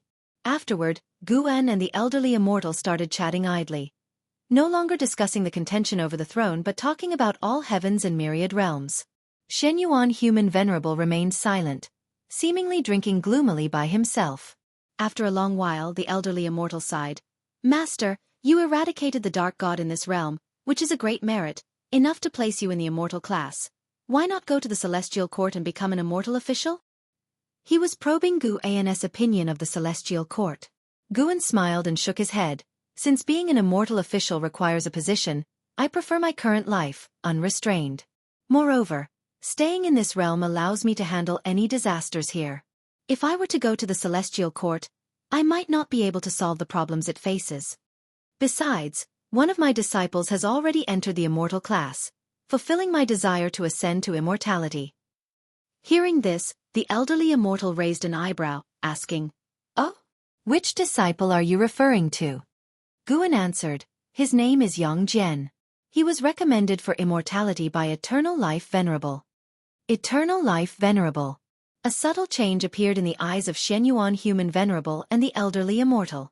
The elderly immortal did not inquire further but praised Yang Jian's extraordinary talent, suggesting it was why Eternal Life Venerable endorsed him. The conversation between the two continued to shift topics until dusk when the elderly immortal stood up to bid farewell. Before leaving, Shen Yuan Human Venerable finally spoke. Master, you seem to doubt me, but I will show you my victory. When I succeed, you are still welcome to support me and even share the creation Green Lotus. Shen Yuan Human Venerable stared at Guan, his gaze burning with unwavering confidence, brimming with an air of unchallengeable dominance. Guan smiled. Thank you, Your Highness, I will wait to see you laugh last. Shen Yuan Human Venerable's mouth curved upward, and he departed with the elderly immortal. Guan stood up, turned to look at the distant celestial vault, watching them leave. Under his gaze, the fate of the struggle for the throne had already changed. From beginning to end, Shen Yuan Human Venerable and the elderly immortal did not harbor hostility towards Guan, nor did they become causal enemies, which explained Guan's favorable attitude. In truth, compared to the great immortal divine Yuan, Guan hoped more for Shen Yuan Human Venerable to win because the great immortal divine Yuan fabricated demon god bodies and mobilized the Mo Luo clan for battle. Regardless of how one viewed it, it seemed quite sinister, raising suspicion that it might be related to chaos. Shen Yuan Human Venerable, on the other hand, led heavenly soldiers and generals, with no trace of chaos evil demon, nor did he offer mortal spirits as sacrifices. In terms of conduct, Shen Yuan Human Venerable was more upright. Nonetheless, it was unfortunate. Even with the change in fate, Shen Yuan Human Venerable would still lose. Zhang Buku fought for Shen Yuan Human Venerable, leaving Guan to consider how to save him. Zhu Zai's position in the Taiwei Great World remained favorable toward the great immortal divine Yuan, and even if she consciously withdrew, it would be futile. Fortunately, her ending was good, allowing her the chance to enter the immortal class. In the future, more old acquaintances would enter the immortal class, and all because of Guan. Without him, Zhang Buku and Zhu, she wouldn't have come this far. Even with Zhu Zai's former status as Shengtian. Regardless of Shengshan's strong Fu Yuan, escaping the 3,000 Great Worlds was challenging. Guan did not find these matters troublesome, as he also gained insights into the path of cause and effect throughout this process. Next comes the projection. The path of enlightenment must not be halted. Guan pondered silently with a smile on his face. Allowing the 3,000 Great Worlds to remain in constant turmoil while quietly growing stronger amidst the celestial court's indifference, this feeling, even after tens of thousands of years, remained wondrous. No one knew his true strength, underlying his continuous growth, without limits, savored only by him. On the other side, Shen Yuan Human Venerable and the elderly immortal arrived in outer heaven, flying toward the world gate. Your Highness, do you really intend to recruit him? The elderly immortal asked curiously. Shen Yuan Human Venerable gazed ahead, replying, Indeed, the creation of 9 spirit continent and the condition of celestial spirit great world have given me a good impression of him. He is a truly enlightened person, seeing through red dust, controlling his desires. Such a person is more suited for immortality. The current celestial court is tainted with too many unscrupulous immortals, tarnishing its image, which I am very dissatisfied with. Unfortunately, my abilities are insufficient to change this. The elderly immortal sighed. Ancestor Master Wuxia certainly has the demeanor of an enlightened one, but even with your victory, I believe he would not come, nor be swayed by the creation Green Lotus. Shen Yuan Human Venerable did not dispute, nor did he respond further. The 2 immortal gods quickly vanished into the depths of the void. Their arrival and departure went unnoticed by the masses. Taiji Yuan, Chen Chuan, and others knew but were unaware of their identities, marking this encounter with a mysterious touch in their hearts. Time flows like a great river. It rushes forward, never to return. The 3,000 Great Worlds remain embroiled in constant battles, whereas the celestial spirit Great World continues in peace. The celestial Tao light layer enveloping the Great World continuously expands, symbolizing the strengthening trend of immortal cultivation in this realm. CTH Novel. F. Iyer. Net website on Google to access chapters of novels early and in the highest quality.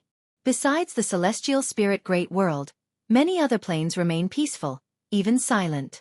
For instance, the River of Great Tao, where each of the 3,000 Great Tao has its own river, existing independently from the worlds, only discovered through enlightenment. In the darkness, the River of Destiny radiates 7-colored glow, dazzlingly beautiful, threads of Tao Qi traversing its surface. Deep within the river of destiny, a figure emitting silver light was seated in meditation. Suddenly he opened his eyes, revealing a pair of cold eyes with countless stars subtly flickering within. He was Lu Xiaoxian, trapped in the river of destiny. Lu Xiaoxian slowly spoke. "You're here again. Do you think you have the strength to defeat me now? If you find any errors, ads pop up, ads redirect, broken links, non-standard content, etc. Please let us know report so we can fix it as soon as possible." Chapter 783, Eternal Tao Extreme. As Lu Xiaoxian's voice fell, a figure slowly emerged from the mist of the great Tao ahead. This figure was extremely tall and imposing, towering over Lu Xiaoxian like a mountain. From its shape, it seemed to be draped in a large robe, the embroidered robe fluttering like blazing flames. "Lu Xiaoxian, your will has already become an obsession that limits you." A voice echoed from the mist of the great Tao, loud and reverberating without end. Lu Xiaoxian looked at the figure and asked, "What? Joining the Eternal Tao Extreme will rid me of this obsession?" The Eternal Tao Extreme is the future, the belonging of the great Tao. It's your only path. If you refuse to submit, how will you find your reincarnated father while you stay in the river of destiny? Upon hearing this, a cold gleam flashed in Lu Xiaoxian's eyes. At this moment, the majestic figure stepped out from the mist of the great Tao. It was a burly man dressed in a dark red robe, his black hair flowing freely, his face stern and his gaze oppressive. Standing at the edge of the great Tao mist, he resembled an embodiment of darkness, oppressive and terrifying. Facing his gaze, Lu Xiaoxian's expression did not change. He slowly stood up, and a powerful aura erupted from within him. "Emperor Juin, let me see if you can escape from my grasp again." As soon as Lu Xiaoxian spoke, thousands of sword qi burst forth, dispersing the surrounding mist of the great Tao. However, a protective shield appeared around Emperor Juin, blocking the sword qi attacking from all directions, and the residual sword qi in the air seemed to shatter the space around him. Seeing Emperor Juin easily deflect his attack, a change flickered in Lu Xiaoxian's eyes. He could sense that Emperor Juin had already transformed, making him feel unfathomable. It seems a fierce battle awaits. 50,000 years had passed in the human world since the departure of Shenyuan human venerable and elder Zixuan. The number of free immortals in the celestial spirit great world increased by nearly 30%, with more Taoist Zongzizai immortals and profound Yuan free immortals. While no new heaven-encompassing free immortals had been born, it was close. On this day, on a mountaintop in the Taoist field of the beginningless, Guan stood at the peak, gazing into outer heaven. He witnessed a world-shattering battle in the River of Destiny, where Lu Xiaoxian and Emperor Juin battled for days before Lu Xiaoxian was captured by Emperor Juin. As Emperor Juin left along the River of Destiny, Guan saw a path he had never discovered before. This path was magical, leading to the 3,000 Great Tao River. It did not always exist, appearing intermittently and hard to capture. Following this path to its end, Guan's vision was blocked by a layer of dense destiny, making him feel as if he was facing the celestial court. Could such a powerful force really hide within the Great Tao? From Guan's perspective of Tao practice, the end of this path did not belong to chaos or the heavenly Tao but existed independently, extremely complex. Just as Emperor Juin was about to fly into the temporal brilliance at the end of the path, Guan took a step, crossing countless universes and arriving behind Emperor Juin along the River of Destiny. Pa! A hand landed on Emperor Juin's shoulder, forcing him to stop. His eyes widened as he instinctively turned to see Guan from the corner of his eye. Emperor Juin's figure was 10,000 feet tall, but Guan did not seem small behind him. Guan's body shone with silver light, just like Lu Xiaoxian. Even so close, Emperor Juin could not clearly see his true form. "Who are you?" Emperor Juin asked in a deep voice. However, Guan did not answer him. An extremely terrifying divine sense burst into his mind, blanking his consciousness and scattering his gaze. While performing a soul search, Guan seized the white jade gourd from his hand. The gourd contained many beings, with Lu Xiaoxian just one of them, all of whom roamed the river of the Great Tao. Suddenly, Guan's divine sense encountered a powerful resistance, abruptly destroying Emperor Juin's soul and obliterating his life force, preventing Guan from extracting his lifespan. He withdrew his divine sense, watching Emperor Juin turn to ashes before him. He looked ahead at the temporal brilliance, feeling apprehensive. "Sir, the novel fire. Net asterisk website on Google to access chapters of novels early and in the highest quality. The Eternal Tao Extreme is truly extraordinary.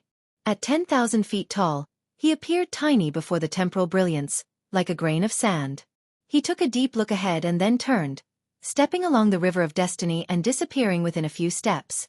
Not long after he left, the temporal brilliance began to shrink until it disappeared. Guan arrived at the place where Lu Qiuxian used to meditate and opened the white jade gourd, releasing Lu Qiuxian first.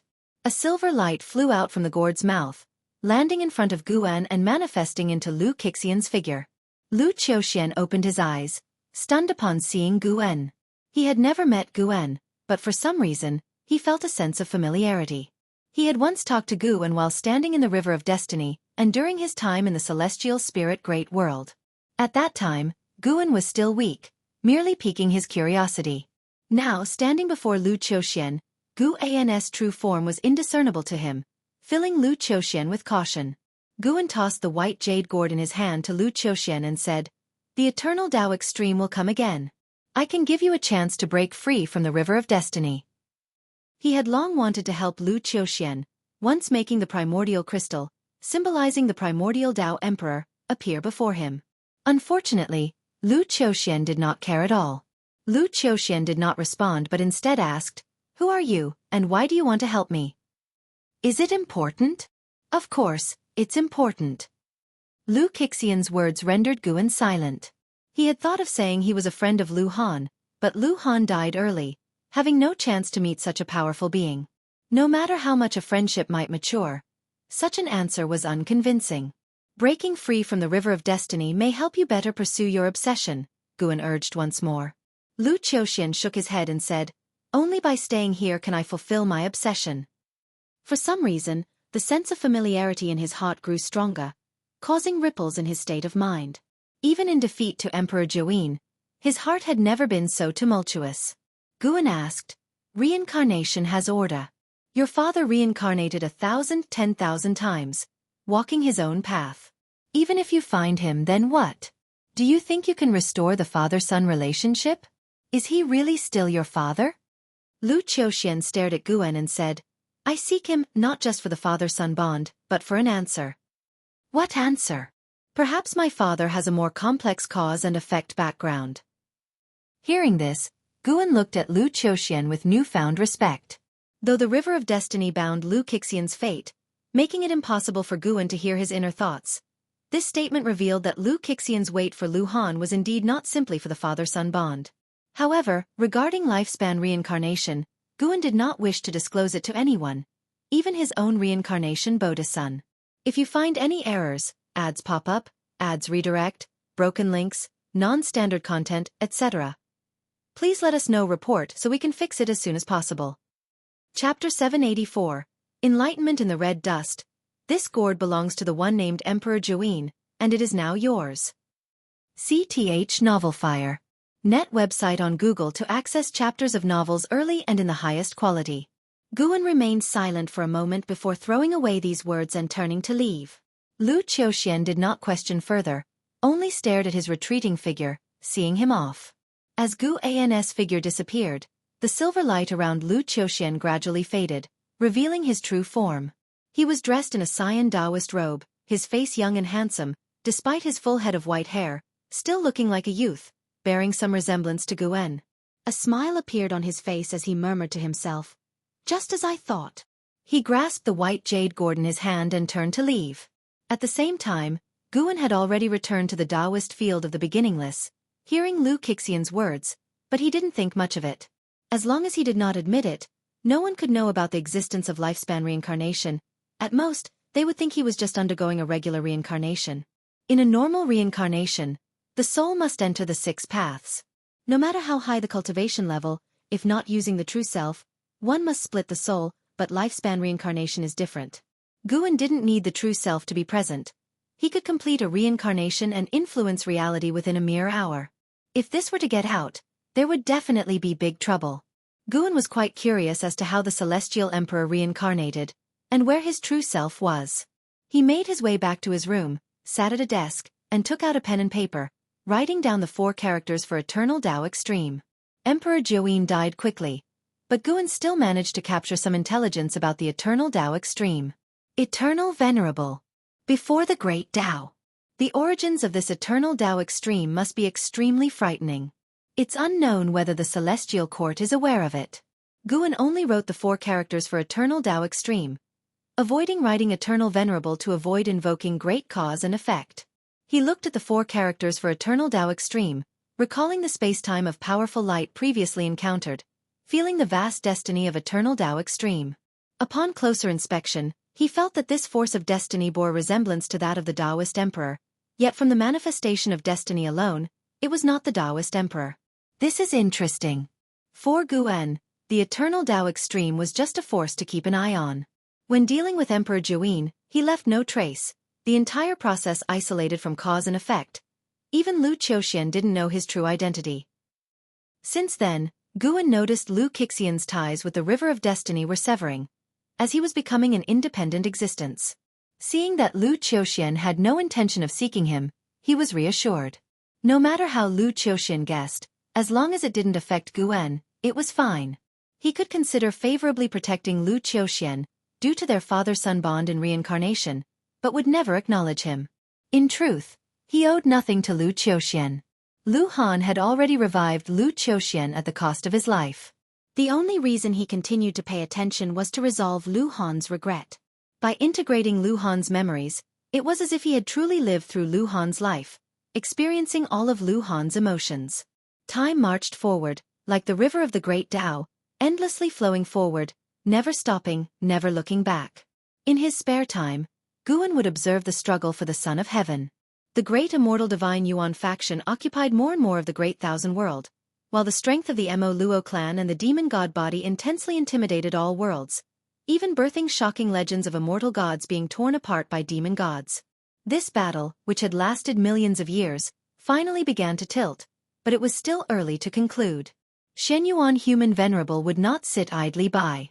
Once one side of the Great Thousand World was completely devoured, it would be the battle for the Son of Heaven. In a power struggle, the call and strategy of the Son of Heaven were tested, while the final battle for the Son of Heaven was a testament to one's own strength. According to Elder Xuan, a power struggle determined victory and defeat. Even if one's personal strength was lacking, winning still counted. However, if the Son of Heaven fought personally, it was a matter of dignity. Should both sides lose, the loser would face eternal doom. Over the long years, the celestial spirit great world developed steadily.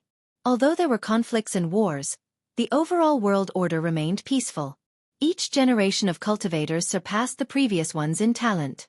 A blink of an eye. 3 million years passed. Guan's lifespan income grew steadily every year, reaching over 1.4 trillion years of lifespan. He planned to continue saving, then break through in one go from the mid-stage of Primordial Profound Venerable Immortal to the perfect realm of Primordial Profound Venerable Immortal. In these years, Zhu Xi, Xin, Li Ya, LV Xian, and others encountered troubles, but he would step in. Zhang Buku had become a heavenly soldier, his ability to revive after death saving Guan a lot of worry.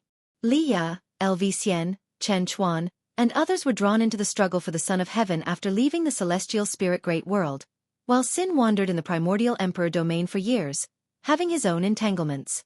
Their lives were all very exciting, and Guan found it quite interesting to watch. Compared to the life of immortal cultivation, Guan preferred experiencing the life of a mortal. He even married and had children, fulfilling normal, complete lifetimes. When life ended, and he reincarnated, he wouldn't take mortal cause and effect out with him. It was a rule he set before entering the mortal world. On this day, after picking medicinal herbs, Guan returned to his mortal life. He walked along the streets towards his courtyard. In this life, he was a constable with a leisurely job, leading a peaceful life. He was not a justice-driven, ever-enthusiastic chivalrous hero, just an ordinary constable earning a living to support his family. Along the way, acquaintances greeted him from time to time, making life look no different from that of a mortal. He enjoyed this feeling, which allowed his mind to find peace. Though it seemed he was experiencing the red dust, he was actually observing heaven and earth from the minutiae, thereby attaining enlightenment. Just as he arrived at the courtyard gate, a young woman ran out, taking his arm and smiling, "Husband, I am pregnant." "Really?" Guan pretended to be pleasantly surprised, then reached out to touch the young woman's belly. In the red dust, he had taken many wives and concubines. Cause and effect could dissipate in reincarnation, but as he experienced the red dust with his true body, it wasn't suitable for him to leave bloodlines. After all, the cause and effect of bloodlines could continue. Therefore, each lifetime's children were new souls created by the path of creation. Creating the souls of mortal spirits was not difficult for Guan now. He made sure these children didn't inherit his bloodline and soul's cause and effect. They were just children of his current identity in each lifetime. These children were essentially in their first lifetime, destined to enter the cycle of reincarnation. Guan's understanding of the path of creation deepened. The couple was very happy, and Guan decided to cook personally to celebrate his wife's pregnancy. Besides them, there was his wife's old father, also Guan's master, a former old constable who had lost a leg in the process of driving out a demon entering the city. Now, he could only stay in the yard. Due to his own experience, the old constable often advised Guan not to be too headstrong. He had lost a leg for his duty back then. The government office abandoned him directly, and the family he saved moved away the next day without even thanking him out of fear. Just as smoke rose from the courtyard's hearth, a meteor streaked across the celestial vault, falling into the distance. Standing by the stove, Guan raised an eyebrow and muttered to himself, "Have they traced it to this world? If you find any errors, ads pop up, ads redirect, broken links, non-standard content, etc. Please let us know report so we can fix it as soon as possible." Chapter 785. Emperor Ziwei. The vast blue sky was magnificent, and a meteor wreathed in flames streaked across the celestial vault, hurtling towards the earth. It swept past mountain peaks along its path, crashing into the mountains, causing the entire ground to quake. Mushroom cloud-like plumes of dust surged upward, rocks flew wildly, and trees were swept away like dust to distant lands. The terrifying impact destroyed everything in its wake. The heavens and earth roared, the tumult continuing for a long time. As the waves of dust settled, a figure slowly emerged from the billowing dust. It was a man dressed in purple robes, walking amidst the ruins, his hair flowing, revealing a handsome face. His brows and eyes were cold and proud, with a slender purple line on his forehead, making him appear otherworldly, as though an immortal god had descended to the mortal world. Even the dust couldn't conceal the glow of his purple jade crown. The man in purple clothes walked forward while gazing into the distance, muttering to himself, "The changes in this world are truly vast." Before he could go far, a figure appeared in the Madeira head. It was none other than Tai Immortal Monarch. Sar the Oval Fire. Net website on Google to access chapters of novels early and in the highest quality. Tai Immortal Monarch looked at the man in purple from afar, raised his hand in greeting, and asked, "Emperor Ziwei, long time no see. I wonder what brings you to this world?" The man addressed as Emperor Ziwei smiled and replied, "Tai Immortal Monarch, does this realm fall under your jurisdiction now? Though it is not under my control, you didn't enter through the proper world gate and chose to cross through the celestial Tao light layer. That might violate the celestial rules." Tai Immortal Monarch stared at Emperor Ziwei with a meaningful expression. Emperor Ziwei maintained his smile. "I have yet to do anything. How have I offended the celestial rules? On the contrary, you, having stayed in this realm for so many years, isn't that neglecting your duty?" The two celestial beings were at odds, the winds and waves seemed to freeze, and as their gazes locked, neither showed any fear. After a long silence, Tai Immortal Monarch broke the stillness. "If you do not explain your presence, then I must stop you. Once we clash, our cultivation levels will alert the celestial court, and none of us will benefit. You know this, yet you still wish to impede me? We should each go our own way, shouldn't we?" Emperor Ziwei sneered coldly. As he spoke, he raised his right hand, a purple light burst forth from his palm, and a purple jade staff appeared in his grip. This action already conveyed his stance. Tai Immortal Monarch did not expect Emperor Ziwei to be so unyielding, which made things difficult for him. At this moment, Emperor Ziwei's expression changed drastically. A horrifying killing intent enveloped him, solidifying the mana within his body. He felt he might be annihilated at any moment.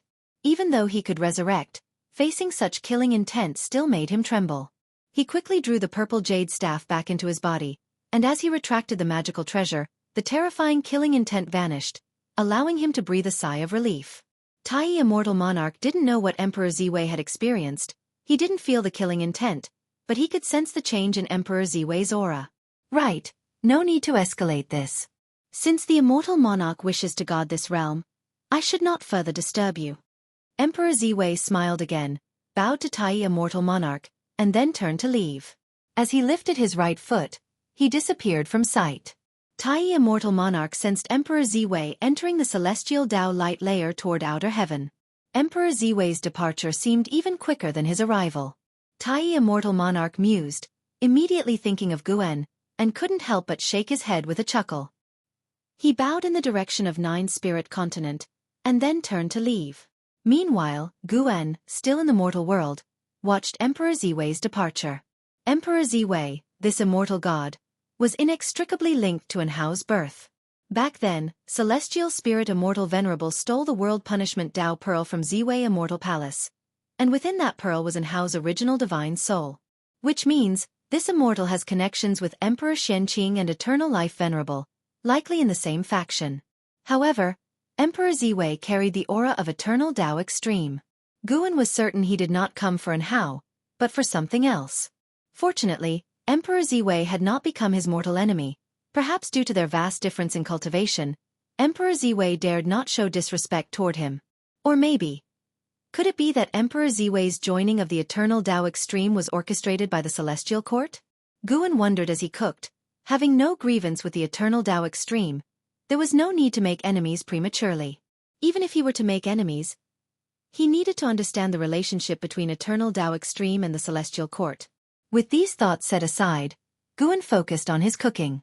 Until nightfall, the courtyard echoed with their laughter of three. The anticipation for the future made them seem very happy. Guen knew their future was not bright. As long as he retained his current identity and power, he could not prevent the impending tragedy. Over the long years, Guen had experienced various lives. The only thing he could control was not committing evil. Yet the world always had its dark corners, and even without committing evil, retribution would come. The moon set, the sun rose. 30 years later, Guen stood under the shade of a tree, looking at the slope ahead, where a man knelt before two graves, swearing an oath. Those two graves belonged to Guen and his wife in this lifetime. Their son, pursuing immortal cultivation, ventured out for 10 years, but his enemies came first, and Guen and his wife died by the enemy's swords. When their son returned, he didn't even see their corpses. It was the neighbor who helped bury them. Guen watched the scene with a calm expression, having no intention of revealing himself. This lifetime's cause and effect concluded here. He could see his son's future, and even though he and his wife were unfortunate, their son would ultimately achieve his desires, avenging them and eventually becoming a renowned great cultivator on this continent. But that was all, for the sun would fall just before Nirvana. Guen watched for a while and then turned to leave. He returned to the Taoist field of the beginningless, entering the courtyard, and saw Shen Zhen and Shangguan Xiener inside the room, writing something together. Without eavesdropping, Guen knew what they were up to. The two were incorporating cultivation techniques within their writings, and readers had to uncover the patterns in the stories to grasp the techniques. Their book spread across 9 spirit continent, with some even bringing them to other worlds through the World Gate. In this aspect, they surpassed Guen Gu and often wondered if his writing was too serious. He went to the artifact refining cauldron and continued refining Tao treasures.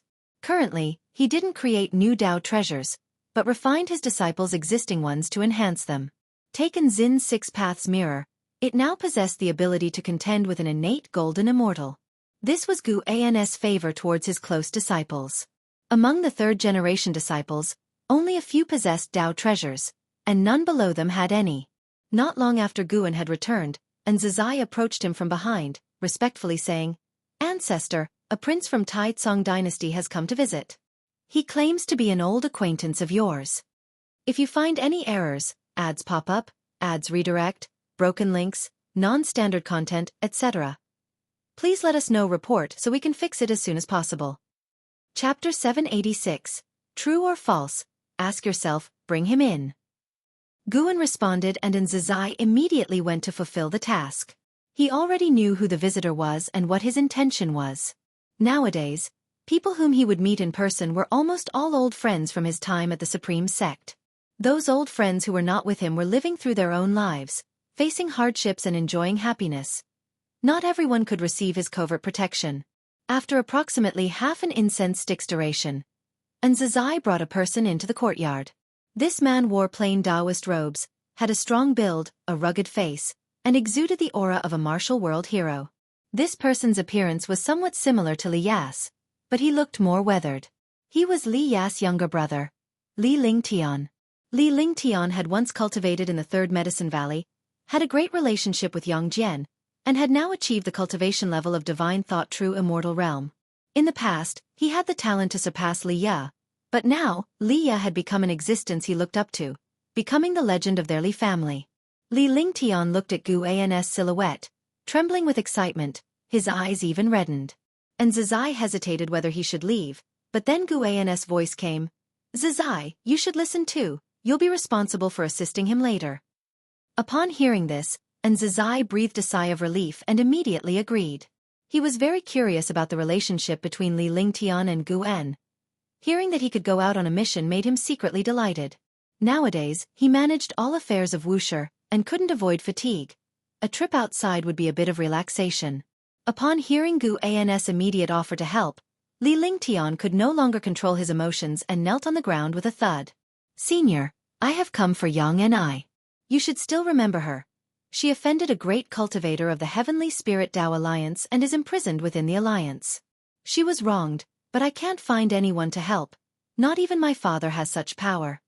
Li Lingtian said through gritted teeth. The Yang Ni he mentioned was Li Ya's mother's sister, who had once joined the Ephemera sect to investigate the cause of Li Ya's mother's death, and had also been sent by Li Xiandao to protect Gu and had not seen her for many years, but he still remembered the valiant woman in his mind. Li Lingshan's voice choked with emotion as he narrated grievances, no longer displaying the self-confident demeanor of his youth. Gu turned around, looking calmly at Li Lingtian, listening to his tale of grievances. Before Li Lingshan's arrival, Gu had already seen through the cause and effect at a glance. It was nothing more than a struggle of interests. After joining the Heavenly Spirit Tao Alliance, Li Lingtian and Yang Ni had offended an internal faction, which did not pique Gu An's interest much. He only needed to confirm that Yang Ni was indeed wronged. Though Gu protected his old friends, he would also make distinctions in his actions.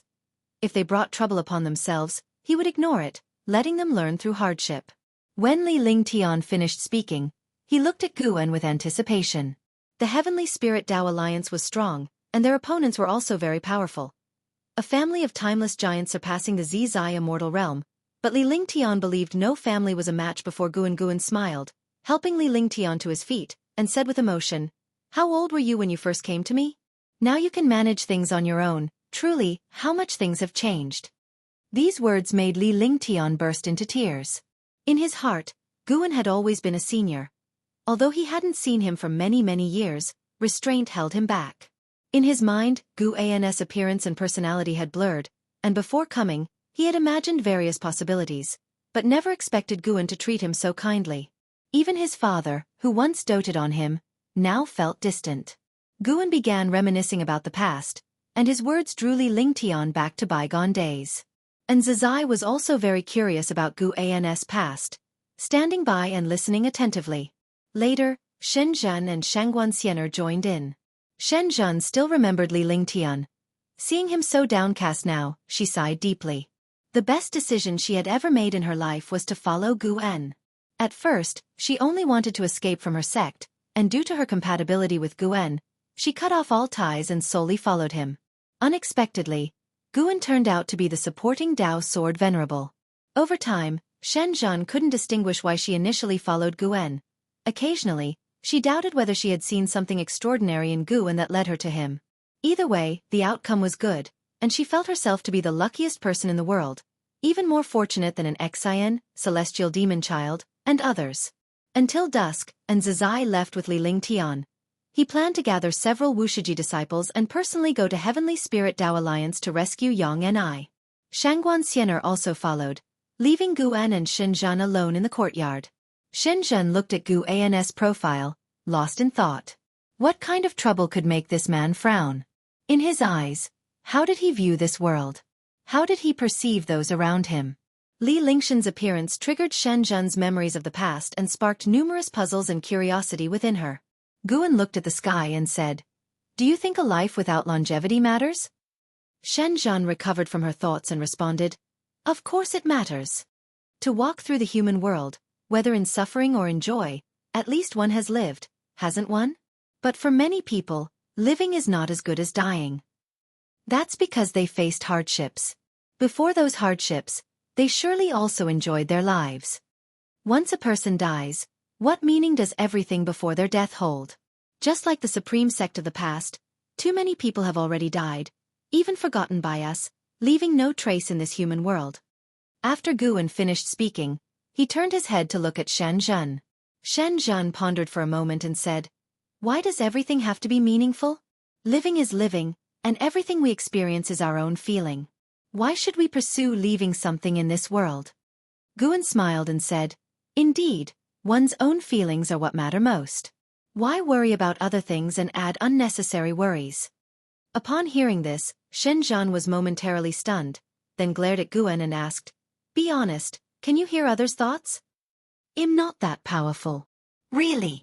S.E.A. the novel Fire. Net website on Google to access chapters of novels early and in the highest quality. Really? Shen Zhan smiled. After Guan's counsel, she felt her confusion was meaningless. As long as she was living well and carefree, and Guan did not reject her, wasn't that enough? Guan continued, Actually, over the years, I often went to the mortal world, experiencing different lives. I would marry and have children, I would also be someone's child, but I made those wives believe we had shared something, giving them memories, including those parents' relationships I imposed upon them. Of course, these identities were what they wanted, and the children I supposedly had were created by me out of thin air. Even if their souls condensed in reincarnation into real beings, I still felt something. From my perspective, everything was fake, but to them it was real. Everything that happened with them was their real experience. They would never know my identity was false, they would even forget their lives in reincarnation. Shen Zhan stayed silent while listening to his words. Guan looked at her, raising a question. This is the different view brought by the realm gap. I can make all living beings unable to distinguish truth from falsehood. But do you think there's an existence that can make even you and me unable to tell the difference? Is the so-called heavenly Tao, great Tao, truly real? He thought Shen Zhan would ponder for a long time, but she answered without hesitation. Whether it's true or false, we cultivate. The so-called quest for Tao is to ask oneself, asking about one's existence's meaning, asking oneself what one wants. If you want truth with effort, even falsehood has hope of becoming truth, doesn't it? Even if everything is false to me now, I still thank you, cherish everything now, and enjoy every day. After saying this, she looked up at Guan, fixing her gaze on him. If you find any errors, ads pop up, ads redirect, broken links, non-standard content, etc., please let us know. Report so we can fix it as soon as possible. Chapter 787.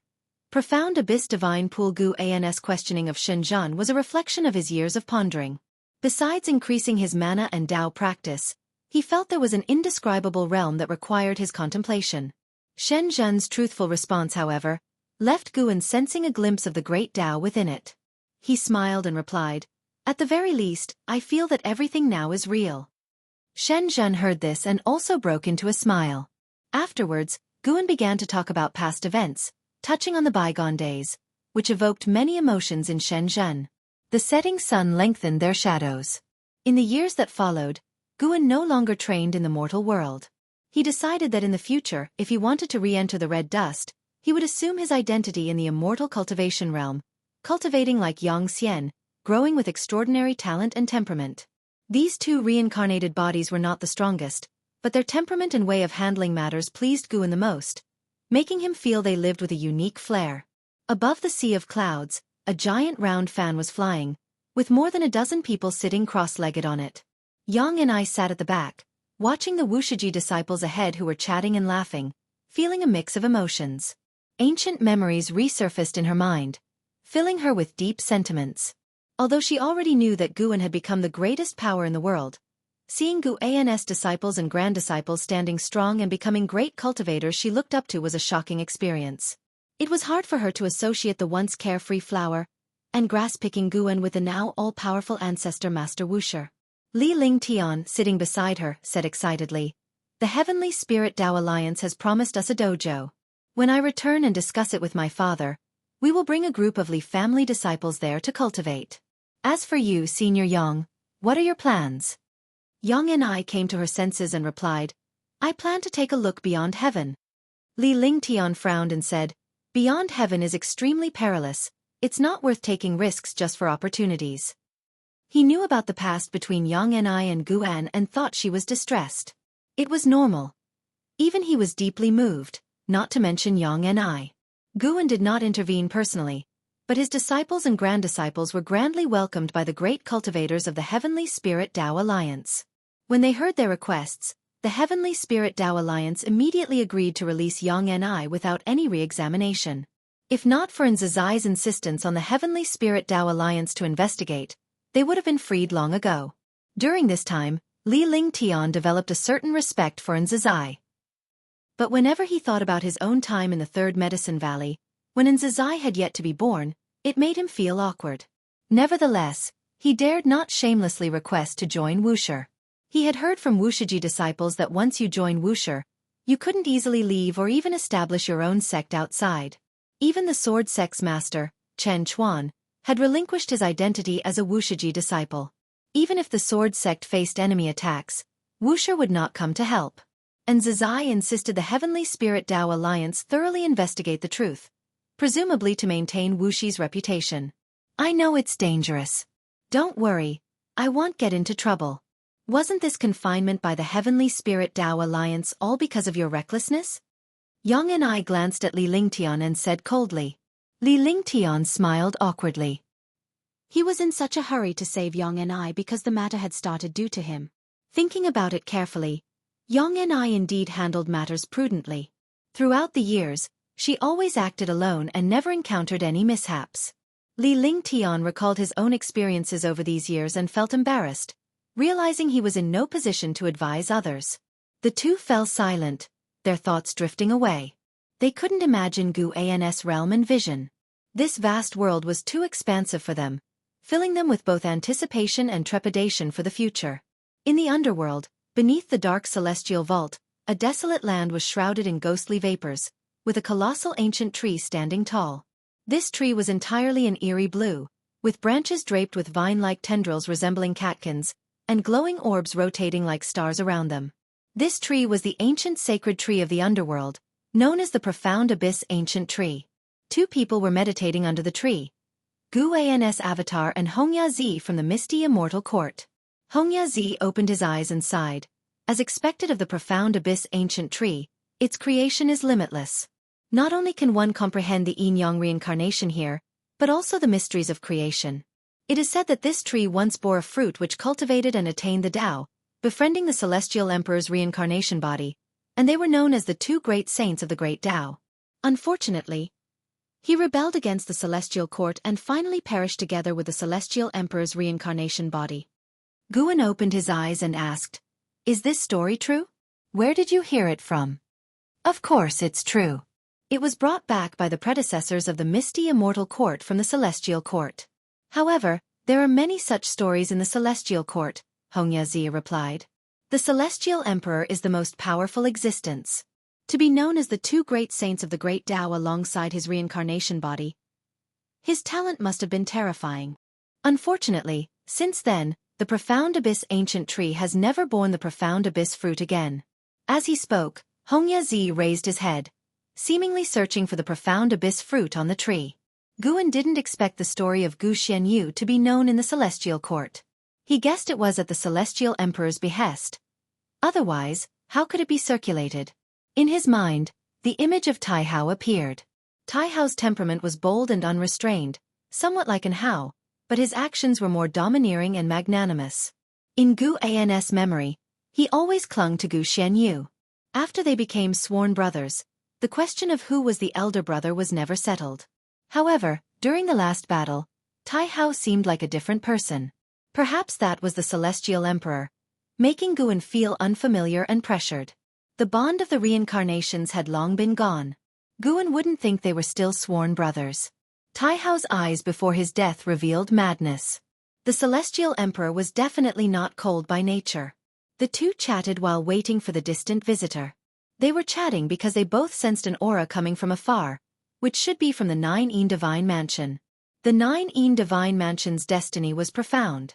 The aura of its cultivators differed from that of ghost souls and ghost gods, making it easily identifiable. Soon, a white-haired man in a black robe, resembling a specter, swiftly approached and landed 10 steps in front of them. Guan immediately recognized his origins.